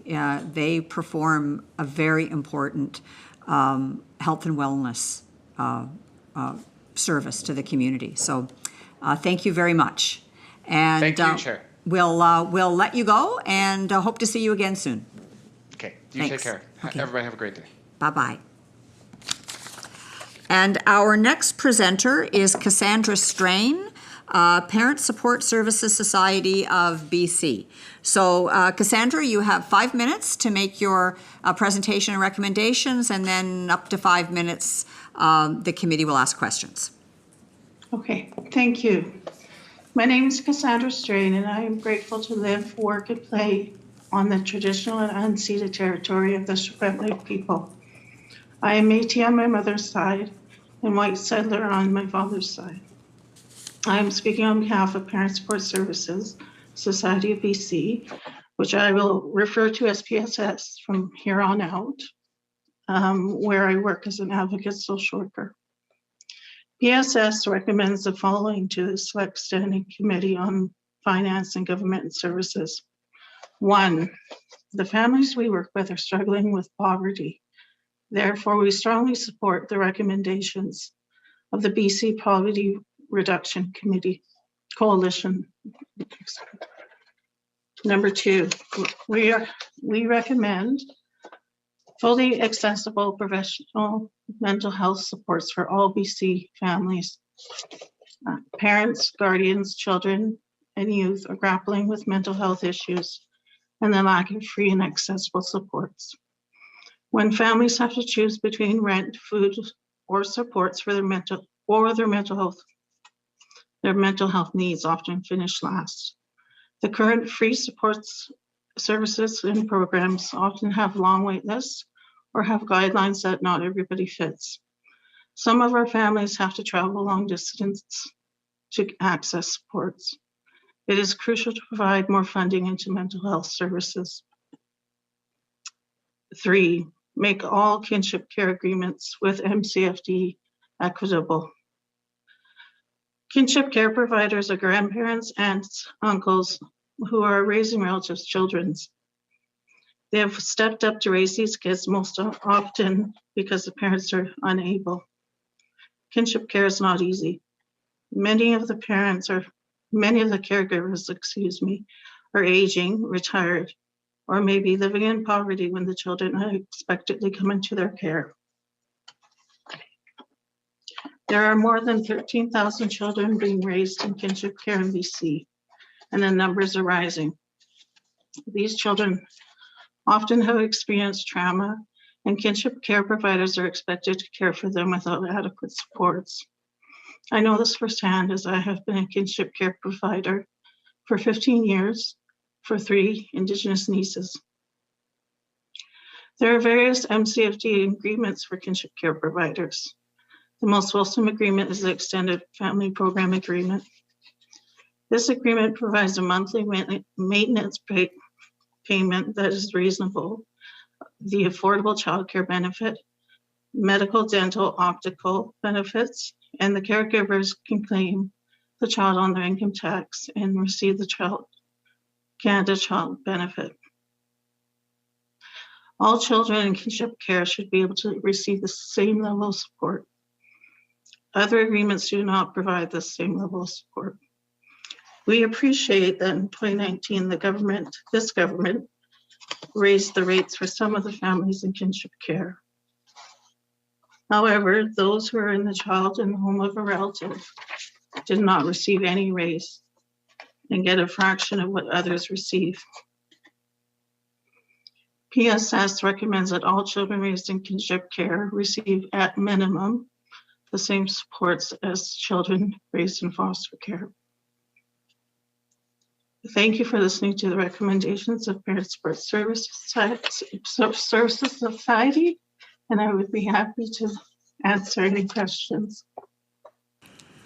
Thank you, Cassandra. And we do have questions. The first hand I see is Henry's, then Renee, and then Corinne. No, Henry. Thank you so much. I really appreciate your presentation, Cassandra. And I think being part of the Child and Youth Selective Standing Committee, one thing we keep on advocating for is for children to be raised by their family. We talk about kinship care compared to foster care. So you mentioned that apparently foster care gets better payment coverage than kinship care. And I assume based upon your description, then obviously the system is encouraging children to be moved towards a foster care instead of actually being looked after by their own family member. Is that assumption I can make? Is that assumption I can make? I think they're encouraging people to take on their relatives. So it's moving away from foster care. But the same level of support is not there in most cases, unless it's under that extended family program agreement. And I just want to double check, obviously. I just want to confirm with you that when people choose kinship care, they tend to be able to stick with their community better than when they come to foster care, which they might be moved around. Is that a typical difference? Is one thing we should also pay attention to? Yes, absolutely. The children raised in kinship care do much better. Okay. Thank you. Just confirming that. Thank you. Renee. Thank you so much, Chair, and thank you so much for the presentation. It was inspiring and very informative. My question is also on the kinship care agreements, and that is the support that should be equalized, is that mostly in terms of the financial support, or is it also in terms of the other support mechanisms that children in foster care receive that the kinship care agreements do not cover? So whether that's things like mental health supports or any sort of extra health supports, etc. Definitely, it should be not only the financial, but we have to remember that kids in kinship care have come into care with trauma, into kinship care with trauma, so counseling, and many don't have access to medical, dental, or counseling services. Yeah. Okay. Excellent. Thank you. The question was just asked by Renee. Brenda. Thank you first, Cassandra, very much, not only for your presentation, but for taking it upon yourself to be a voice for kids who can't be here presenting to us, and also just really value that you yourself have stepped up to support children in your family. So just really appreciating that you know of what you speak, and that's clear to me. And I also just, I found your presentation really impactful and helpful, so thank you very much for that. I'm curious about the 3 different types of kinship care, and I apologize that I'm not as familiar with this as I should be, and it's something that I will in fact read up more on before we're making recommendations. How does one determine which level of care they're categorized under? And I guess that's one question, and the other would be, do you find that having those 3 different categories is a helpful thing or a less than helpful thing? If you could just help me understand that a bit further. It's, for one, to start, it's less helpful. Yeah. So the child in the home with a relative is a old program you can no longer get on. Okay. The extended family program, which is the most fulsome program, comes before this court involvement. And the parent has to be willing to sign some documents to allow that to go through. And it's the most fulsome program that we have. So once there's court involvement and maybe a child has been removed from parent care, that's where you get those other ones which aren't as fulsome. Okay. If that makes sense. Yeah. Thank you. Yeah. Well, not seeing other questions, Cassandra, I'd like to thank you on behalf of the committee for taking the time to work through your presentation and your recommendations and to make a presentation to us and to answer our questions. You have reminded us that children thrive in families and that many families need extra support in order to help children thrive. So thank you so much for reminding us of that, and thank you so much for the work you do in the community, for helping Thank you for the opportunity. Thank you. Okay, our next presenter is here, Jessica Colasanto, representing Malahat Nation. So Jessica, you have 5 minutes to make your presentation, and then up to 5 minutes for us to ask you questions and for you to answer within that time frame. So welcome, and over to you.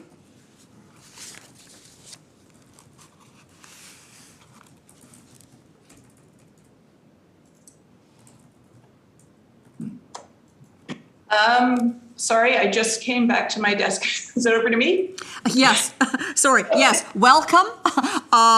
Thank you for presenting. Thank you for being flexible, and over to you. Super, thanks. Sorry about that. My name is Jessica Colasanto. My pronouns are she, hers. I'm here on the traditional territory of the Tla'amin peoples.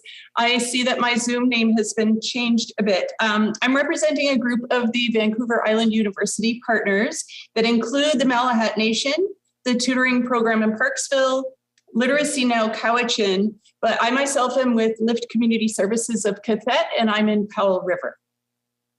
So there was a bit of a mix-up as to who was able to present today. So you've got me.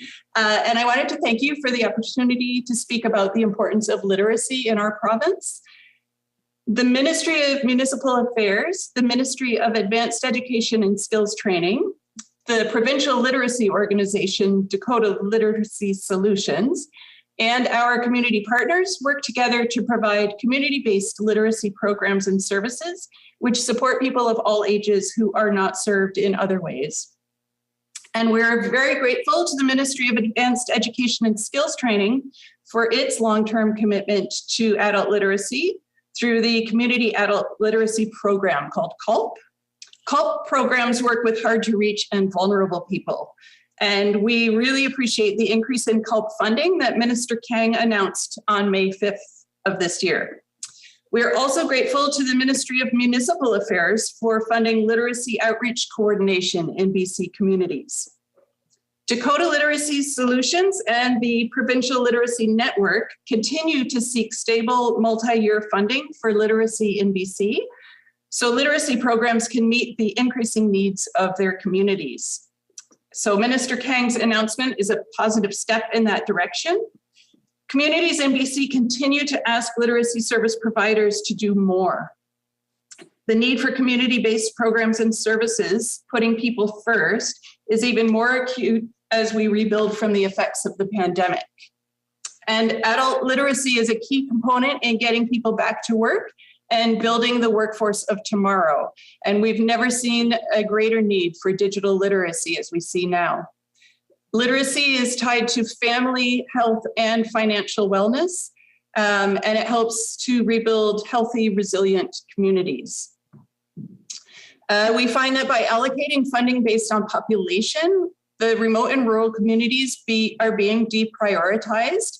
It sometimes feels that way. Our population continues to rise, but will never reach the city center numbers.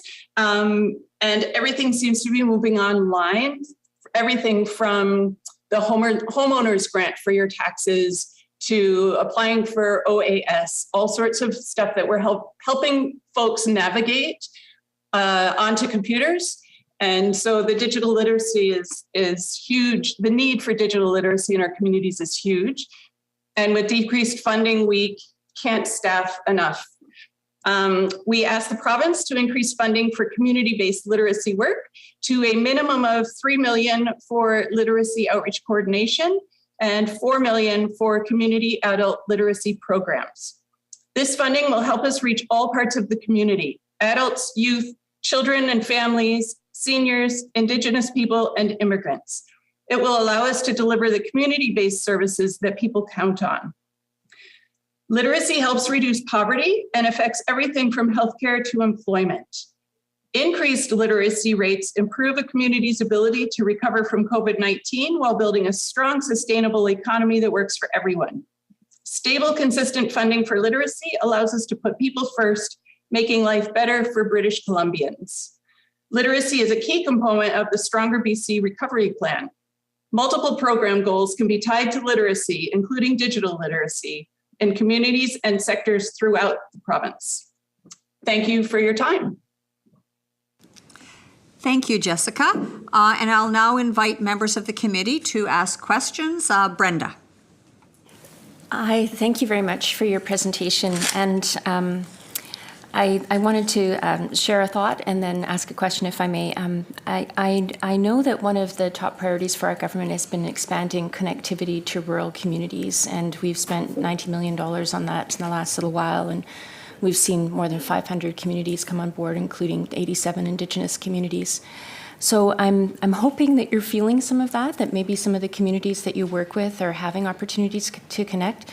I'm someone who loves technology, and to see fiber laid down in places like Karamias and 45 times the bandwidth than prior, and I think that that's important. But now to my question. When you talk about literacy, I kind of noticed using literacy and digital literacy, and I'm wondering, are you seeing a need for both literacy and digital literacy, or when you use literacy, do you primarily mean digital literacy? Because I really feel what you're saying in regards to how many things are online now, and having access to that is just of such importance to people just to go about their daily lives. Thank you. That's an excellent point and question. Personally, for our program itself, I can tell you on the ground, the funding that we receive, especially through Dakota and through CALP funding, is mainly paying for a coordinator role. So one human to organize tutors and connect them with students. So we feel the pinch when that funding gets cut, or if it doesn't increase as the cost of living goes up. We feel that the demand for literacy is so intense. And what we're finding is that we're having less time to be able to spend with folks who could be studying for exams, trying to get through a food safe course, that kind of literacy work, which traditionally we've always done, where now we're seeing the immediate need that I've just turned 65 and I'm not getting my old age pension. Why not? I need help filling out this form. Or people with disabilities. We run a tech tips program. We could be doing that every day, all day, and just navigating people's different devices and getting them comfortable using them so that they can fill out online forms. Yeah. So it's both, but we're finding the immediate need of digital literacy is sort of driving all of the other needs into the background. Thank you. Henry. Thank you so much, Honorable Chair. Thank you so much for the presentation. Obviously, literacy is a huge component for us. I actually want to specifically talk about filling out form for OAS and the homeowners grant. I guess my first question would be, have you been working with your local MLA offices? Maybe some kind of constituency office can provide a similar level of support and help you alleviate some of the stress off your shoulder as you can be able to move forward. The second part is, again, I'm not sure which region you're from, but I do know, like even the region where I'm from, Richmond, we have a huge, unfortunate immigrant population struggling with the language barrier and cultural barriers, and language literacy sometimes also have to be dealt with that component as well. So you're talking about having a coordinator and then for hiring volunteers. So I'm looking at the number you presented, which is $3 million for outreach, $4 million for programs. Do you mind maybe share some light on what previously you were receiving before? I believe that the CALP funding was 2.4 million over the last 10 years, and now we're asking for 3. And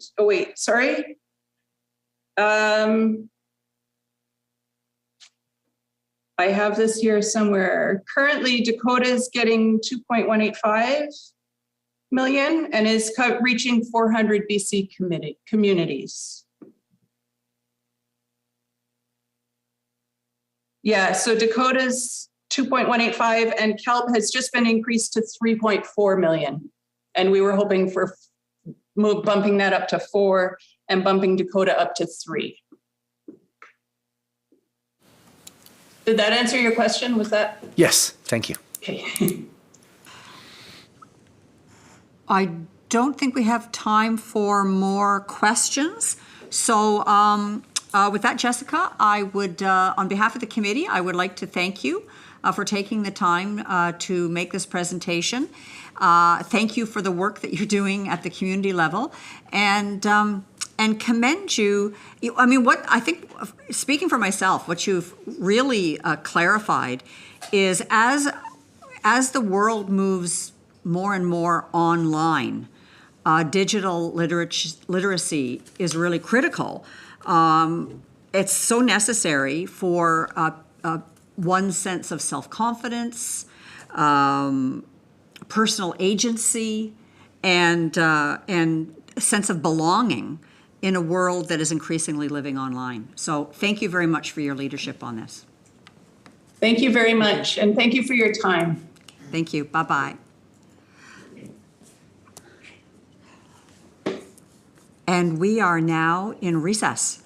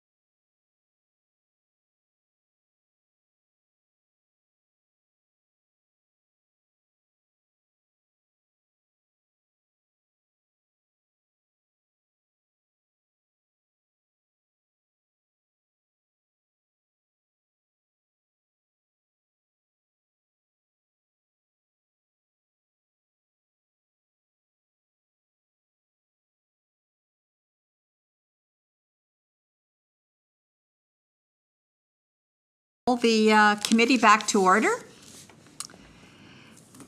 And our next presenter is Allison Schwartz with D-Wave Systems. And welcome, Allison.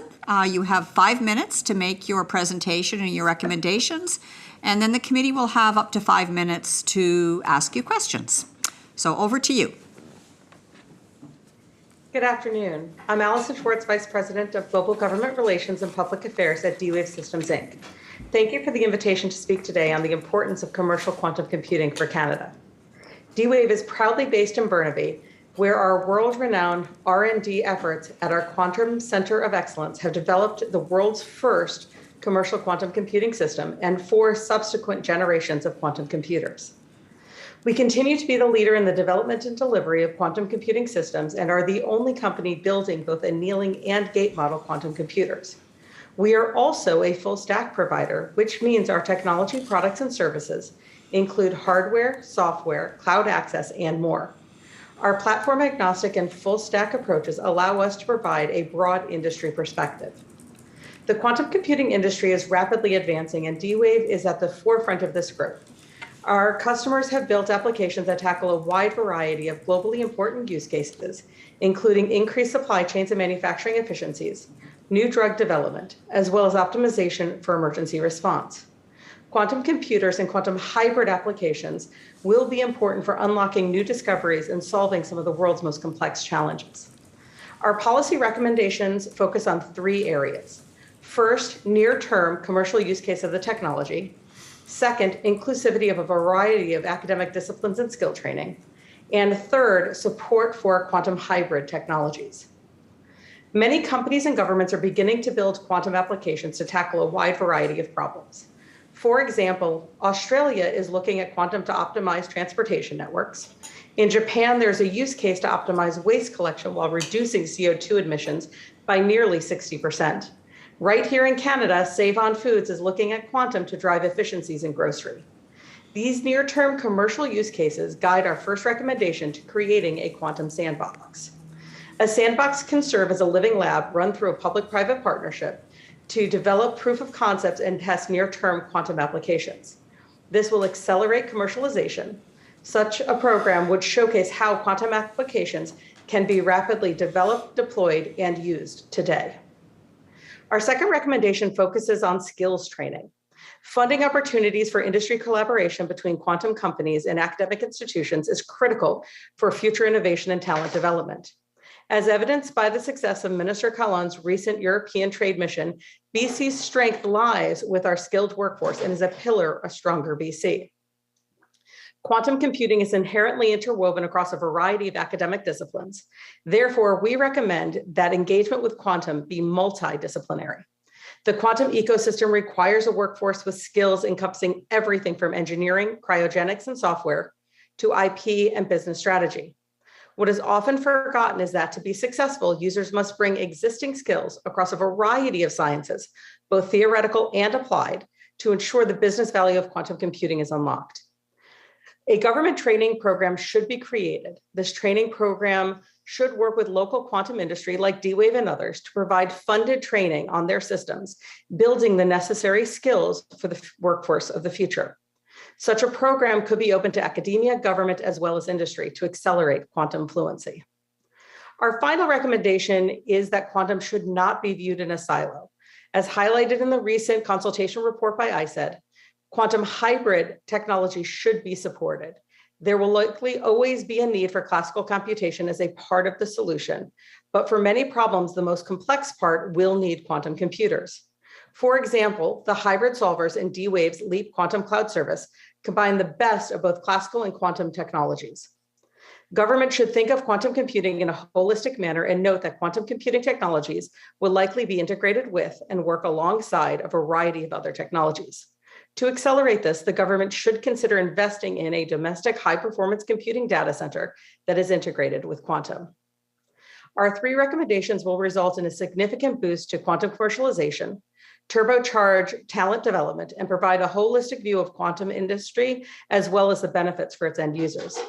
This approach will accelerate Canada's lead in becoming a global quantum center of excellence for commercial quantum computing. I thank the committee for your time today, and we look forward to working with the government on your efforts, and I'm happy to answer any questions. Thank you, Allison. And now I will invite members of the committee to ask some questions. I see Ben's hand first, and then Renee.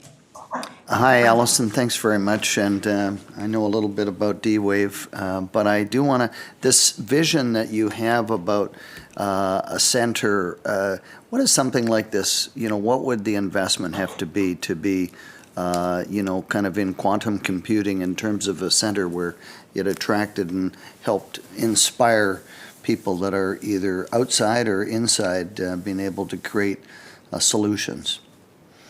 So you're talking about like the quantum sandbox? No, not the sandbox. You, in recommendation 3, you talked. The Quantum Center of Excellence. Yeah, the Center of Excellence. Thank you. No, absolutely. So a Center of Excellence really is the place where everybody sees that BC is a leader in quantum. And currently you actually are setting that up with the work that's being done through a variety of the different academia, as well as work within, you know, industry with D-Wave, as well as Quantum Algorithms Institute, as well as with work that's being done at the digital superclusters and others. So it's really kind of formulating this quantum sandbox, creating a training program. All of that will actually become this Quantum Center of Excellence, where people will be gravitating to BC in order to become fluent in quantum computing. They want to learn about it, they want to develop it, and they want to really kind of set ground roots down in BC to create those applications. Thanks. Renee. Thank you so much, Chair, and thank you, Allison, for the presentation. I am not as familiar with D-Wave or with quantum computing, so my question might be somewhat out of ignorance, and that is, where would you be trained currently in quantum computing, and how would that differ from what you're asking for? So most of the training right now is done virtually, so people can be stationed anywhere. But frankly, there isn't a focus on application development and training from that perspective, and people have to come into each individual company. So some folks have worked with D-Wave. We have a quick start program in order to get trained up, but there isn't kind of one place where they're able to get trained holistically against all these different technologies, because, you know, you have different quantum computing companies. Each of the ones have different training on their individual systems, and it all depends on if an academic right now is where the training is focused.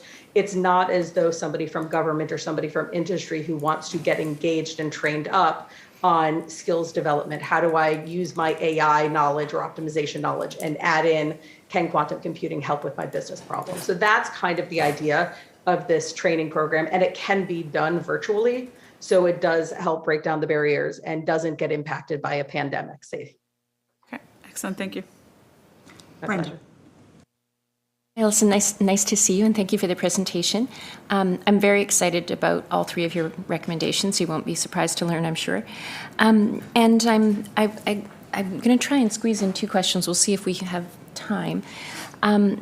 First, I think about what you're proposing is probably there's probably multiple opportunities for funding, not just BC government. And I'm assuming that's probably what you're thinking, that maybe there's federal government investments that come in, as has been the case in the past, and maybe an opportunity to work with Supercluster on this as well. I'm not sure if that's what you're thinking. So that's question number 1. And question number 2 is, I'm trying to think about, you know, I'm from software, and I think about sort of what people would usually do to code, you know, in C++, object-oriented coding.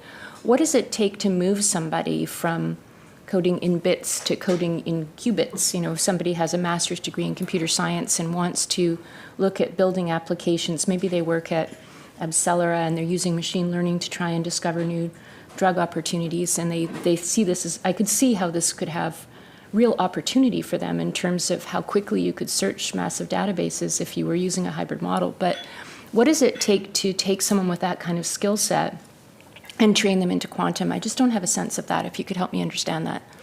Sure. Quick answer to your first part. The answer is yes. I do think that this is a funding opportunity both at the national level. I actually testified before the INDU committee in Ottawa about this as well. As for getting folks trained up, we're right now running training programs every month. If you have a basis in Python coding or C++, we can actually train you up fairly quickly. You know, you're not going to be running, right away, but you'll have a basis knowledge of that. It's actually why we created a professional services group to help folks kind of on their quantum journey. May I just ask, and what kind of time frame would that look like for someone to be trained? Our current training is a 5-day training online, virtually. And then again, some people will have access to our system beyond that and then use our professional services to get up to speed a little bit harder. But the fluency, the basic level is about 1 week, and then we can build up depending on the complexity of the problem or the algorithm development that's needed. So just correct me if I'm wrong in terms of understanding the opportunity that you're presenting in front of us today. I interpret it as a chance for the technology ecosystem in British Columbia to transition into hybrid or full quantum through this opportunity of being able to access a sandbox and train up and understand how the future of computing might look for them and where they might fit into it. Am I sort of getting the vision? Absolutely. I think that there's a couple different legs of the stool. So the one is creating the sandbox, which is the application development. But in order for folks to create applications, they need to be trained up on the technology. And so that creative of the training program is critically important also to understand what can be done. Not every problem can be tackled with quantum computing, but there are a lot. And optimization problems are really great on, let's say, like the annealing systems. And so you're looking at how to navigate and build it up. So if you kind of build this together, all of these together become that quantum center of excellence as well, because BC is kind of leading the way in all of it. Great. I have about 10 more questions, but maybe we can meet offline. Thanks. That works. Thank you to both of you. So we are out of time, Allison, but thank you so much for taking the time to make this presentation and remind us of the important work that D-Wave does. I think you do Burnaby proud, you do British Columbia proud, and it's what you have to offer is so good for the future. So thank you so much. And I'm happy to have a conversation offline with anybody if there are additional questions. Thank you. Bye-bye.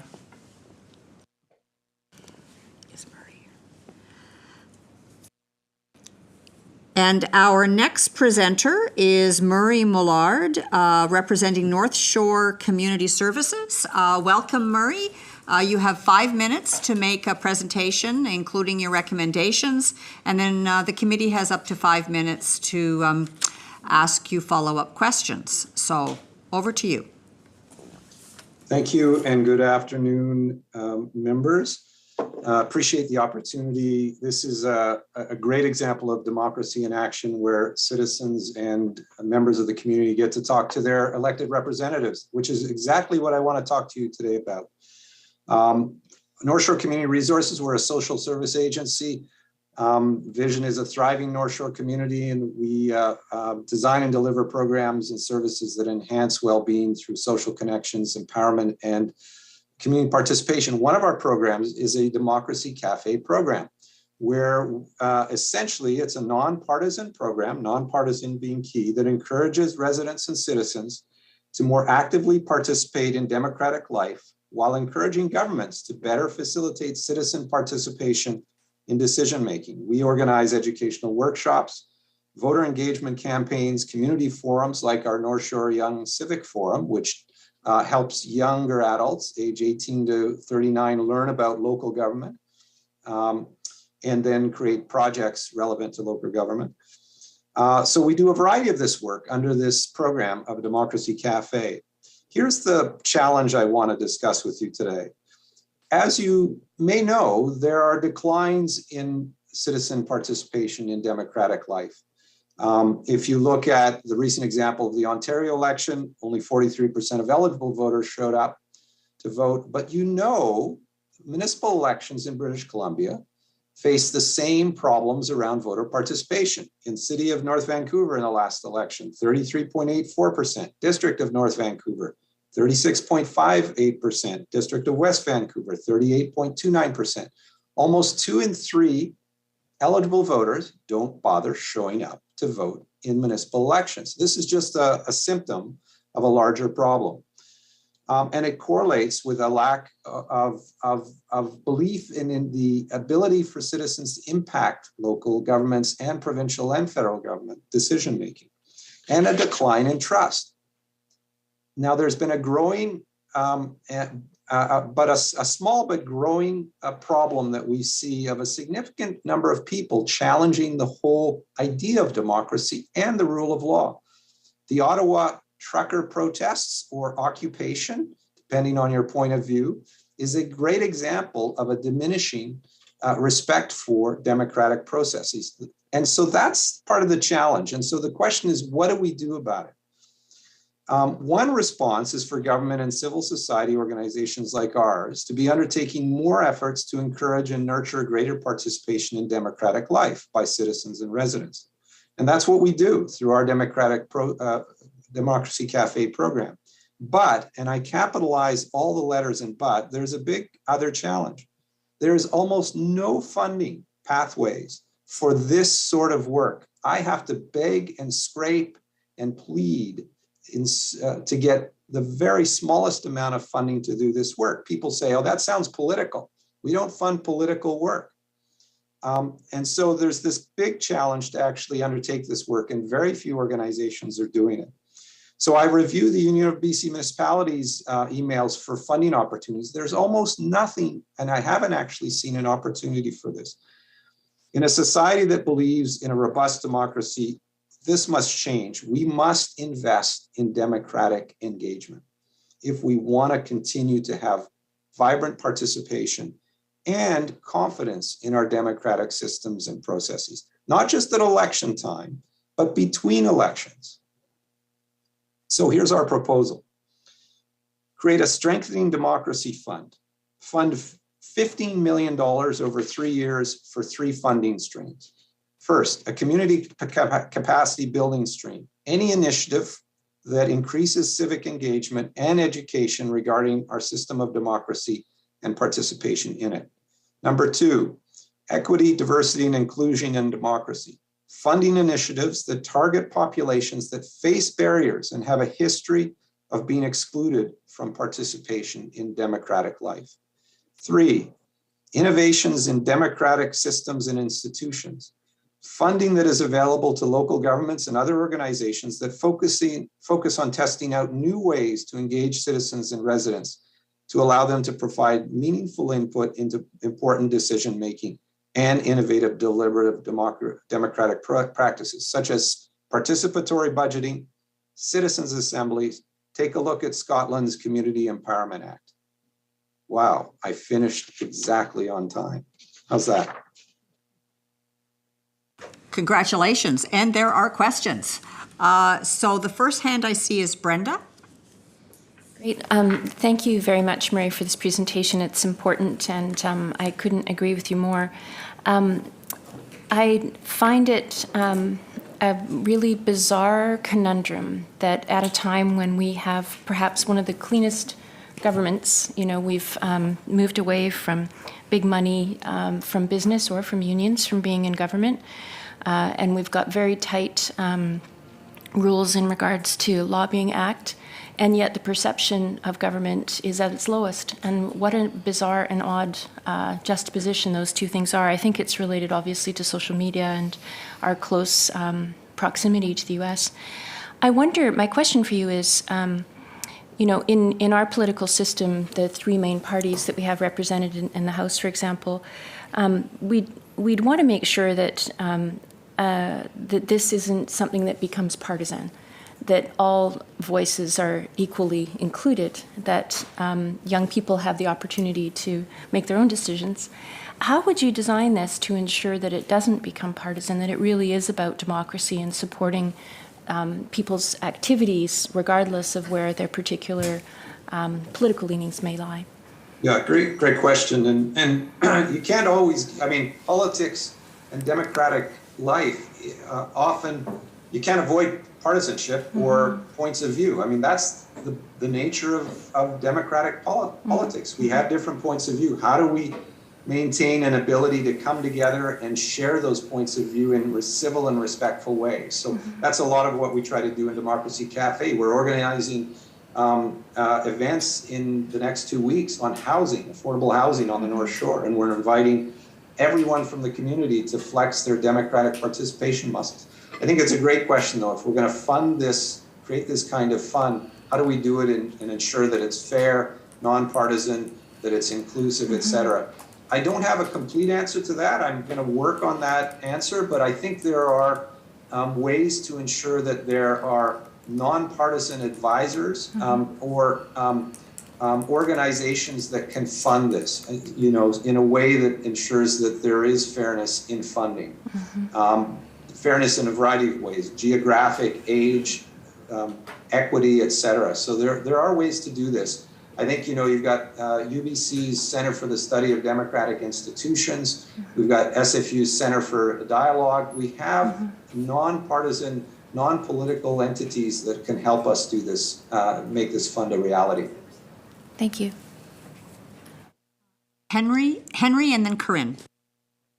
Oh, sure. Thank you so much for the opportunity to ask this question, Chair. I think one of the, unfortunately, coming from Richmond, British Columbia, one of the biggest challenges we have is the voter turnout. And I think one of the many concerns we often struggle with is the Chinese Canadian community and some of the other ethnic community seem to have one of the lowest voter turnout compared to the rest of British Columbia. So when we're talking about low voter turnout, we are literally the worst case scenario you can study there. And I would love to hear from your perspective, what kind of cross-cultural, cross-generational strategy you would like to utilize that you think is needed for us to encourage this greater level of democratic participation. And I guess another thing I would also love to have a conversation about is different form of social media, how it is actually deterring individual from having faith in the democratic system or democratic government. I'm running out of time here, and you've got big questions. Sorry. Take a lot of time to answer. But your point about newcomers to Canada is really critical. So as you know, we are planning to invite 400,000 new Canadians to come to Canada every year, and a large number of them will come to British Columbia. Those are individuals who have come to this country because they believe there's an opportunity for freedom and a fair and true democratic spirit and process, and that they can be citizens as part of that. And so we need to figure out a way to help them plug in, not 5 years or 10 years down the road after they immigrate, but as soon as possible. And that's challenging because they're focused on getting jobs, learning a new language, figuring out how to take the bus. But we need to make that a priority for when those newcomers arrive, that we want to plug them in. They're an important part of what makes us a free and democratic society. So in my proposal, there's a funding stream there that's around equity, diversity, inclusion that would include newcomers as part of that. The social media question, I think that's going to be a longer answer and another conversation for us. Thank you. Well, in the interest of democracy, I'll ask Corinne to ask her question. I wanted to say thank you. I really appreciate what you're doing. And I'll say with a nonpartisan statement, I do appreciate your work, and I think this is great work. And you do a wonderful job, and all of the MLAs together on the North Shore support that. So thank you very much. Great, thank you. And I will say, this is a message I'll probably come back to in future years if you don't take up my idea, and there will be more of us coming to talk to you as well. Be ready if I don't persuade you today. Thank you, Chair. Thanks, Corinne. Well, thank you, Murray. And speaking for myself, you've persuaded me. In fact, my favorite button is democracy is not a spectator sport. But getting voters out of the bleachers and onto the playing field is another challenge. And thank you for taking the lead on that. I'm very intrigued by what you're working on, and hopefully not only will MLAs on the North Shore be actively engaged, but perhaps on the other side of the inlet as well. So thank you again. Thank you for the opportunity and best wishes in your important work. Thank you. And our next presenter is Dr. Nigel Smith, representing Triumph. Dr. Smith, you have 5 minutes to make your presentation, and then we'll have up to 5 minutes to ask you questions and explore what you've told us. So over to you. Thank you very much. Can I confirm that I can be heard? Yep. Okay. Yes, we can hear you. Thank you for having me here today. My name is Nigel Smith, and I am Executive Director of Triumph, Canada's Particle Accelerator Centre.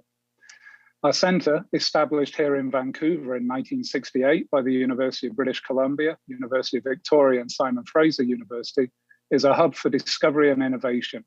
Inspired by a half-century of ingenuity in answering some of nature's most challenging questions, Triumph is pushing frontiers in research whilst training the next generation of leaders in science, medicine, and industry. From the hunt for the smallest particles in nature to understanding the evolution of the universe and developing cures for cancer, Triumph addresses these fundamental contemporary challenges by creating new technologies, including next-generation medical isotopes. One thing the COVID-19 pandemic has demonstrated is the need for increased life sciences research and lab capacity within the province. These facilities require specialized buildings and infrastructure, often challenging to construct. Triumph has a current opportunity to expand BC's lab capacity. The Institute for Advanced Medical Isotopes is currently under construction on the Triumph campus, thanks to investments by the provincial and federal governments, as well as partners including Triumph, BC Cancer, the BC Cancer Foundation, and UBC. IAMI, as it is known, is a state-of-the-art facility for research into next-generation, life-saving medical isotopes and radiopharmaceuticals. The facility is made up of an integrated series of labs and a BC-built medical cyclotron to create radioisotopes, provide isotope security, and develop next-generation cancer therapies. They will enable clinical trials and support cutting-edge medical research whilst driving technological innovation and skills training. Construction is almost complete, and we are expecting to take possession of the building in the next few months. There is an opportunity for the provincial government to create further capability within the facility by adding 3 state-of-the-art laboratories using the remaining unoccupied space within IAMI. These labs would enable medical, scientific, and technological innovations that will help deliver on the objectives of the Stronger BC plan and support a resilient healthcare system to benefit all British Columbians. The proposed labs include regulatory compliance space for preclinical and clinical research.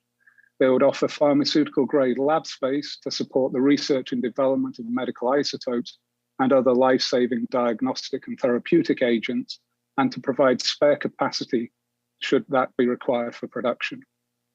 This would further enhance British Columbia as a worldwide hub for life sciences and biomanufacturing, and will leverage the research capacities of BC's post-secondary sector, developing new talent that will lead to jobs and sector growth. There is an advantage to moving quickly on this opportunity before IAMI is fully operational. There are significant time and cost efficiencies starting this project in the near future over either a new build or a later renovation of the space in IAMI. Funding these new laboratories would ensure BC has lab space to both support growth of opportunities in next generation medical isotopes and mitigate risk and provide specialized surge capacity for the healthcare system in the case of future pandemics or other crises. So Triumph's recommendation is for the investment of $10 million in 3 additional labs that will quickly deliver tangible benefits for BC, advancing healthcare goals and the economic vision of the Stronger BC plan. Investing today can get us to research and discovery more quickly, bringing benefits to the people of BC sooner. Thank you for your time. Thank you, Nigel. And Henry has a question. Yes. Thank you so much, Nigel, for the presentation, and I'm just so glad to hear that kind of project happening in BC. As a cancer survivor myself, I thank 2 years ahead, years before my diagnosis that allowed me to stay alive today and be able to ask you this random question. So I definitely fully appreciative of what you are asking right now. So I'm going to just put a random question out there, I hope you don't mind. Because you're talking about radioactive material isotope right now, how is the seismic protection that is incorporated within the infrastructure to ensure that we are minimizing or preventing any kind of potential harm within the immediate environment, if there's an earthquake? So I think it's important, thank you for the question, and I think it's important to recognize that Triumph runs cyclotrons, so these are particle accelerators, which are different, for instance, to nuclear reactors. Now you can create medical isotopes from both nuclear reactors and from cyclotrons. A cyclotron only generates radioactivity primarily when it's on. There is some residual material that is created from targets, but the bulk of the radiation is actually only instantaneously created when the machine is operating. So in the event of any major incident, whether it's an earthquake or any other situation that we may need to face, by taking down the cyclotron, we are actually controlling the production of radiation, and so it fails into a safe mode. I hope that answers your question. Brenda, and then Harwinder.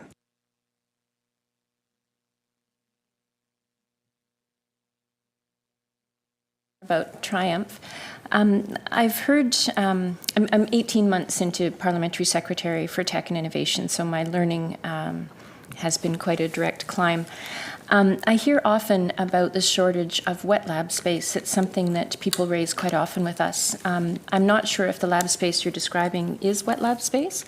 And part two of my question is, these 3 labs that you're proposing, would people outside of the UBC community have access to these labs? If you could help me with that.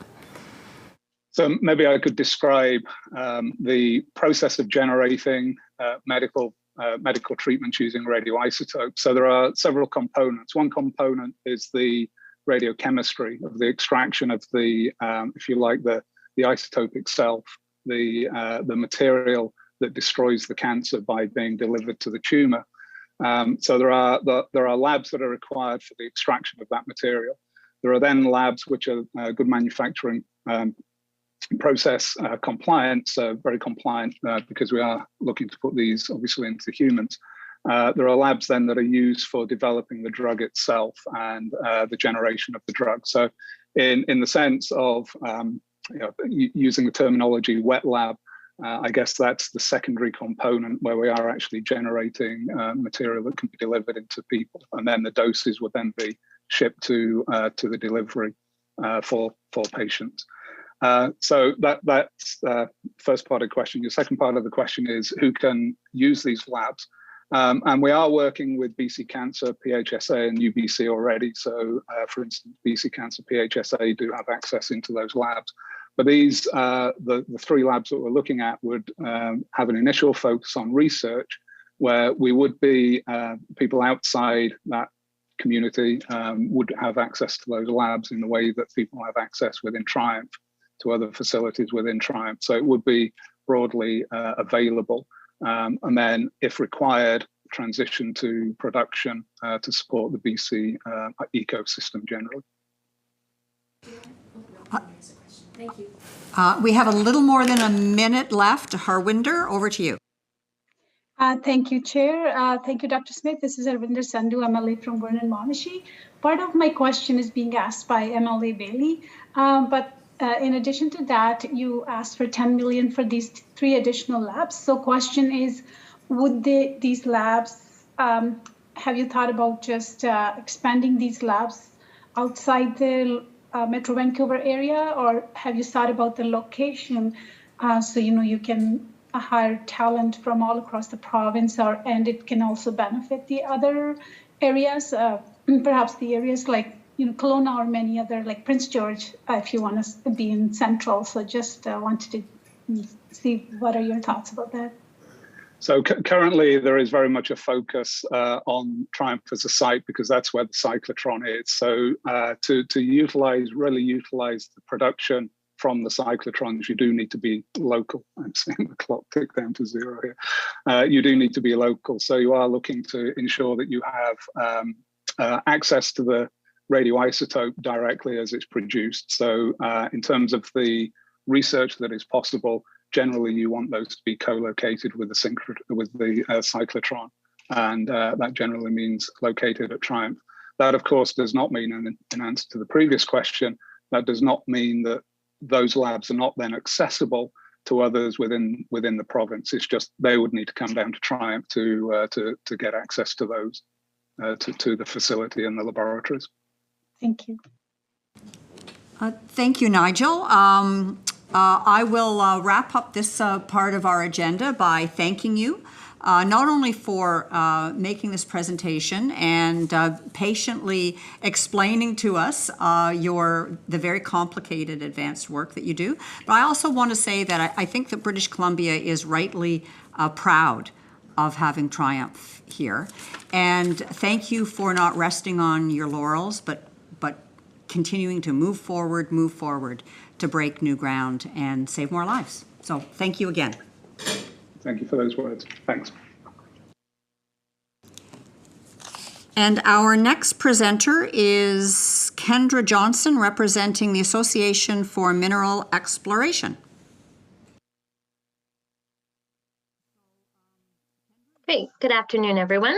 My name is Kendra Johnson, and I am the President and CEO of the Association for Mineral Exploration, or AME for short. I would like to acknowledge that our offices are located on the territories of the Coast Salish people, the Musqueam, the Squamish, and the Tsleil-Waututh nations.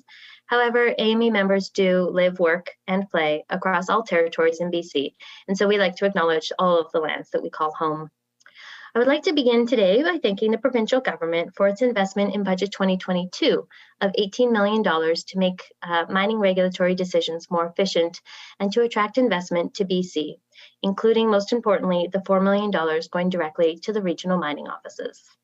As we move towards 2023, BC mineral explorers are well positioned to contribute to our low carbon economy by innovating and discovering new deposits of much needed minerals and metals.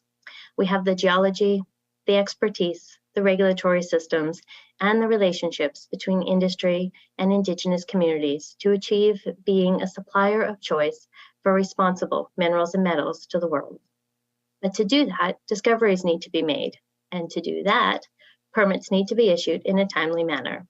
Last year, companies spent $660 million on mineral exploration throughout the province, conducting geological, geochemical, and geophysical research that helped determine where tomorrow's metals, for everything from infrastructure in hospitals and schools to computers and cell phones, will come from.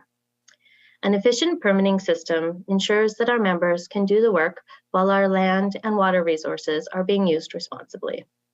A well-resourced permitting system allows for effective consultation with Indigenous peoples, and the resulting exploration leads to economic opportunities for First Nations and municipalities in all regions of the province. In fact, more than 20% of mineral exploration expenditures are spent with Indigenous affiliated vendors, and approximately 93% of all of BC exploration spending stays within the province, as most of our companies and their suppliers are based right here in BC. Simply put, an efficient permitting system provides certainty for individuals, for vendors, and for investors who are employed and/or supporting the mineral exploration sector. Over the past year, we have started to see the $4 million investment in the Regional Mines Office put to work. We're seeing internal changes to processes, investments in people, skills, and computer systems that were long overdue, and we hope that those changes will be seen on the ground by our members next field season. However, in order to make these changes last, we need sustained investments into our robust permitting system to ensure it not only becomes timely and efficient, but can stay timely and efficient. So we're asking today for permitting increases to the Regional Mines offices of $2 million per year to ensure that the people and the systems within government are maintained and have the resources to continue to improve. Likewise, public geoscience was once in alignment with BC's geological potential. With a well-staffed BC Geological Survey that included regional geologists in all corners of the province, and regular funding for Geoscience BC to generate new research in collaboration with the Geological Survey of Canada, the BC Geological Survey, academic institutions, and industry. However, investments in this public geoscience in recent years have fallen drastically behind our peers and competitors. At the same time, basic information about where to find copper, nickel, and other critical minerals is necessary for our low carbon future. Emergency management requires geoscience data to assess and plan mitigation steps for dealing with increases in natural disasters. And modernized land use planning processes require current, reliable geoscience data to make decisions to assess mineral potential and determine the best use of our land. Fortunately, BC possesses the basic geoscientific infrastructure to become a world leader again. When combined with the renewed federal interest in the Pan-Canadian Geoscience Strategy, annual provincial investments of approximately $3 to $4 million in public geoscience are needed to ensure that this important work gets done and is world leading. Finally, the province's physical incentives have long been one of the mainstays of the mineral exploration industry in BC, having created certainty for both investors and companies. However, mineral exploration is globally competitive, and we're starting to slip behind our peers. Modest increases to both the BC Mining Exploration Tax Credit and the BC Mining Flow-Through Share Rate, as recommended by the Mining Jobs Task Force in 2019, will lead to BC having the most competitive physical incentives in the country, which in turn will continue to spur mineral exploration in all regions of the province.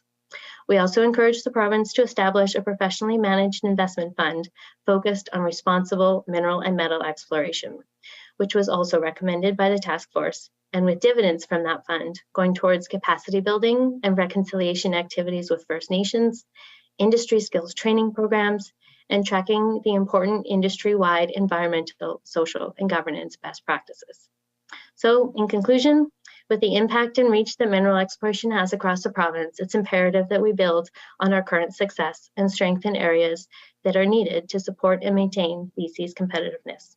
Today, we're asking for three things: that recent investments in timely and efficient permitting be made permanent at approximately $2 million a year, investments on the order of $3 to $4 million in foundational public geoscience be made, and that physical incentives in line with the 2019 Mining Jobs Task Force, including increases to tax credits and the establishment of a professionally managed investment fund for mineral exploration, be implemented.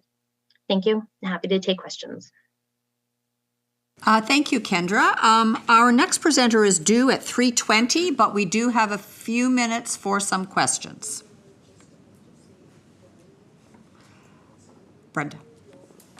Thanks very much, Kendra. I think that you've priced out the first two, but do you have an estimate of what the cost would be for the changes to the tax credit that you're proposing? Or perhaps I missed that.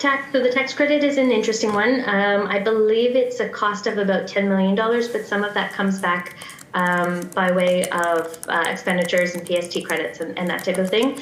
The mineral exploration industry supports the PST by approximately $40 million a year. So some of that will come back. And then the Mineral Exploration Investment Fund, we were looking for an input of approximately $50 million, being professionally managed, again, with those dividends going back towards skills training and reconciliation activities. Great, thank you. You're welcome. I'm not seeing any other questions. So thank you, Kendra, for taking the time to make your case and to remind us that while I think our government agrees that the future of BC should be tech-based and low carbon, you've reminded us that to be tech-based and low carbon needs minerals. And that there may be some barriers right now, and you've identified them, and hopefully we can move to a more efficient system. Thank you so much. Great. Thank you so much. Very much appreciate it. Have a great day. Thank you. Bye-bye. And our next presenter is Gavin Durham, representing Geoscience BC Society.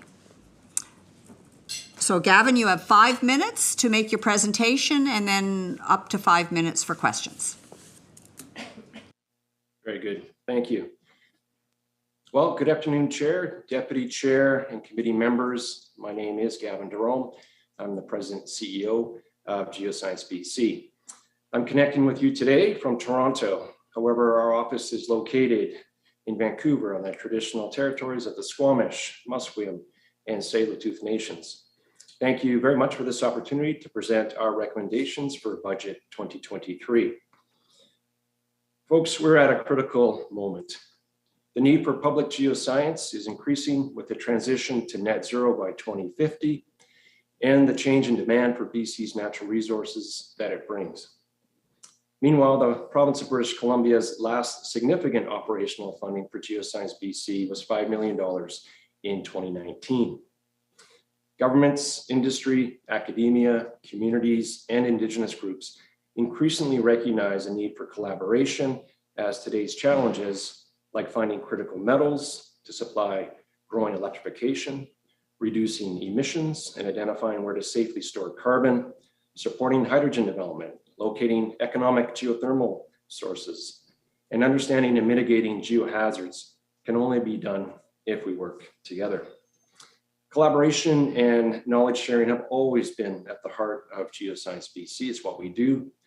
But in January 2022, we went a step further by launching new corporate, individual, student, and associate membership classes.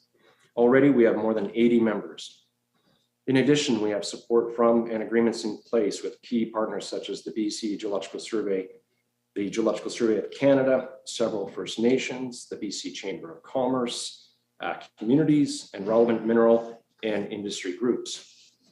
We envision an opportunity for a more collaborative and sustainable funding model for Geoscience BC that brings together industry and both federal and provincial governments. Geoscience BC appreciates past support from the Select Standing Committee on Finance and Government Services. As we progress to a new model, we recommend that the province of British Columbia work with Geoscience BC and the Government of Canada to develop a shared funding model that, with commensurate support from industry, can provide $5 million per year for our relevant public earth science programs that would focus on critical minerals and metals, geological carbon capture and storage, cleaner energy, and understanding water. The independent public earth science and new relationships that this can generate are needed to inform the decisions we must consider to achieve net zero. It creates opportunities for more economic reconciliation and increases BC's competitiveness by helping to generate certainty, attract investment, and spur innovation. For your background, Geoscience BC is an independent, not-for-profit society that develops and shares unbiased, peer-reviewed earth science. Since 2005, we've collaborated with over 75 partners, and we have completed 212 projects. Currently, Geoscience BC has 28 projects underway. We have developed a cost-effective and efficient operating model that provides a strong economic, environmental, and social return on investment. For example, Geoscience BC has completed 143 mineral-focused projects to date and has 14 mineral projects currently underway. A study of our minerals project shows that for every $1 invested by Geoscience BC, there is a corresponding $6.60 of investment in exploration. And in the critical areas of energy research, Geoscience BC has completed 67 projects since 2008 and has 14 energy projects currently underway. These projects support environmental, social, and governance, also known as ESG commitments, and have earned the trust of communities, Indigenous groups, governments, and industry alike. Our energy and water research delivers tangible returns on investment. For instance, the energy sector has invested more than $50 million in water treatment facilities based on Geoscience BC's research on groundwater in northeastern BC since 2008. Thereby reducing surface water usage in the region. And Geoscience BC's geothermal research at Clark Lake helped to inform Fort Nelson First Nations' decision to pursue development of the Tutica geothermal project. Based on 16 years of operating, Geoscience BC's average annual expenditure is $5.1 million. In a typical year, Geoscience BC allocates 80% of its budget directly into the projects and 20% towards governance, community engagement, and public access to research results. In summary, Geoscience BC is an effective and efficient organization. it is worthy of provincial funding to support a proven model that brings people together to help achieve net zero goals through public geoscience. Thank you very much for your time and your consideration of Geoscience BC's recommendations for budget 2023. Thank you, Gavin. And now I'll entertain questions. The first hand I see is Brenda's. Thank you very much, Gavin, for introducing me to Geoscience BC Society and telling me more about what you do. It makes me think of, we like to ensure that we're making science-informed decisions, and I think, in fact, that's exactly what you've just described to me, so I appreciate that. Thank you. I wonder if you can just help me get under one of the numbers that you shared with me, that $1 of investment has a $6.60 ROI. Could you just walk me through that a little bit further, please? Sure. So that's based on the projects that we've undertaken and completed in BC over a set amount of time. And it's related and corresponds to assessment reports that are then provided by industry into government. And in those assessment reports, it allocates and shows the expenditures related to the project. And there's a correlation then for the research that was undertaken and then the expenditure that a company would have expended in that particular area. Mike. Thank you, Chair, and thank you, Gavin, for your presentation. My pen can't write as quick as you can speak, so could you just go back a bit to where you talked about a shared funding model and the $5 million and the topics that were there, and whether or not the $5 million was one time or annual? Right, so our annual expenditure is in the order of $5.1 million. And so the model we're looking to build is an annual $5 million budget, which would then have contributions from provincial, federal, and industry alike. And it may be equitable or whatever ratio that we may arrive at, that's still in discussion. But we certainly believe industry and the members we are now would be contributing into those research projects at a commensurate level. Great, thank you. And I see Brenda has another question. Perhaps I could indulge you in an additional question. When I think about the minerals that we need to decarbonize and to work for the goals that we have in our Clean BC plan, many of them, but not all of them, are available in British Columbia, I understand. And when we think about trying to have our economy really focused on electrification, is it realistic to consider that British Columbia might be self-reliant in that regard, or is that unrealistic based on the minerals that we have available here? And I know this is a little bit of a distraction, but we had 3 minutes, and I'm really curious to know.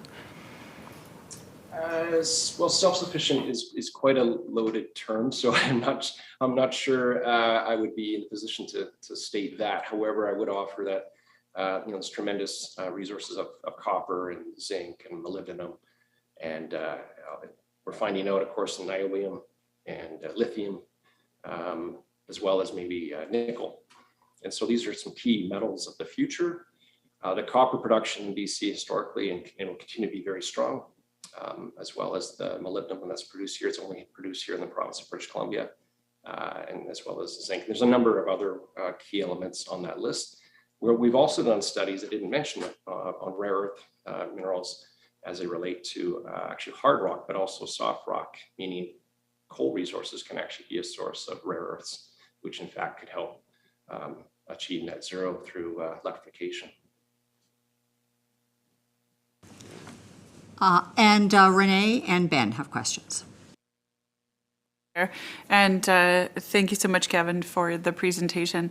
I as well am intrigued at the return on the investment dollar of $6.60 on every one. You indicated that was an investment in, the return based on the investment in exploration. How many of those then have turned into full mining projects, or has there been any analysis done by your organization as to what the return is in the long term? Excellent question. And some of the studies that I refer to are provincial in nature, but there's also been national studies related to the value of geoscience as it then transcends into exploration investment, that exploration investment then into mine development. And to perhaps simplify it, the numbers that are often used is $1 in for geoscience would beget at least $5. And these are national numbers that have been well vetted by Finance Canada, the Prospectors Developers Association, as well as AME and ourselves, at least $5 into exploration. And you can imagine a deposit, once discovered and developed, is in the order of usually thousands of dollars in terms of a ratio. So the discovery rate, though, obviously is challenging, and that's why we explore. They're hard deposits to find. And so the geoscience helps to target the effort so that the explorers have a better chance of making a discovery that's actually economic and can be moved into production. You're passing, Ben? Gavin, thank you very much for coming and presenting to us and having a dialogue about the work that you do. I'm fascinated. I think we are in the process of trying to transform our economy to meet the reality of the 21st century. And we can't do it without the kind of work that you do. So thank you. Thank you very much for being part of that and looking towards the future. Thank you for the opportunity. Okay, all the best. Thanks. Bye-bye. And our next presenter is Brian Sauvé, National Police Federation. So welcome, Brian. You have 5 minutes to make your presentation and your recommendations. Well, thank you. Thank you for inviting me to appear, and I'm glad to see everything's efficient and we were a little bit ahead of time. I'm Brian Sauvé, a sergeant of the RCMP and president of the National Police Federation, the sole certified bargaining agent representing close to 20,000 RCMP members, including about 6,500 in British Columbia. I'd like to acknowledge that I'm speaking from the traditional territory of the Mohawk people today. Today, I want to highlight 3 pressing issues that are affecting our members. First is the need to increase resourcing, both human and financial, for the BC RCMP. Inadequate funding for the BC RCMP is becoming increasingly difficult to manage while continuing to provide the level of service expected. Since 2015, the COP per population ratio has decreased from 185 to 183, while the population has increased 8%. The lack of adequate resources impacts important programs such as the Integrated Gang Enforcement Team, Combined Forces Special Enforcement Unit, and relief teams. These units play a vital role in British Columbia and have responded to hundreds of emergencies, arrested gang members, and disrupted illegal and violent activities. In 2020, gang-related homicides in BC represented over 17% of all national cases. 26% of all homicides in BC were gang-related.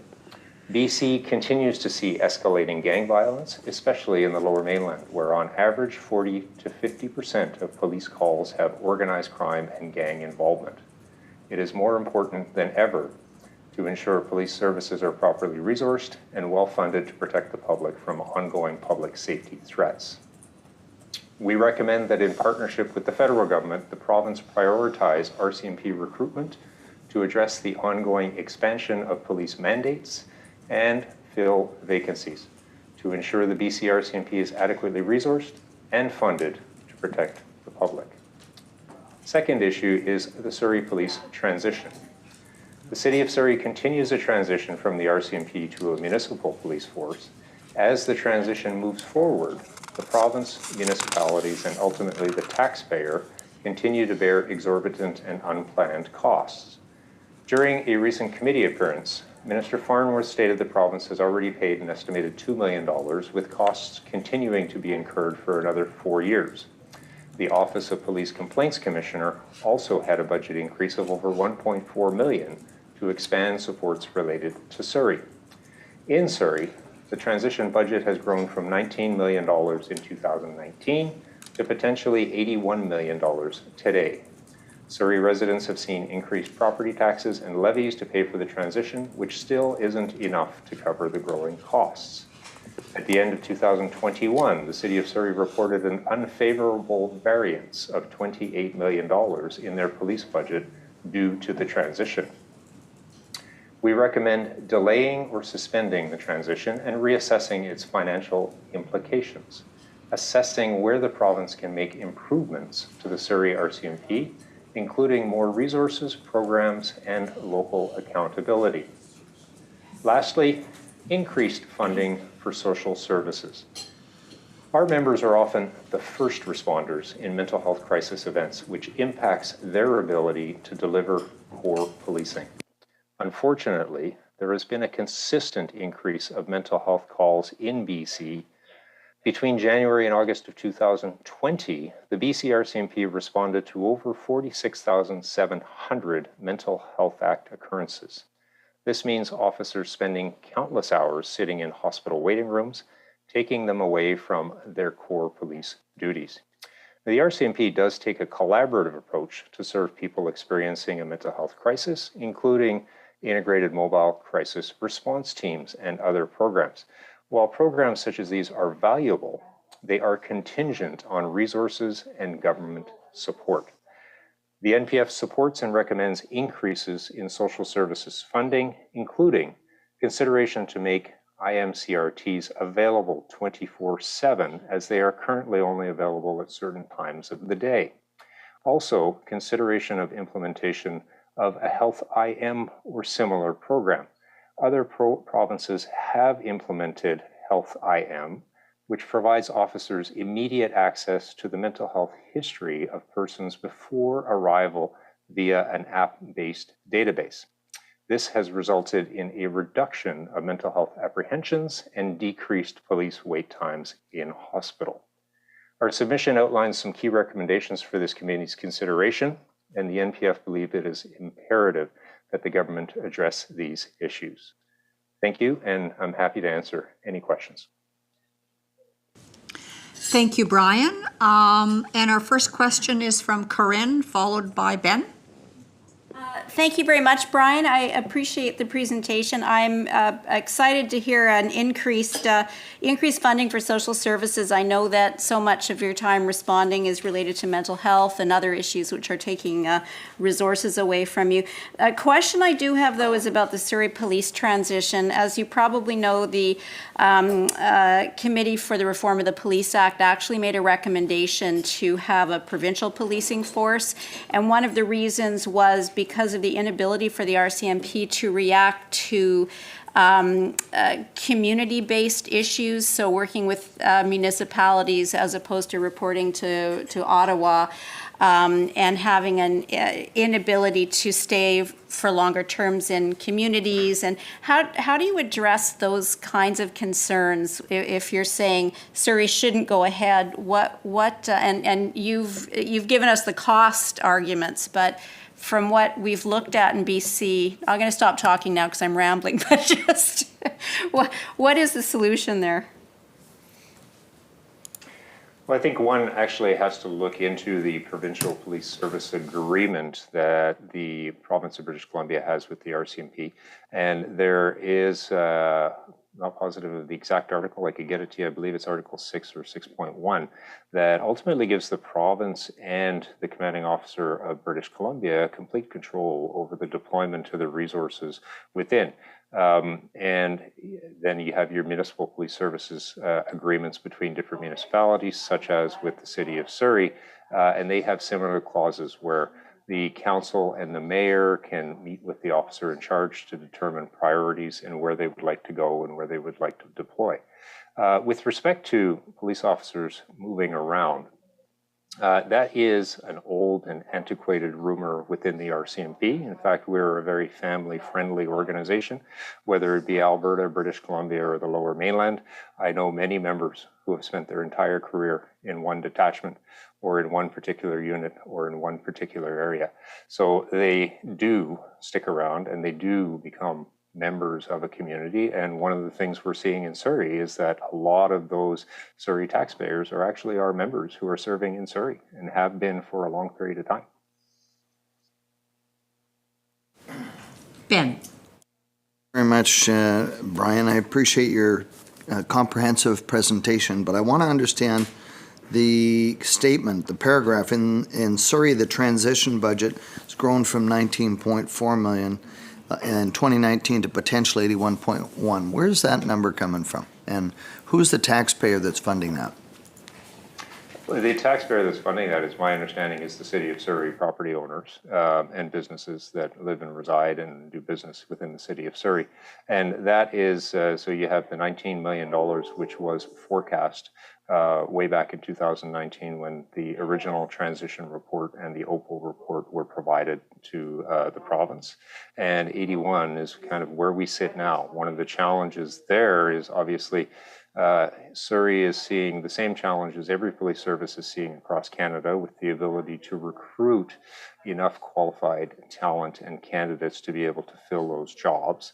So they have a number of members who are on the payroll, but have not been able to be deployed into the field for whatever reason, seats at the Justice Institute of BC, or the ability to train. So that adds to costs and obviously increases the budget.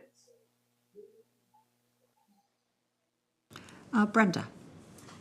Thank you for your presentation. I was particularly interested in your comment that having access to data on folks that you're responding to have a mental health crisis was helpful for officers. And I think if I understood correctly, you mentioned that some provinces are using an app that assists officers in that way. I'm interested in that. I wonder if you could share with me which provinces have it, and is this an app that has been locally produced, if you happen to know, or, and I'm curious about the sort of concern about protecting data that often comes up when we look at using an app to assist in that way. And I know we're very short on time, but if you could just hit a couple of those, that would be very helpful to me. Thank you. I'd love to say it's a Canadian-based software. I don't know, okay. But province of Manitoba is the one that is using Health IM. Province of Saskatchewan have actually gone a different route, and what they have done is they have embedded a psychiatric nurse within the 911 dispatch centers. So a number of options available for your consideration. Well, Brian, we are out of time.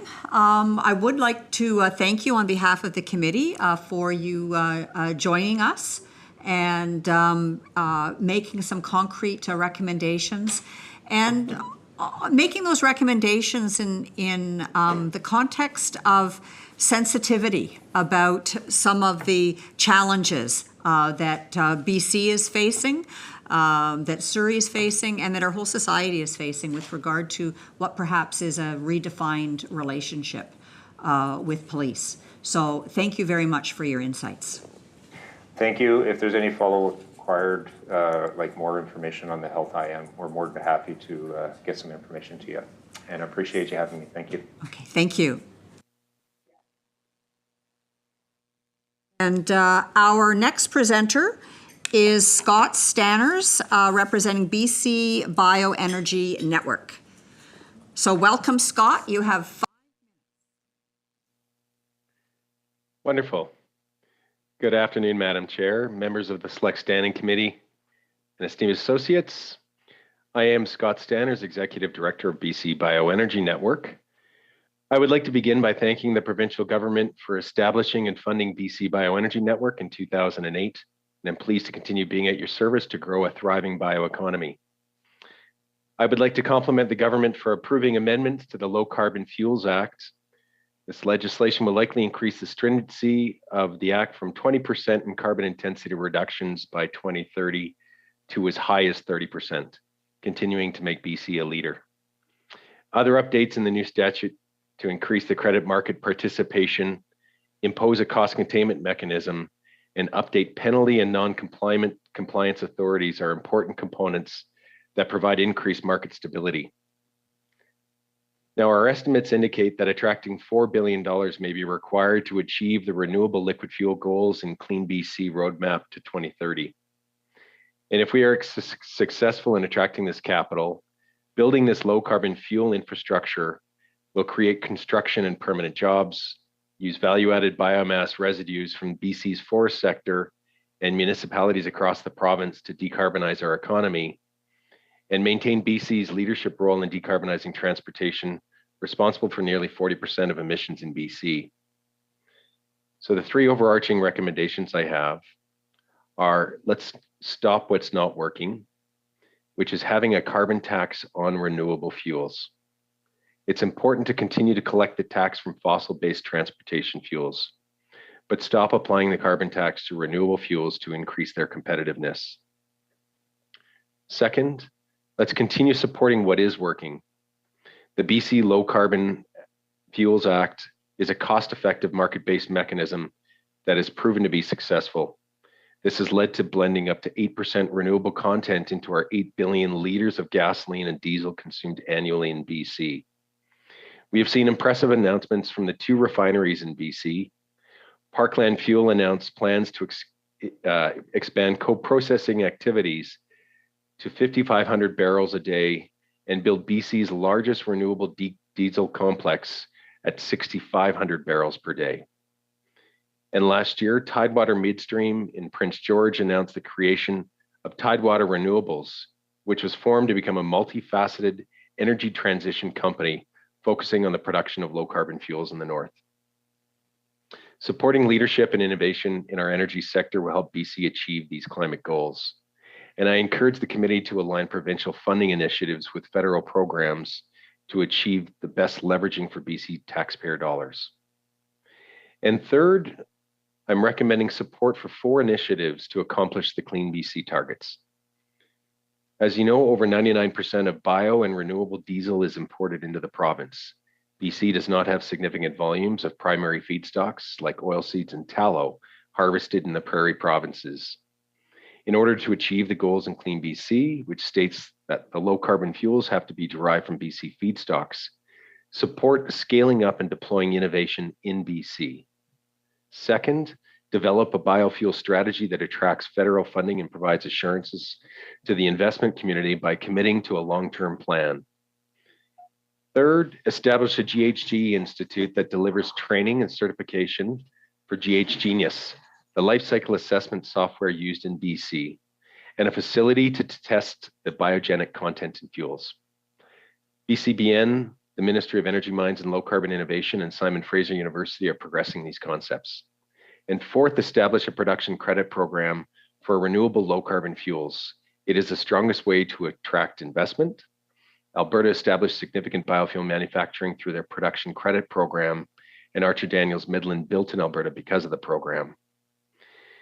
To recap, stop what is not working, stop taxing biofuels. 2, continue supporting what is working, including the Low Carbon Fuels Act and Part 3 agreements.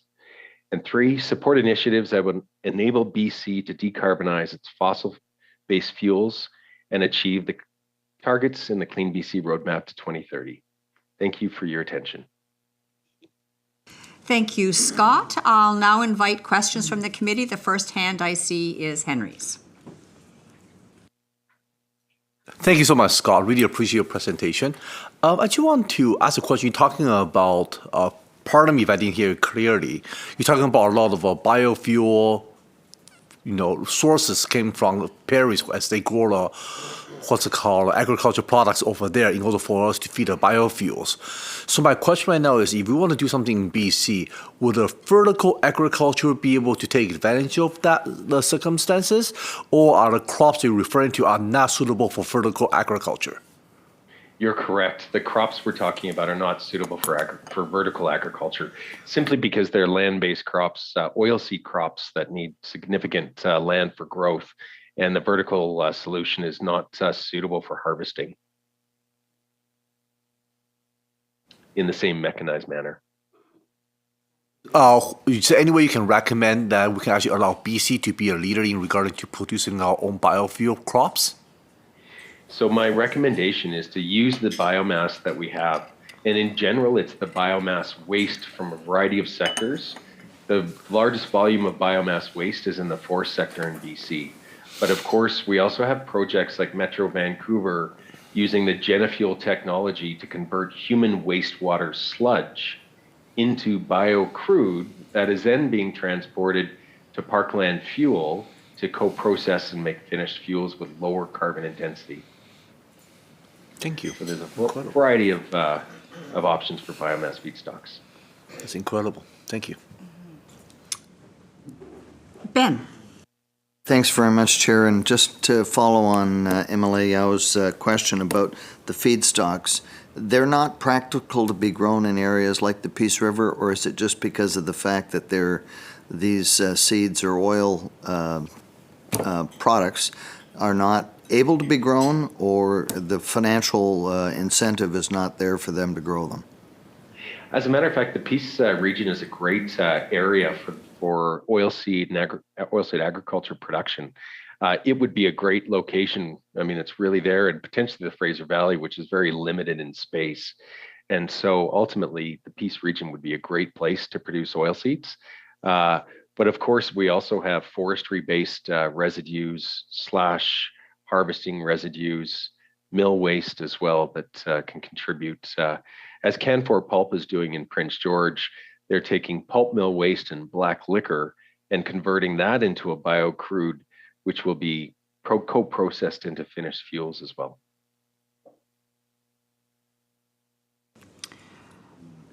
I'm not seeing other questions.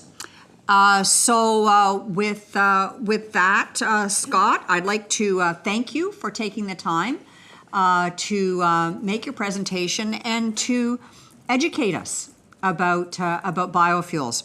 I'm the MLA for Burnaby North, so Parkland Refinery is right down the street from me, and I'm absolutely intrigued by what this shift can mean for our community, for our economy, and for our lives. So thank you very much for your leadership on this. Wonderful. Thank you very much for your attention. Thanks. Bye-bye.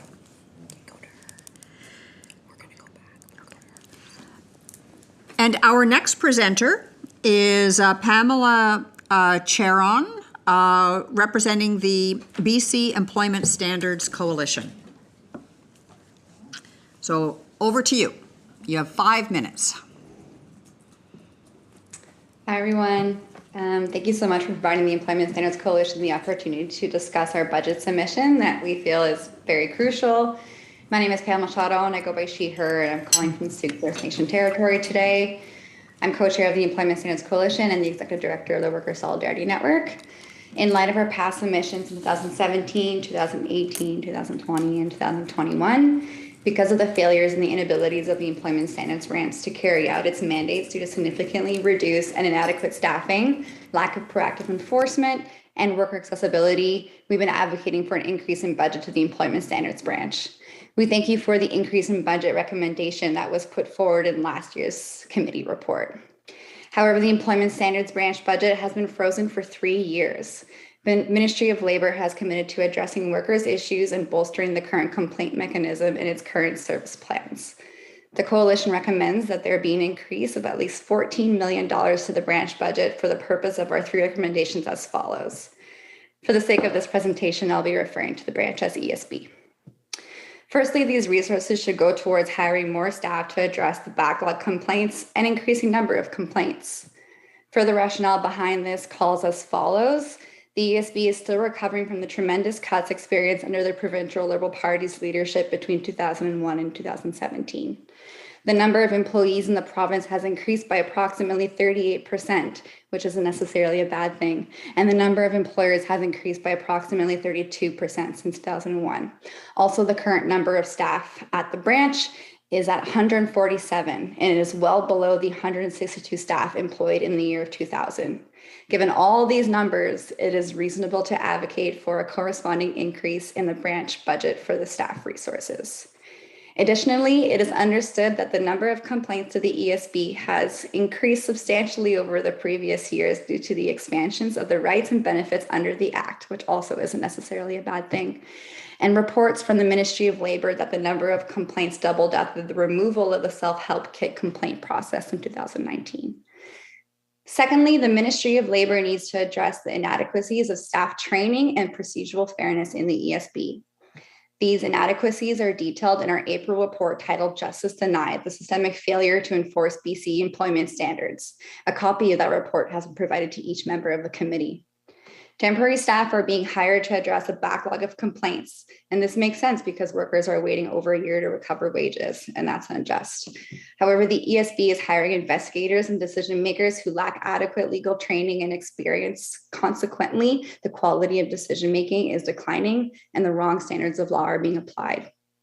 We are experiencing undue delay in responding to advocates, investigation officer biases, and hostility from investigators when there is an advocate present.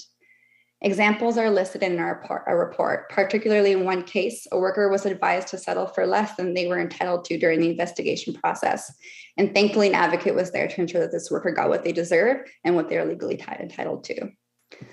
Lastly, the coalition would like these resources to address complaint suppression. This involves a number of factors, including employee fear and intimidation, language barriers, in-person access to ESB staff and offices, inconvenient hours of operation, and failure to perform complete payroll audits when there's evidence of systemic employer violation. Complaint suppression can also be a major problem among temporary foreign workers. The expansion of its enforcement activities to include proactive investigation can also support complaint suppression. This is especially crucial to address the growth of gig employment and the widespread misclassification of workers.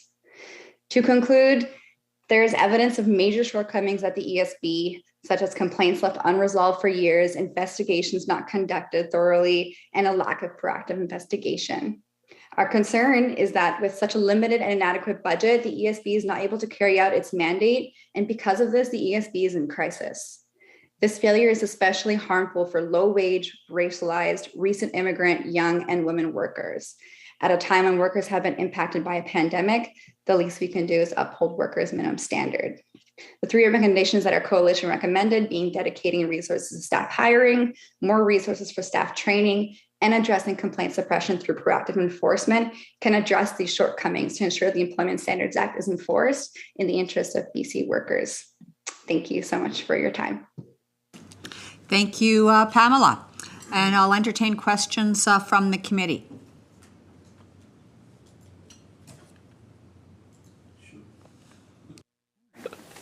Thank you, Pamela, for the presentation. I don't really have much to say, except really appreciate what you've been doing for our worker and fighting for workers' rights.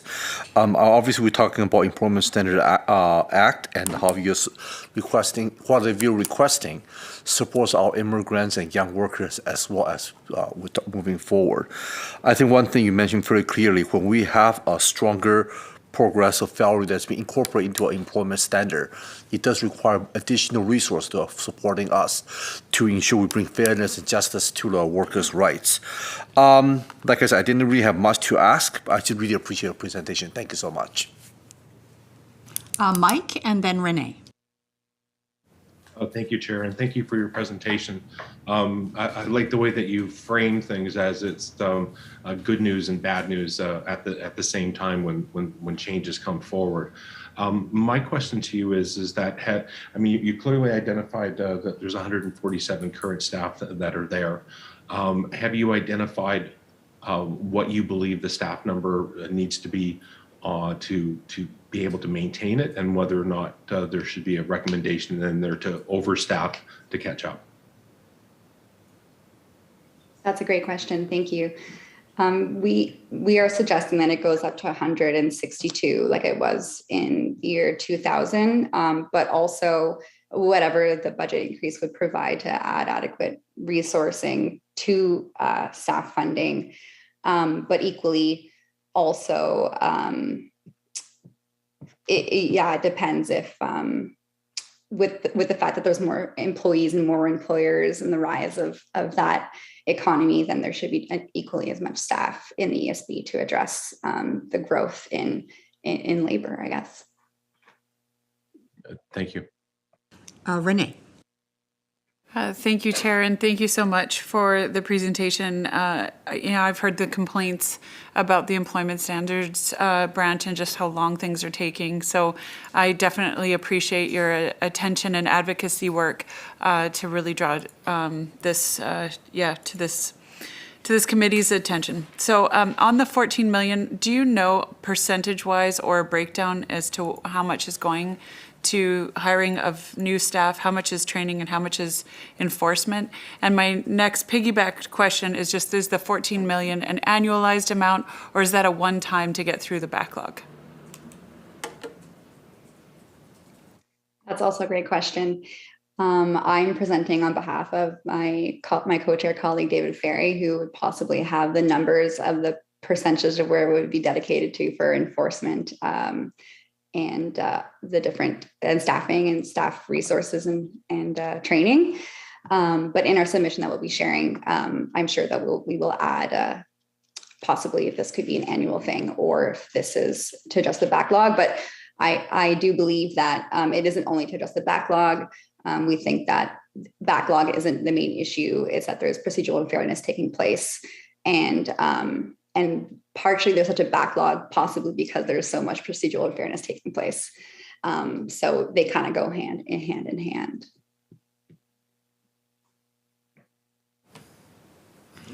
Brenda. I too want to thank you for your submission and to your paying attention to something that is so important in terms of rights of workers and equity. So thank you for turning your attention. I'm wondering about, and this is theoretical, so perhaps you won't be able to answer it, but if you are, please do. When I think about the ESB and the sort of theory behind it, that you don't need to have legal representation, that you will be able to, speaking in theory, that you will be able to navigate it on your own, that it'll be accessible, timely, things that we definitely want to get back to, right? Is it your view or not that were that operating as it should, were it timely, were it, someone could come in, file a complaint, be seen within a reasonable amount of time, do you think it's necessary under those circumstances to have an advocate? Or is it because the system is backed up and challenging and, as you've described, inequities, that they need an advocate? So in a best case scenario where this problem solved, would people need an advocate, do you think? That's also a great question. And of course, very hopeful. If the system if there weren't any inadequacies in the system, of course, we hope that workers would be able to come forward without an advocate. That isn't the case currently right now. And of course, with the barriers that I mentioned, the language barriers, and of course, the law is difficult to understand in general.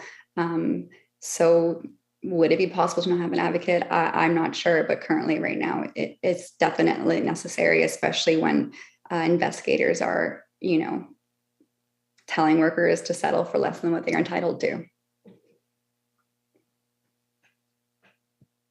Well, Pamela, that wraps up the time that we have with you.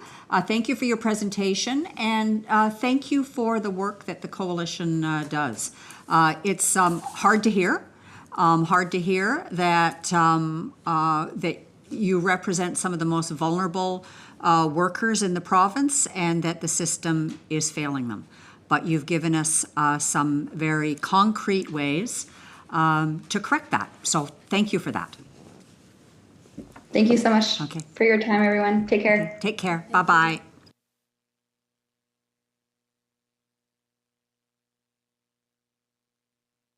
And our next presenter is Bonnie Olson, representing Islands Wellness Society. Hi, Bonnie. Welcome. You have 5 minutes to make your presentation. You're on mute. Sorry, apologies. I am happy and pleased to be joining the committee. Thank you for your time. I'm joining from the beautiful unceded territory of the Haida Nation, and I really appreciate this opportunity. My name's Bonnie Olson. I work for a nonprofit organization called Islands Wellness Society, and we serve the community in many ways: counseling, frontline services. I run a food bank off the side of my desk. We do the CCR childcare program, just so you have a feeling for, I'm speaking from a lot of voices for my agency. We had 3 recommendations. I'll go right into that. So our first recommendation was that we would like to see social service positions, such as the ones I've mentioned, be funded in these rural communities up to a full-time hours, 30 or 35 hours a week, This would include frontline positions in the violence response sector, counseling, outreach, family support services. And the explanation I'll give for that is I've been in this role for 12 years and lived in this community for almost 30. A lot of these jobs, issues such as poverty, lack of housing, isolation, intergenerational trauma, and lack of access to services and specialists in these areas of physical and mental health make it challenging to address the needs of our rural communities. And we are especially remote here in Haida Gwaii. We don't have specialized services to refer to. So often we are the only service available. So we end up having about 10 hats in these 18, 19-hour-a-week positions. Having full-time positions would make it easier for people to access our services, and for staff and people who work in, I include ECEs and other people doing frontline services to accommodate the complex interweaving of systemic issues that our clients are navigating. And it would improve recruitment and retainment when looking to hire qualified staff. I'll go right into our second recommendation. It's connected to that. It would be increasing wages in these positions, especially those managed by the Ministry of Public Safety and the Solicitor General, such as the Outreach Coordinator, Victim Assistance, our PEACE program, which serves children and youth, as well as ECE and home care positions. These require education, training, and experience, but they often do not pay well. They're generally part-time, most often filled by women, and this contributes to gender inequity. And due to the nature of frontline social service work and the challenges of living in a rural community and having many hats, we're at risk for burnout. This is due to having to navigate those dual relationships within personal and professional roles and providing appropriate and competent services when there is no other supports to do so. Recruitment and retainment, again, are impacted here. And our third recommendation would be to provide secure yearly funding to communities or community agencies in order to build capacity in the areas of community coordination, transportation, housing, addiction services, food security, reliable funding, and not having to constantly write grants and never know what we're having, and having a lot of time consumed writing grants means that we could have better well-being in our rural communities, relieve pressure placed on these small organizations or individual volunteers that provide piecemeal responses to people in crisis. Our small organization manages a local food bank and is able to partner with other agencies, but there's no formal funding to support that coordination. And community coordination in general around safety for women is a way of creating safety and best practices for the service, but is currently expected to be done within these half-time roles. And prioritizing this role by providing that sort of funding is vital. And that's my three recommendations. Hawa, thank you. Thank you, Bonnie. So we will now entertain questions from the committee, and I see some hands already. Corinne and then Brenda. Thank you very much. Thank you very much, Bonnie. Is most of your programs, are they funded by MPSSG? I didn't hear, I don't know if you've got the STV program, you were talking about domestic violence programs. Is that primarily where those are funded from? Yes, that's right, except for the CCRR, which is Child Care Resource and Referral Program, right, which we serve the whole island with. The rest of us are funded that way. Thank you. Great, thank you. I can come back for a second. Okay. Brenda. Hi, Bonnie. First, I just really want to thank you for the work that you do. You know, to be funded 18 hours and to wear 10 hats must be absolutely exhausting. So just, I don't know if you get thanked on behalf of government, but thank you on behalf of government for what you do. It's so important. So first that, I'm considering, you know, what the need might be in your community. I think you're asking for one full-time role. Is that, am I understanding that correctly? Or do you see, so just sort me out on that, Bonnie, if you could. Certainly. So just in my example, I am the victim service coordinator and the outreach, which is outreach services for women and their children impacted by violence. So I take two programs to provide one job for myself. And I think that there's a lot of people in that position who have these funding, and it's very hard to recruit. I have a passion for community and I love my work, but I do a lot of unpaid work as well. And so I think that there's a lot of challenges. People often, those jobs will sit empty. Like I tried to serve the whole island, in 18 hours because that job sat empty as victim services in the North End. So if that helps answer your question.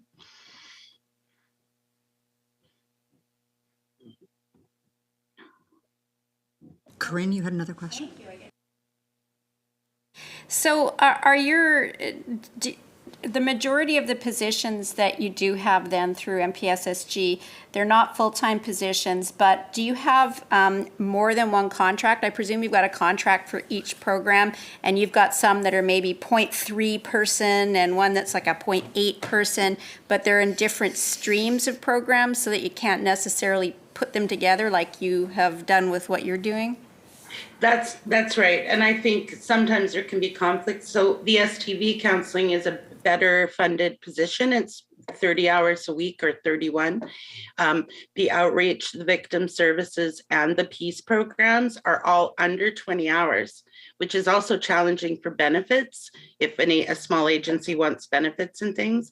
So I just feel like it's a bit complex. It seems like I'm advocating for my own job, but it's a legacy piece I've seen with 12 years doing this. It's very hard to keep people in positions unless they have that added passion for community and don't mind not being paid well and having a half-time job. So I just feel like basing it on crime stats and things like that isn't helpful either, because I am the Native court worker, I am the family law person, I am, there's so many hats that you try and help people with.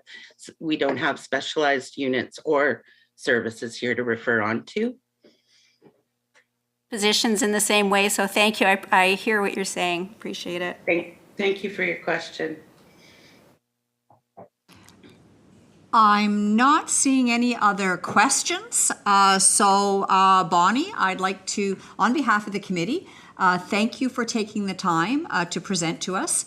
And thank you for the work you do to fill a gap. And thank you for identifying that it needs to be filled in a different way.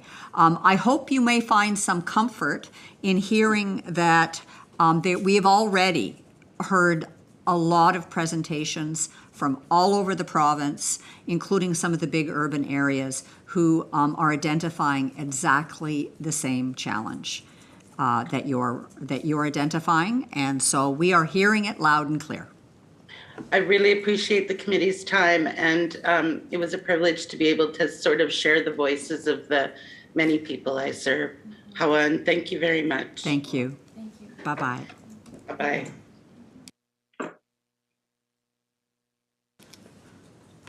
And now we can hear from Alex Hemingway, representing the Canadian Centre for Policy Alternatives, the BC office. Welcome. You have 5 minutes to make your presentation, and then we'll ask you some questions. Thanks very much. Thanks to the committee for hearing from me today. I'm a senior economist with the CCPA BC office. I'll begin with our first overarching recommendation, which is that Budget 2023 should help meet the major social and environmental challenges of our time by increasing public spending as a percentage of our total economic output, or GDP. Really, the most important observation I want to leave with you today is that when it comes to the provincial budget, the planned levels of public spending are substantially too low to meet these challenges. A growing body of evidence tells us that long-term underinvestment in key public services and infrastructure is both economically and socially destructive. Yet the most recent BC budget 2022 plans for a continued decline in provincial operating spending as a share of GDP, which is projected to be 19.2% in 2023-24 and fall to 18.7% the next year. And keep in mind, this assumes that the large multi-billion-dollar contingency funds in the budget are spent in full. Otherwise, these figures would be even lower. So this represents a significant drop from BC's operating spending levels 2 decades ago. To put this in concrete perspective, if we return spending to the 1999-2000 levels, which was 21.5% of GDP, the provincial government would have about $8.5 billion more available in the upcoming fiscal year to spend on urgent social and environmental priorities.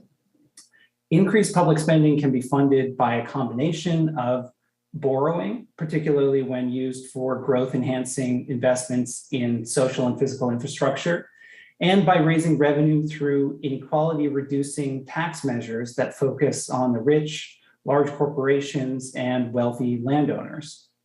Now, for our second recommendation, within this more expansive fiscal framework, Budget 2023 should increase operating spending to address urgent social needs in health and seniors care, K-12 and post-secondary education, childcare, public health, poverty, housing, and ending toxic drugs, as well as putting this towards fair wage increases for public sector workers who are essential to making our province and our frontline services work. Now, the general economic case for increases in public expenditure is strong, but the evidence is also clear in specific policy areas. Just one example is universal public childcare, which has large and very well documented economic benefits. That's one of the reasons the expansion of childcare investment is extremely welcome. It's happening right now. But the research case is equally strong in the other policy areas I mentioned. Our third recommendation is to increase capital investments in physical and social infrastructure. The case for public capital investment is very strong. In our submission and in more detailed publications, we review research from institutions like the IMF, as well as dozens of academic studies detailing the economic benefits. And this literature finds that public capital is undersupplied in OECD economies like ours. While BC's capital budget is more ambitious than its operating budget, the 1% of GDP increase in that capital budget, which was promised in the fall of 2020, hasn't actually materialized. Levels of investment continue to fall short of what's necessary to address the backlog of urgently needed and highly productive infrastructure projects, including in areas like affordable housing, public and nonprofit childcare facilities, schools, hospitals, public transportation, and action relating to the climate crisis. So as just one example, a massive increase in public investment in housing would be extremely beneficial, both socially and economically. And our research shows that much of this investment could in fact be structured as self-supported debt because the upfront costs of housing investment are offset by a dedicated stream of rental income. So to sum up, we have the urgent need to increase public spending to meet the very significant crises of our time. We have the economic capacity to do so, and the evidence tells us that underinvesting in the public sector hurts our long-term productivity and growth. Thanks very much.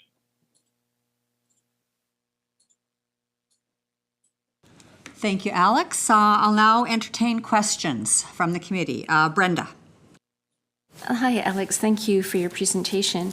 I just want to explore a little bit one of your last points, which was an increase in public investment in housing that would be extremely helpful and could be funded in self-supporting debt. I wonder, how is that different from the housing hub? To me, it sounds like the same model. I wonder if you could help me understand that. So there are similarities to existing models of public and not-for-profit housing. Specifically, what I'm suggesting here is restructuring some of that, first of all, restructuring and then expanding that investment. For example, under an arm's length agency, like a Crown Corporation set up for this particular purpose, or a repurposed version of BC Housing, that would allow, like in the case of other Crown corporations like BC Hydro, to set up a system of capital investment that is booked specifically as self-supported debt. Now, there's an aspect of this I don't want to overstate, which is that this approach would allow us to bring large amounts of moderately below market housing online through and bring the financing of that to bear through the public sector's ability to borrow at the lowest possible rates compared to the private sector. But you do also need to take other measures, including subsidies or capital grants, to achieve deeper levels of affordability, as well as doing things or imposing requirements on the local level in terms of land use policy. It's a whole other discussion there. Mm-hmm. Thank you. Thanks. Renee. Thank you, Chair, and thank you, Alex, for the presentation. I am somewhat, concerned about fundraising for the increase in spending through the two means that you indicated, debt and taxation, largely because I don't believe that it would necessarily make us recession-proof or resilient. I would ask the question, what would your solution be to, let's say, the continuance of interest rate increases? Every half a point at BC's current debt is about $95 million in operating interest costs that BC has to fund. Let's say we do head into a recession, which many economists are now predicting. How would BC continue to spend at a higher level and still accommodate and afford to pay for higher interest rates and costs associated with higher debt? There's a few things to say here. First of all, our debt levels are very affordable in BC. We have the lowest net debt among the provinces in the country. And our interest costs remain near historic lows despite currently rising interest rates. And it's important that a lot of the borrowing, for example, that's happened during the pandemic, much of it will be at interest rates that are locked in for 10, 20, 30 years. In the case of a recession, that's a scenario in which you would in fact want to increase, the case for increasing public investment would be stronger than ever in terms of economic stimulus. But I think the other and the larger point and perhaps the most important point here is when we have a backlog of very important and highly productive investments that need to be made in this province, whether that's to address climate crisis, whether that's to address the housing crisis, to invest in our public transportation system. Those types of investments have payoffs that are substantially larger than the interest costs associated with the borrowing that would be required to undertake them. So we're actually, from a fiscal and economic perspective, shooting ourselves in the foot by not increasing those investments now. That's actually the fiscally irresponsible thing to do, is to leave those productive investments on the table. Henry. Thank you so much, Alex, for your presentation. I have a question, because you mentioned a lot about social investment, you mentioned a lot of environmental, climate change investment.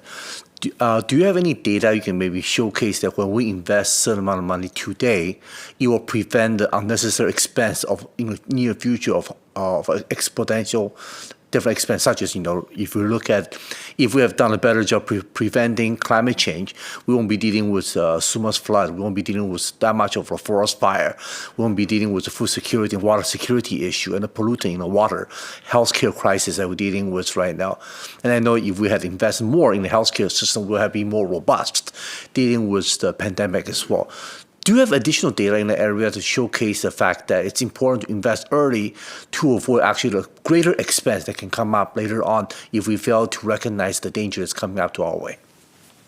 Yeah, that's really very clear in each of the areas you mentioned. I mentioned childcare earlier. We published research out of our office showing the economic impact and benefits of childcare investment, including through increased labor force participation of women and the additional revenue that comes with that. That's also true. I've done some research in the area of healthcare, and in a whole number of areas of healthcare.